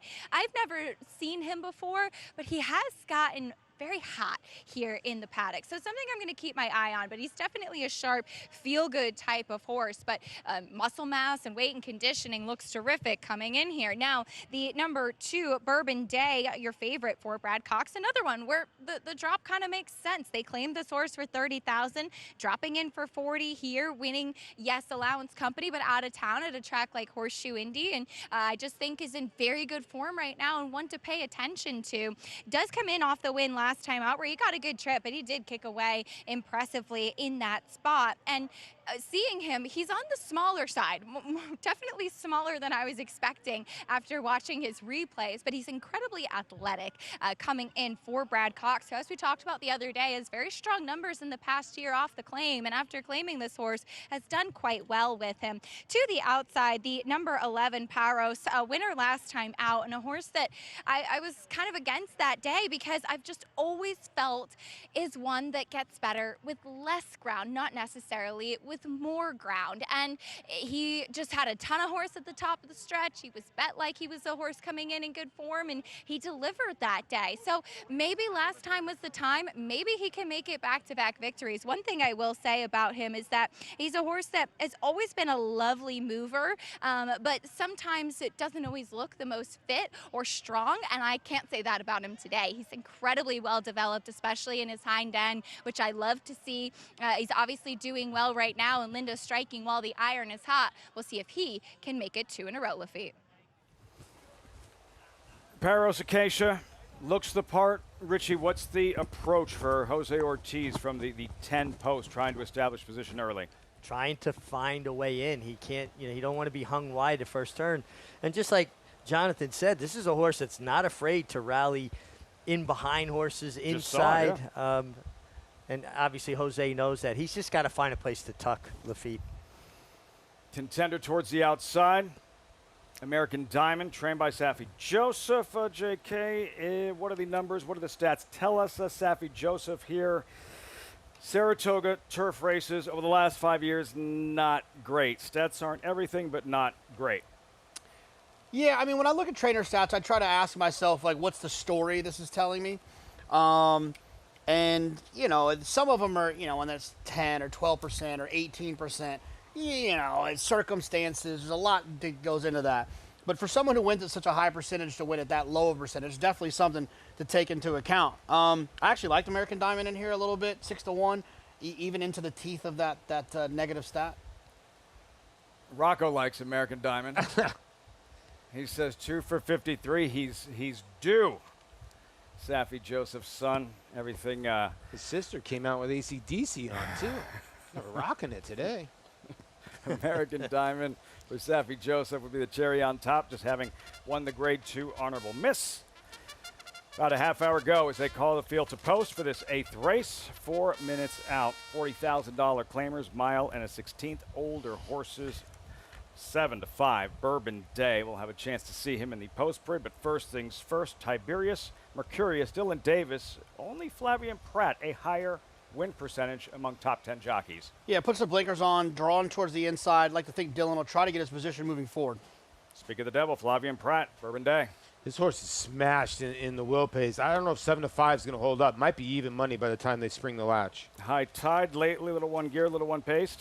Yeah, ran against Paros last time. Couldn't beat Paros while Paros was having all that trouble. Street Ready number 4, last seen in the Grade 2 Pan American at Gulfstream. Woo Pig Suey from my friend Michael Hoy, who owns this horse, for Michael Maker.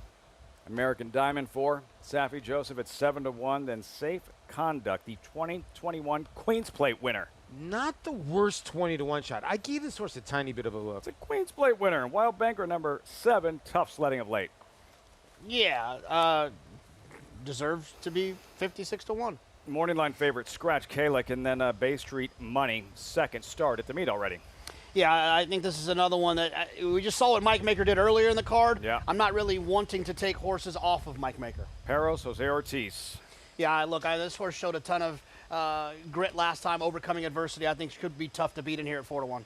Maxwell Esquire, Joel Rosario takes the call. Yeah, 38-1 for Rudy Rod. Rudy Rod trying to get off the duck, and there is Land Biscuit, another Mike Maker horse that at 23-1 again. I've seen worse 23-1 shots. Dynaformer on the bottom side. We lost Dynaformer a while ago, but he was a big distance influence. So I would think this horse is the reason why Mike claimed this horse. Parked outside with Louis Saez, Lamb Biscuit. Field for this 8th race, 2 minutes out, even money. Bourbon Day. Another look at Street Ready there. Street Ready at Gulfstream Park. On the strength of this race, JK, you'll see he's looming into contention. He puts in a mild bid. It's a solid third place finish, but off of this effort then ran in the Grade 2 Pan American at a 1.5 miles. Yeah, but we talk about Mike Maker, how he gets these horses and then he tries to do something different with them. He got Street Ready, claimed him for quite a bit of money in an 8.5 furlong two-turn race. Then tried to stretch him out to the 1.5 miles. That didn't go well. Now come back to go shorter. It's almost like this is one of those situations where Mike kind of failed at doing this move, which doesn't happen very often, where he was going to try to do something different. Didn't work out. Now back in where he got him from. And I just don't believe that he's good enough at this short of a price. I mean, he could win, don't get me wrong, but I think there's others that are more interesting. How do you think he responds, Acacia, the cutback here, Street Ready? What are you observing? Well, it's very interesting, Lafitte, because always in my notes was Street Ready, and he's a horse that visually I've just always liked. I thought that longer is actually better for him, and clearly Mike Maker thought the same, but he has won and run well at 1.1 miles, has won at 1.16 miles. In fact, that's the site of his last victory, but that was when he was able to control the pace. And so with the scratch of Kalik, who I know is not naturally as fast, but has been forward, I was wondering if we might see Street Ready cutting back and trying to be forward like he was 2 summers ago, which was the last time that he got a victory. And he's had a very quiet warm-up, staying with the pony, didn't break away. Manny Franco is a guy that will take a horse away from the pony and give them a big warm-up. So just interesting there, as we will see him cut back. I don't mind it. Like I said, I've always felt that longer is better, but maybe this is just going to be a right spot for him. As far as the pace is concerned, though, I think it'll come from this guy, the 6 Safe Conduct. He had a very strong warm-up under Jose Lezcano and kind of actually inadvertently linked up with the 9 Bay Street Money, who was also getting a big warm-up out on the track, but he runs his best races when he's forward, too. I know that it's been a long time between drinks for Safe Conduct, but can he turn things around? I think his tactics will help him. Lafitte? Would be a big surprise, 22-1. You thought he had a puncher's chance, Paul. Safe Conduct, the former Queen's Plate winner. Yeah, and Meg picks the horse on top. I thought him and the 9. Like, I get the 9s leaving the Maker barn, but the horse just ran recently. I thought those were the 2 long shots in here, the 6 and the 9. Yeah, I thought this horse was way too big a price. He does have back class. His 3 best races on form all came under Jose Lezcano, who seems to get overlooked when it comes time for the bigger races. They seem to go to other names. He's as good a rider as there is in New York and as consistent a rider as there is. He shows up every day and gives you a good ride. And I think this horse is going to sit a good trip. I see him in a good spot in the first turn. There's not too many stables I root for more than 10 Strike Racing. I do not understand why this horse is 6-5. I don't get it. And maybe I just put him in the winner's circle, and I hope I did, because like I said, I root for 10 Strike Racing, but I think the 11 is significantly more likely. Surprising, Paul, is competitive on paper as this race looked going in. Anyone being this short a price. Yeah, I mean, listen, the horse has run 3 really good races in the Mike Maker barn. We've had a horse ship from Indiana Grand come over, and won at 17-1. So I just don't know if you want to take 6-5 in this deep of a field. He might just be the goods. We'll see. See how it all shakes out. Filing into the gate, 7-5 Bourbon Day. 8th race of 9 here at Saratoga. Frank Mirmati with the load and call. It's post time. Okay, Lafitte, here comes American Diamond. Paros. Land Biscuit and Luis Saez. Going in. They're in the gate. And they're off. American Diamond is quick. Here's Safe Conduct, though, sprinting up. And Maxwell Esquire. So those 2 go on with it now. Paros will settle into a nice spot in 3rd. Land Biscuit extreme outside. Bay Street Money is racing on the outside of American Diamond. American Diamond now 6 lengths off the lead. At the rail, Bourbon Day, saving ground, as can be expected, 8 lengths off the leaders. A hard-to-handle Street Ready in the Pink Silks is next. Land Biscuit is a few lengths in front of that rival. Then it's a gap of 3 to the final ones. High Tide racing between horses. On the outside comes Wild Banker and Tiberius Mercurius at the back. 23-1 for the opening quarter, and it is Maxwell Esquire heading toward the half-mile pole, 3/4 of a length to Safe Conduct in second. Paros has gotten a good triple on the inside, gliding in third, and then it's Land Biscuit racing in fourth. They're followed by American Diamond, who's on the inside of Street Ready with Bay Street Money in between those two. Wild Banker gets a nudge. On the outside comes High Tide. Will have to go wide around there, 8 lengths off the lead. Still toward the back, Bourbon Day yet to be heard from, and Tiberius Mercurius. They're coming toward the quarter pole, 1:13-3 for 6 furlongs. Maxwell Esquire has been there every step of the way. Paros is bottled in, now tries to get out and does. And here's Paros cut loose inside the 8th pole and going right on by. A belated rally from Bourbon Day, but it's far too late. Paros is home free. Another for Jose Ortiz. Paros wins by 4. Bourbon Day did get going late to snatch second in front of Maxwell Esquire. And then it was a battle between American Diamond and Bay Street Money. What a ride. What a ride from start to finish. Jose Ortiz and Paros from the outside box saves ground throughout and strikes in his 8th race at Saratoga. As good a rider as you're going to see. He made every right move to find that position into the first turn, sit the pocket. Now, he had a very willing dance partner, right? This horse was always traveling up underneath him, but anybody was waiting for room. You knew as soon as he got a sliver, it was over, and he accelerated. It's the best ride I've seen for the entire meet. It was outstanding. He got his position moving forward away from there. He tucked in, ended up in the one path going into the first turn, sat the one path the entire second turn, and then just sat chilly until he got a little bit of a seam and just exploded through. It was outstanding ride by Jose. Yeah, he didn't cause anything. And here's the break that you're talking about. You're 100% right here, JK. Watch him get aggressive here. But the thing that helps him out the most is that all the speed from the outside, the 10, the 9, you can see the 10 on the Maxwell Esquire looks to his left, and now Jose's going to duck in, and boom, he gets that position. Finding Brilliant. that gap in between horses, but it was all a matter of setting it up by getting his position going forward. And when they spread enough, he tucked in. And even here, he said, I'm not content to be in the 2-path. I'm getting all the way to the hedge. This was as thoughtful and smart, savvy position ride as you may see the entire meet. You're thinking the question is how much ground? How much ground is Paros going to lose trying to establish position early from that post, right? On the hedge, rounding that first turn. Incredible. Remarkable. You know, there are times when riders have to be good passengers, and then there's times you've got to be a pilot. Well, we just saw a pilot fly through a storm and find that clear sailing. By the feature to the winner's circle is like 88%. We run the feature on it's like 80. The karma. It's like 83, 84%. The feature karma for Linda Rice. The work ethic and this combination.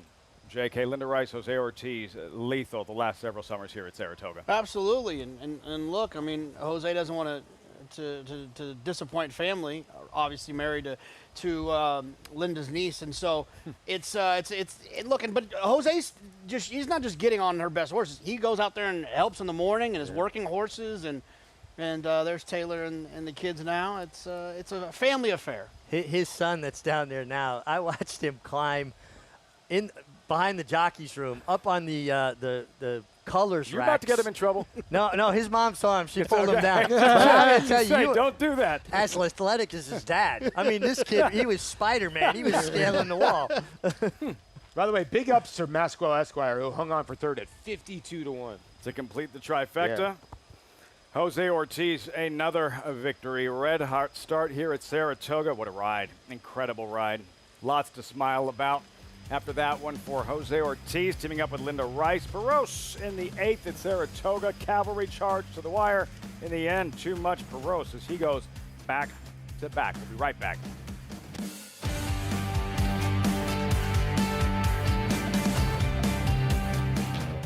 The classic looks of a two-turn type, yet the precocious brilliance of an undefeated G1 2-year-old.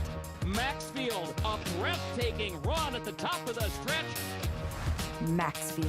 He took it to the max in his chosen field. Now you need a mini Maxfield in your chosen field. His first yearlings are selling now. Maxfield. classic looks and precocious brilliance. Darley. For over a century, success starts at Saratoga, America's #1 yearling sale by percentage of Grade 1 winners, with back-to-back Preakness winners. She's the Grade, wins the Preakness! And Grade 1 winners Sierra Leone, Kingsbarns, and Prince of Monaco.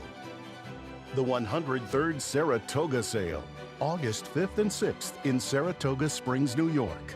Where will you be?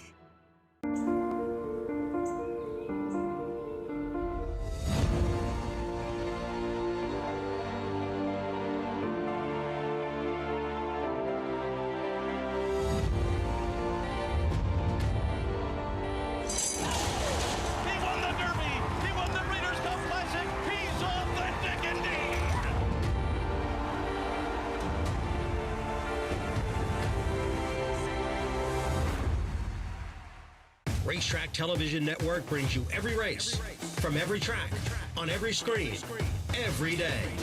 With monthly packages starting as low as $5, RTN gives you great value and access to more live HD streaming and race replays than anyone. Visit RTN.tv today to sign up and watch on almost any device, including Roku and Amazon Fire. RTN has packages that start at $5 per month.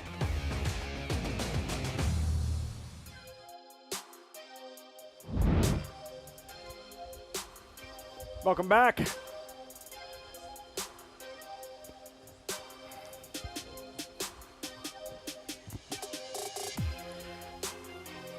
You're watching Saratoga Live, as always, brought to you in part by Mohegan Sun. All in for Mohegan.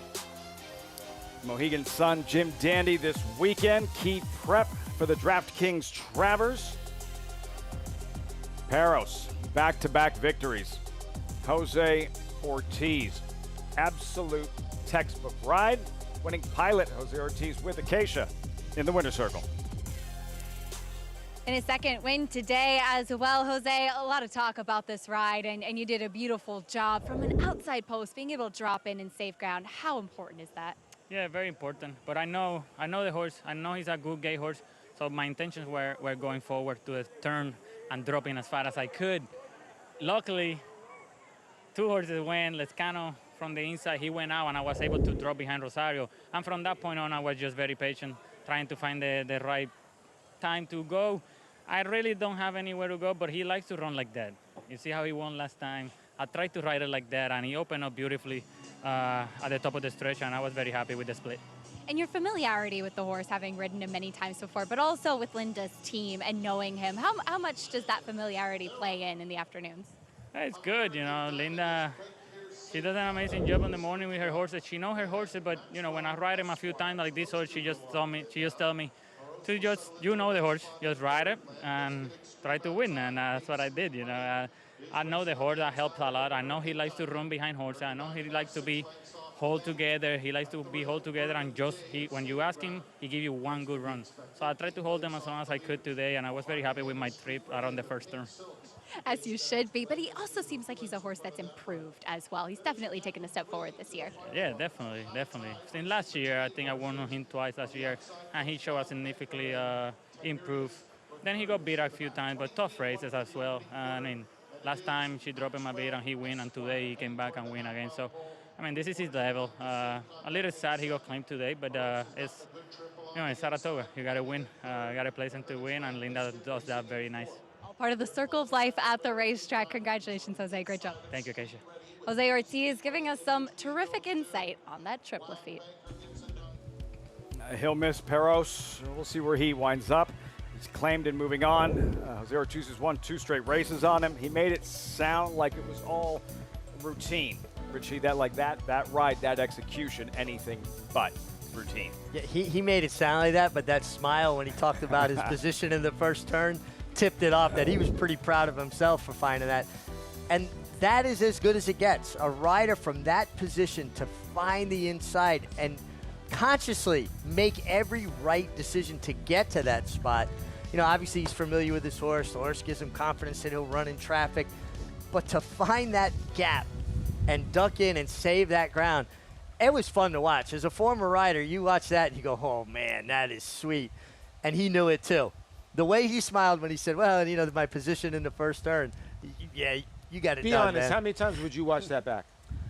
Oh, I'd still be watching it back. Same I thing. haven't ridden it 15 so years. when I hit a home run on SportsCenter, I just kept on rewinding. I kept on rewinding. Listen, we all love it when we have a great day like that. He's going to rewind that back a couple times. Jose Ortiz right there in the mix as far as wins early on. So this is day 10. By day's end, we're a quarter of the way through the meet. Believe it or not, do you think, JK, the chase for an Angel Cordero riding title will stay as close the next 6 weeks as it has been the first couple weeks?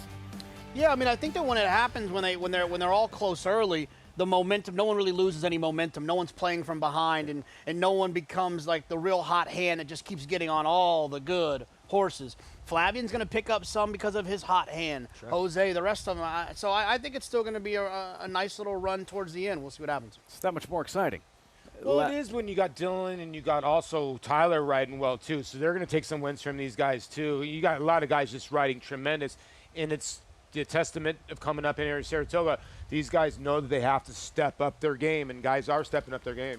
I'm going to, if I can, fold another factor into this. Normally, we're coming from Belmont to Saratoga, a 1.5-mile racetrack. We're coming off of Aqueduct, Belmont at the Big A, right? A 1.125 racetrack.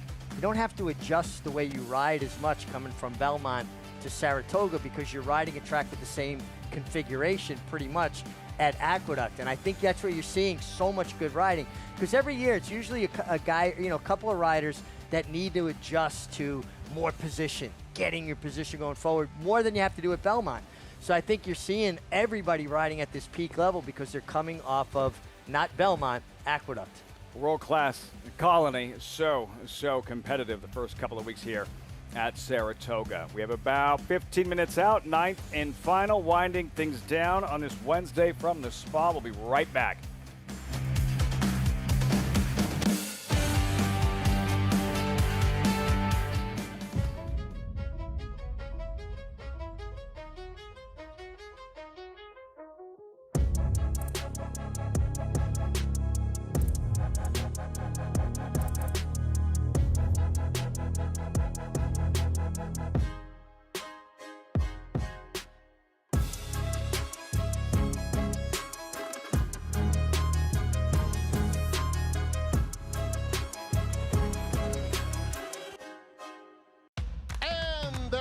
In the Belmont Stakes at Saratoga. Here's Dornick, headstrong in the early going. Mindframe is 4 deep, but up and on the pace, and Antiquarian is in the field. Turns for home. Mindframe on the outside is coming after Dornick. Dornick in an absolute thriller. Dornick and Mindframe. It will be Dornick and Luis Saez to win the Belmont Stakes at Saratoga.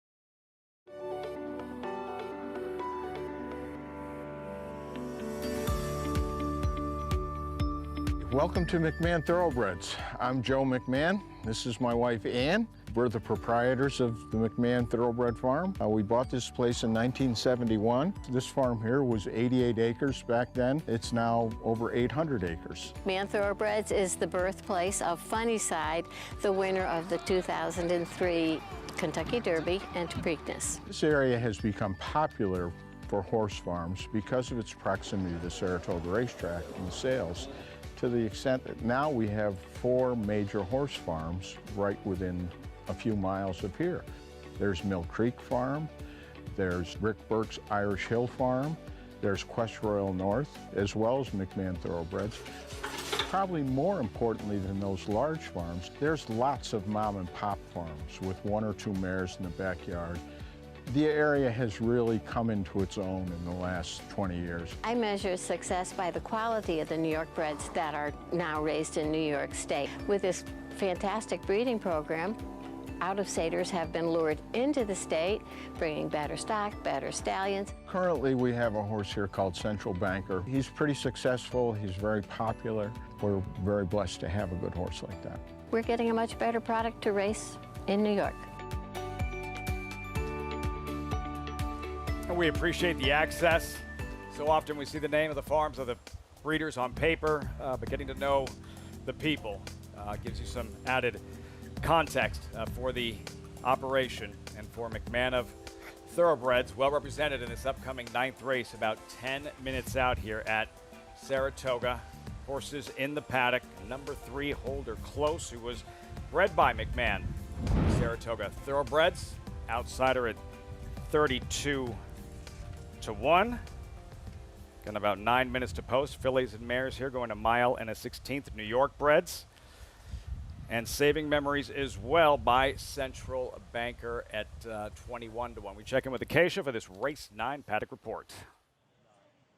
Lafitte, we'll start things off with a lightly raced filly making her first start for Linda Rice, and that is the 2 Quite Confidential. Gets back on the turf for the first time since her debut, and while it was a relatively slow race in her first start for 32,000 at Tampa, typically over the winter, some of those turf figures, you will see them be a bit lower, and a lot of horses use the winter at Tampa, particularly turf horses, as a place to get their season started. So I'm not going to hold that against her too much. One benefit is that she is in against New York breds for the first time here. Now, obviously, it's my first time seeing her, but she was very green when first coming into the paddock, kind of screaming and hollering and just not being focused at all. Much better once they put the tack on her, much more focused. She's not the biggest, a kind of a typical English Channel type of build. We know how much they love the turf, and I do think that she will really appreciate getting back onto this surface. The number 8 Rookie League is another lightly raced filly. This one for Chad Brown. We saw her race just once in April over at Aqueduct, where it was curious that she was trying the turf. There wasn't a ton of pedigree, and she was a big price for a Chad Brown first-time starter. But I noted that day that she had a turf hoof and didn't mind her getting on the grass, kind of that big pancake-like foot. But I was really concerned about sprinting because she was a big, kind of rough type of build of a filly, and she was subsequently pulled up in that race. We didn't see her for a little bit of time. Seemed like she walked off the track just fine, but just protected that afternoon. So she comes back here in for 40,000, which I think makes sense. I do wish that she was a bit more fit, coming back off a little bit of that layoff since April, but I do think that she will really appreciate more ground and stretching out in distance. Nothing about her looks like a sprinter. She's tall, she's leggy, that she has a big solid frame to her as well. So maybe she'll just find herself in the right spot to do a bit more running. That brings me to the 7 Lose Redemption. She is the only one in this field who's done some significant running on the turf and is dropping in class for the first time for Dave Duggan, who I have a ton of respect for. Now, she hasn't done a lot of running in those races, but they were against significantly tougher competition. That race 2 starts back. She did kind of run in place, but she has some tactical speed. She fits in here. It's her first time dropping down to this level, and she has a bit more foundation, and we know what to expect from her. Very fit and well-defined in this spot, and maybe, as the board would suggest, she's just meeting her friends today, Lafitte. Competitive race, Acacia. Lose Redemption trying to graduate in her 6th career start. JK, who does graduate in this 9th and final? I like the 7, Lose Redemption. You know, you'll see these races, these maiden claiming races, usually a mile and a 16th on the grass to wrap up the day here at Naira and especially up at Saratoga. And I always lean on maiden special weights that have shown something that are dropping in for maiden claimers. I prefer them over maiden claimers that have been running 3rd and 4th with decent figures. I feel like the class edge in this drop is significant. Substantial drop in class from maiden allowance, maiden special to maiden claiming. In a maiden allowance race, especially in Saratoga, you might hook a potential future stakes winner or grade 1 winner. You don't know what you're going to grab. In here, they've all kind of found their level, and I agree. I think Lose Redemption's got a big shot with that drop in class. For your pick 6 players out there, the 2, the 4, and the 6 are the only horses that are cashing out the pick 6. So your favorite right now, well, co-favorite, the 7, would carry over this pick 6. Potential for the carryover for the Thursday program. Live coverage right here. Saratoga Live, riders up. Paul, who do you think? Who do you think graduates here? Gosh, I was between the 6 and the 8, to be honest with you. The 8's confusing. I don't know what to do with the 8 rookie league. Like Acacia said, maybe the magic of Andy Serling being in the paddock will get this horse across the line. That doesn't. What will? Got a lot of papers. What's going on in there? Who has more papers, him or Linda? They could like way out after the race like the riders. Lot of stuff as we get set for this 9th race. 5 minutes to go. Lucky and Gorgeous emerging as the favorite, 5-2. Flavia and Pratt to ride, the 6th race maiden, and she's been there, second in her last in the money in 4 of 6. Yeah, I mean, and look, and you get Flavia, and there's nothing wrong with that. This is one of those situations where she's had 4 tries for maiden 40. She's been 2nd, she's been 5th, she's been 3rd, she's been 3rd. And those are all, it was obviously the Belmont meet at Saratoga, or the Belmont Stakes Festival at Saratoga, but those are downstate at Aqueduct. People want to win up here even more than down there. What makes you think that this horse is going to finally win in this group when it's probably a deeper group than she's been facing? Just your 2nd start on grass. Lucky and Gorgeous, 5-2. Post parade, we start with Adult Entertainer, 30-1. Blinkers on. Yeah, tough to endorse. In 5 starts, this horse has only beaten 3 horses. Number 2, Quiet Continental and Linda Rice are going to go back-to-back. Yeah, this horse ran well on turf on debut, and that was at Tampa against Open Company, albeit a maiden claimer. But now she's in against New York breds for the first time, getting back to the proper surface. Bred at McMahon. Saratoga Thoroughbreds hold her close. 9 race maiden. Yeah, with Lane Leslie aboard. Lane gave a good ride to Duck Fat a little bit earlier in the card and just missed. So he's riding well right now. Lucky and Gorgeous, 5-2, 4 minutes out. Yeah, more of a deep closing type. Ran well, getting to the turf for the first time last time. War Terminatrix, 3rd try on grass. Yeah, and now going to stretch out. Gets Junior Alvarado for Gary Contessa. Tongue Twister, Dylan Davis takes over, 5-1. Player should be forward. Ray Handel and Dylan Davis have formed a formidable combination. Lose Redemption, Contender, Romero Mirage. Yeah, like Acacia said, the horse is done running here, and at the main special weight level, you would think would be okay here. Rookie League, layoff, class drop. Yeah, she kind of jumped something on the far turn and was pulled up last time. She was not injured. Comes back here in a much easier spot. A lot of J's off the board in all 6. Yeah, all 6, and really tough to endorse. The one effort, though, was her best effort on the turf. Saving Memories, Jose Gomez, 25-1. Yeah, tough post. It's going to have to get a little bit faster, but maybe Jose Gomez watched Jose Ortiz last race and he'll find a similar Taking notes. That's the field for this 9th and final. 2 minutes out, circling back to Quiet Continental. This is her debut. Tampa Bay. Relatively cold on the board, pretty cold on the board. 13-1, JK, a solid effort for a career debut, having to settle for 2nd in the end. Yeah, and she switched to the barn of Linda Rice now. We know what Linda can do when she has one move into her barn. You know, look, I thought this race was good enough. Like, the figure wasn't outstanding, but I think competitive enough with this group, and you'd like to think there's probably another step forward there. But it's also the fact this horse showed a lot of speed, some tactical speed in that race at Tampa on the dirt that you see in the past performances that last race.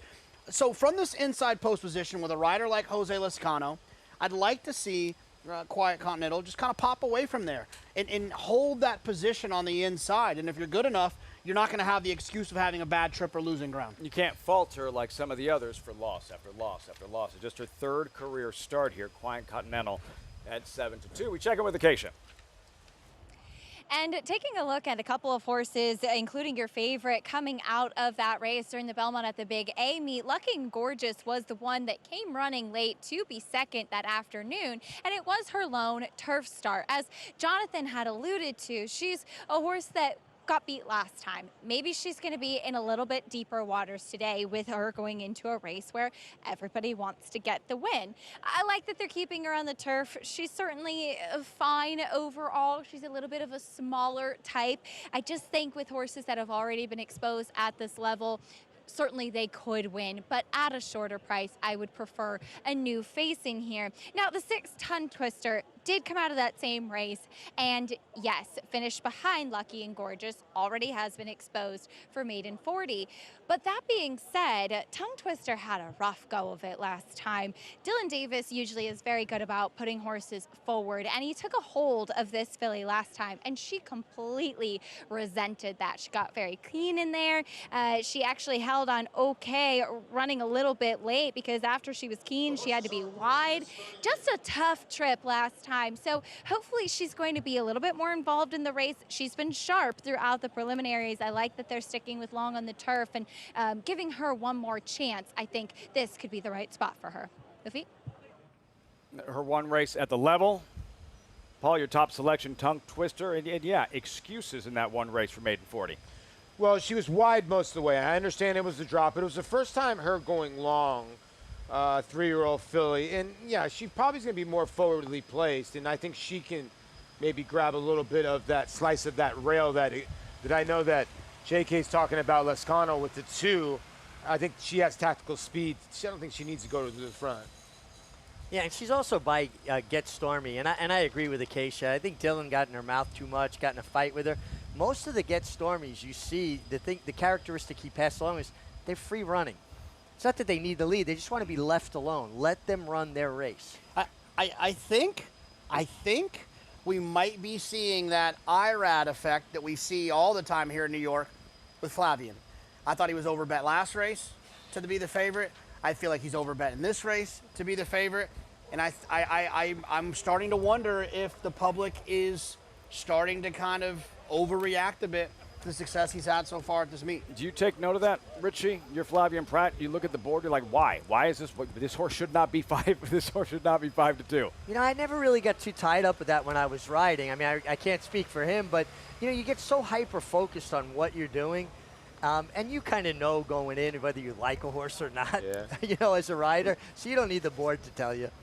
You're going with Lose Redemption for David Duggan. I am. I'm a big Dave Duggan fan. He and his wife, Lara, are tremendous horse people. I worked with them very closely when he was assistant to John Kimmel. He had previously been an assistant to Neil Drysdale as well as Owen Hardy.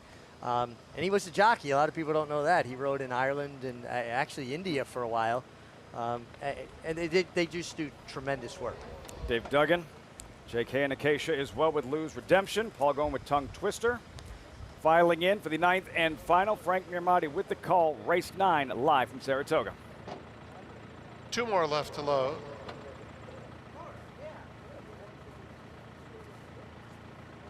War Terminatrix. Saving Memories. Saving Memories goes up and in. They're in the gate. And they're off. Rookie League is flashing some early speed out of the gate. On the inside, Quite Continental is up close too as they move into the first turn. And it is War Terminatrix, who's faster than all of them. Opens up a 2-length lead. Quite Continental in second. Rookie League is now racing in third. Lose Redemption is fourth, 4 lengths off the leader. And then Saving Memories on the outside. The opening quarter went in 25 and 4/5 seconds. Hold her close. hustled up in between rivals. Adult Entertainer is down on the inside. And then it's a 3 deep, a lot of J's. The 2 trailers, Tongue Twister and Lucky and Gorgeous at the back. They're covered by a dozen lengths behind War Terminatrix, who leads the way. Has it now by 3/4 of a length. Make it a length and a half to Rookie League in second. Down at the rail, Quite Continental staying close in third, Saving Memories in fourth. Adult Entertainers trying to move through along the inside with Lose Redemption just in front of that rival. The same can be said for Holder Close, who's now suddenly hard-ridden. Tongue Twister trying to move up in between horses. Lucky and Gorgeous has trailed throughout. War Terminatrix has led throughout. Every step of the way. Saving Memories moves up alongside to challenge. A wide bid from Lose Redemption on the outside as the field reaches the top of the stretch, and Saving Memories in between horses trying to get to the front. Quite Continental is trying to squeeze through traffic, and in the center of the course, a clear shot for Tongue Twister, who's coming very smartly now, and Tongue Twister hand-ridden to the front. It will be Tongue Twister pulling away in the end. Another for Dylan Davis. Quite Continental won the battle for second over Lose Redemption. Behind them, it was between Saving Memories and Lucky and Gorgeous from last. 2 more wins on the afternoon. Dylan Davis, Tongue Twister graduates in her 4th career start, pulling away from the field. Richard, we pick up the action at the top of the stretch. Yeah, Dylan got to save ground after getting squeezed back at the break. I thought she would be forward. Dylan, no panic, sat in there, waited, angled out to the clear once he had saved all that ground, and boy, did she finish today. What about the fillies leaning all over each other to his inside? Yeah, the 7 and Lose Redemption rush. Romero like had a little race riding there with the 2 there, and Lascano, he kind of came in and it kind of slowed the momentum. Listen, I picked Tongue Twister. I got a little lucky because these 2s were banging each other and he was in the center racetrack. But Dylan gave this horse never gave up because this horse got kind of pinched out of the gate and he was able to travel and kind of follow the 2. You could see him cut right to the rail and save ground, and this horse finished nice. 4-1, we'll revisit the start. Tongue Twister number 6, 6-2, 7-10. The favorite went out the back right from the start. Lucky and Gorgeous, Richie. And what happens here with Tongue Twister? Yeah, she just broke a little bit slow right there, and now you're going to see Dylan's going to have to just take up a little bit right there. And it affected the 4 as well, who was not going to have any speed. But Dylan said, okay, this is the hand I'm dealt. Let me just take my time, save ground, and see how it plays out. And, you know, that's the maturity I've seen in Dylan's riding. When things don't go well, he just keeps his cool. He's not panicking at all. To Acacia. I'm pleased to be joined by winning owner Mike Piazza of Zilla Racing. And Mike, we were just talking about the start and a little bit of a different trip than you drew up. Yeah, we really expected her to be out in front, and we saw her shuffle back and saw it was 25-4. Thought we were in trouble. When I saw her coming for home, I just couldn't believe it because we did not ever see the race, you know, unfolding the way it did. Ray made it very clear to try to get her forwardly placed because we didn't expect much speed. Maybe the 2 might go. And as soon as she broke, it's like we lost the race. And to see her run like that is just really nice. And, you know, great job to Ray. He said she had a really good week of training. She seemed like she woke up. And last thing to say was we were going back and forth. If it comes off the turf, do we run? Do we not run? We were so split because she's a much better turf horse. She doesn't show a lot on the dirt in the morning. But we also don't want to skip a race and get shuffled back when you lose the date for eligibility going forward. So, yeah, it's just so exciting. You got to run on the turf today, and it paid off. Did you lose your voice from cheering a little bit there? Yeah, a little bit, yeah. And I just wanted to say, you know, condolences to one of our partners, Kevin Cullen, who passed away, and his wife is here, right here in the green. And, you know, she's so emotional right now to get a win, you know. That was special. A little push from above. Yeah. Congratulations to the team. Appreciate it very much. An emotional win down here in the winner's circle of fate. Something we touched on earlier, Acacia. Some wins just mean a little bit more than others. Another example of just that with the Tongue Twister here in this 9th race at Saratoga. Dylan Davis, a beat, goes on 2 more wins. And observing the clock and also the turf course, Richie, Tongue Twister that far back off a pace that slow for her to still win tells you what? Tells me that this course, you know, with the rain that we got, is considerably slower than it was before today. I mean, we were seeing very fast fractions, particularly even for lower level horses. Horses to come from that far back on that slow pace tells me that the course is much softer than it was. Congratulations to somebody who hit that pick six. Hopefully it was at Naira Bet, 62,000. And it's going to be more because you're going to get the 5 out of 6s. Don't forget. And you got way to close out the day, building some momentum towards tomorrow. That could have been your bankroll play. Let's be honest, Andy, myself, and JK, we need to hit one of these dang bankroll plays sooner or later. 10-20 for the win. Tongue Twister breaks through, graduates in her 4th career start. That'll wrap things up for us here at Saratoga. Just like that, a quarter of the way through the meet. Look forward to seeing you tomorrow afternoon. Another exciting day of thoroughbred racing from the Spa. Today's highlight, no doubt, the Honorable Miss. Mike Smith in town, guiding home Spirit Wind, and the speed she brings to the party, able to hold on, and a grade 2 Honorable Miss.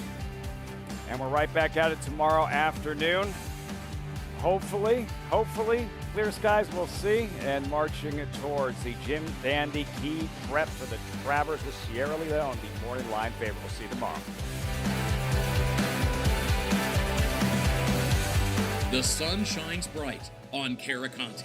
His first crops of racing age are showing brilliance on the racetrack with a high percentage of stakes winners. His versatility is evidenced by winners on all surfaces across the globe. Spandarella could not have been more impressive. The sun shines bright on this value sire. Fair down 25, fair down 25, fair down. Thank you. Right here, 525,000. Caraconte, standing at Gainesway. Horse racing? Check. Weekly promotions? Got 'em. Huge payouts? You bet. With Naira Bets. Download the app today and bet on any track, anywhere, anytime with live HD horse races, betting tips and tutorials, expert picks, and more. You bet with Naira Bets. Join now for a new member bonus at NairaBets.com.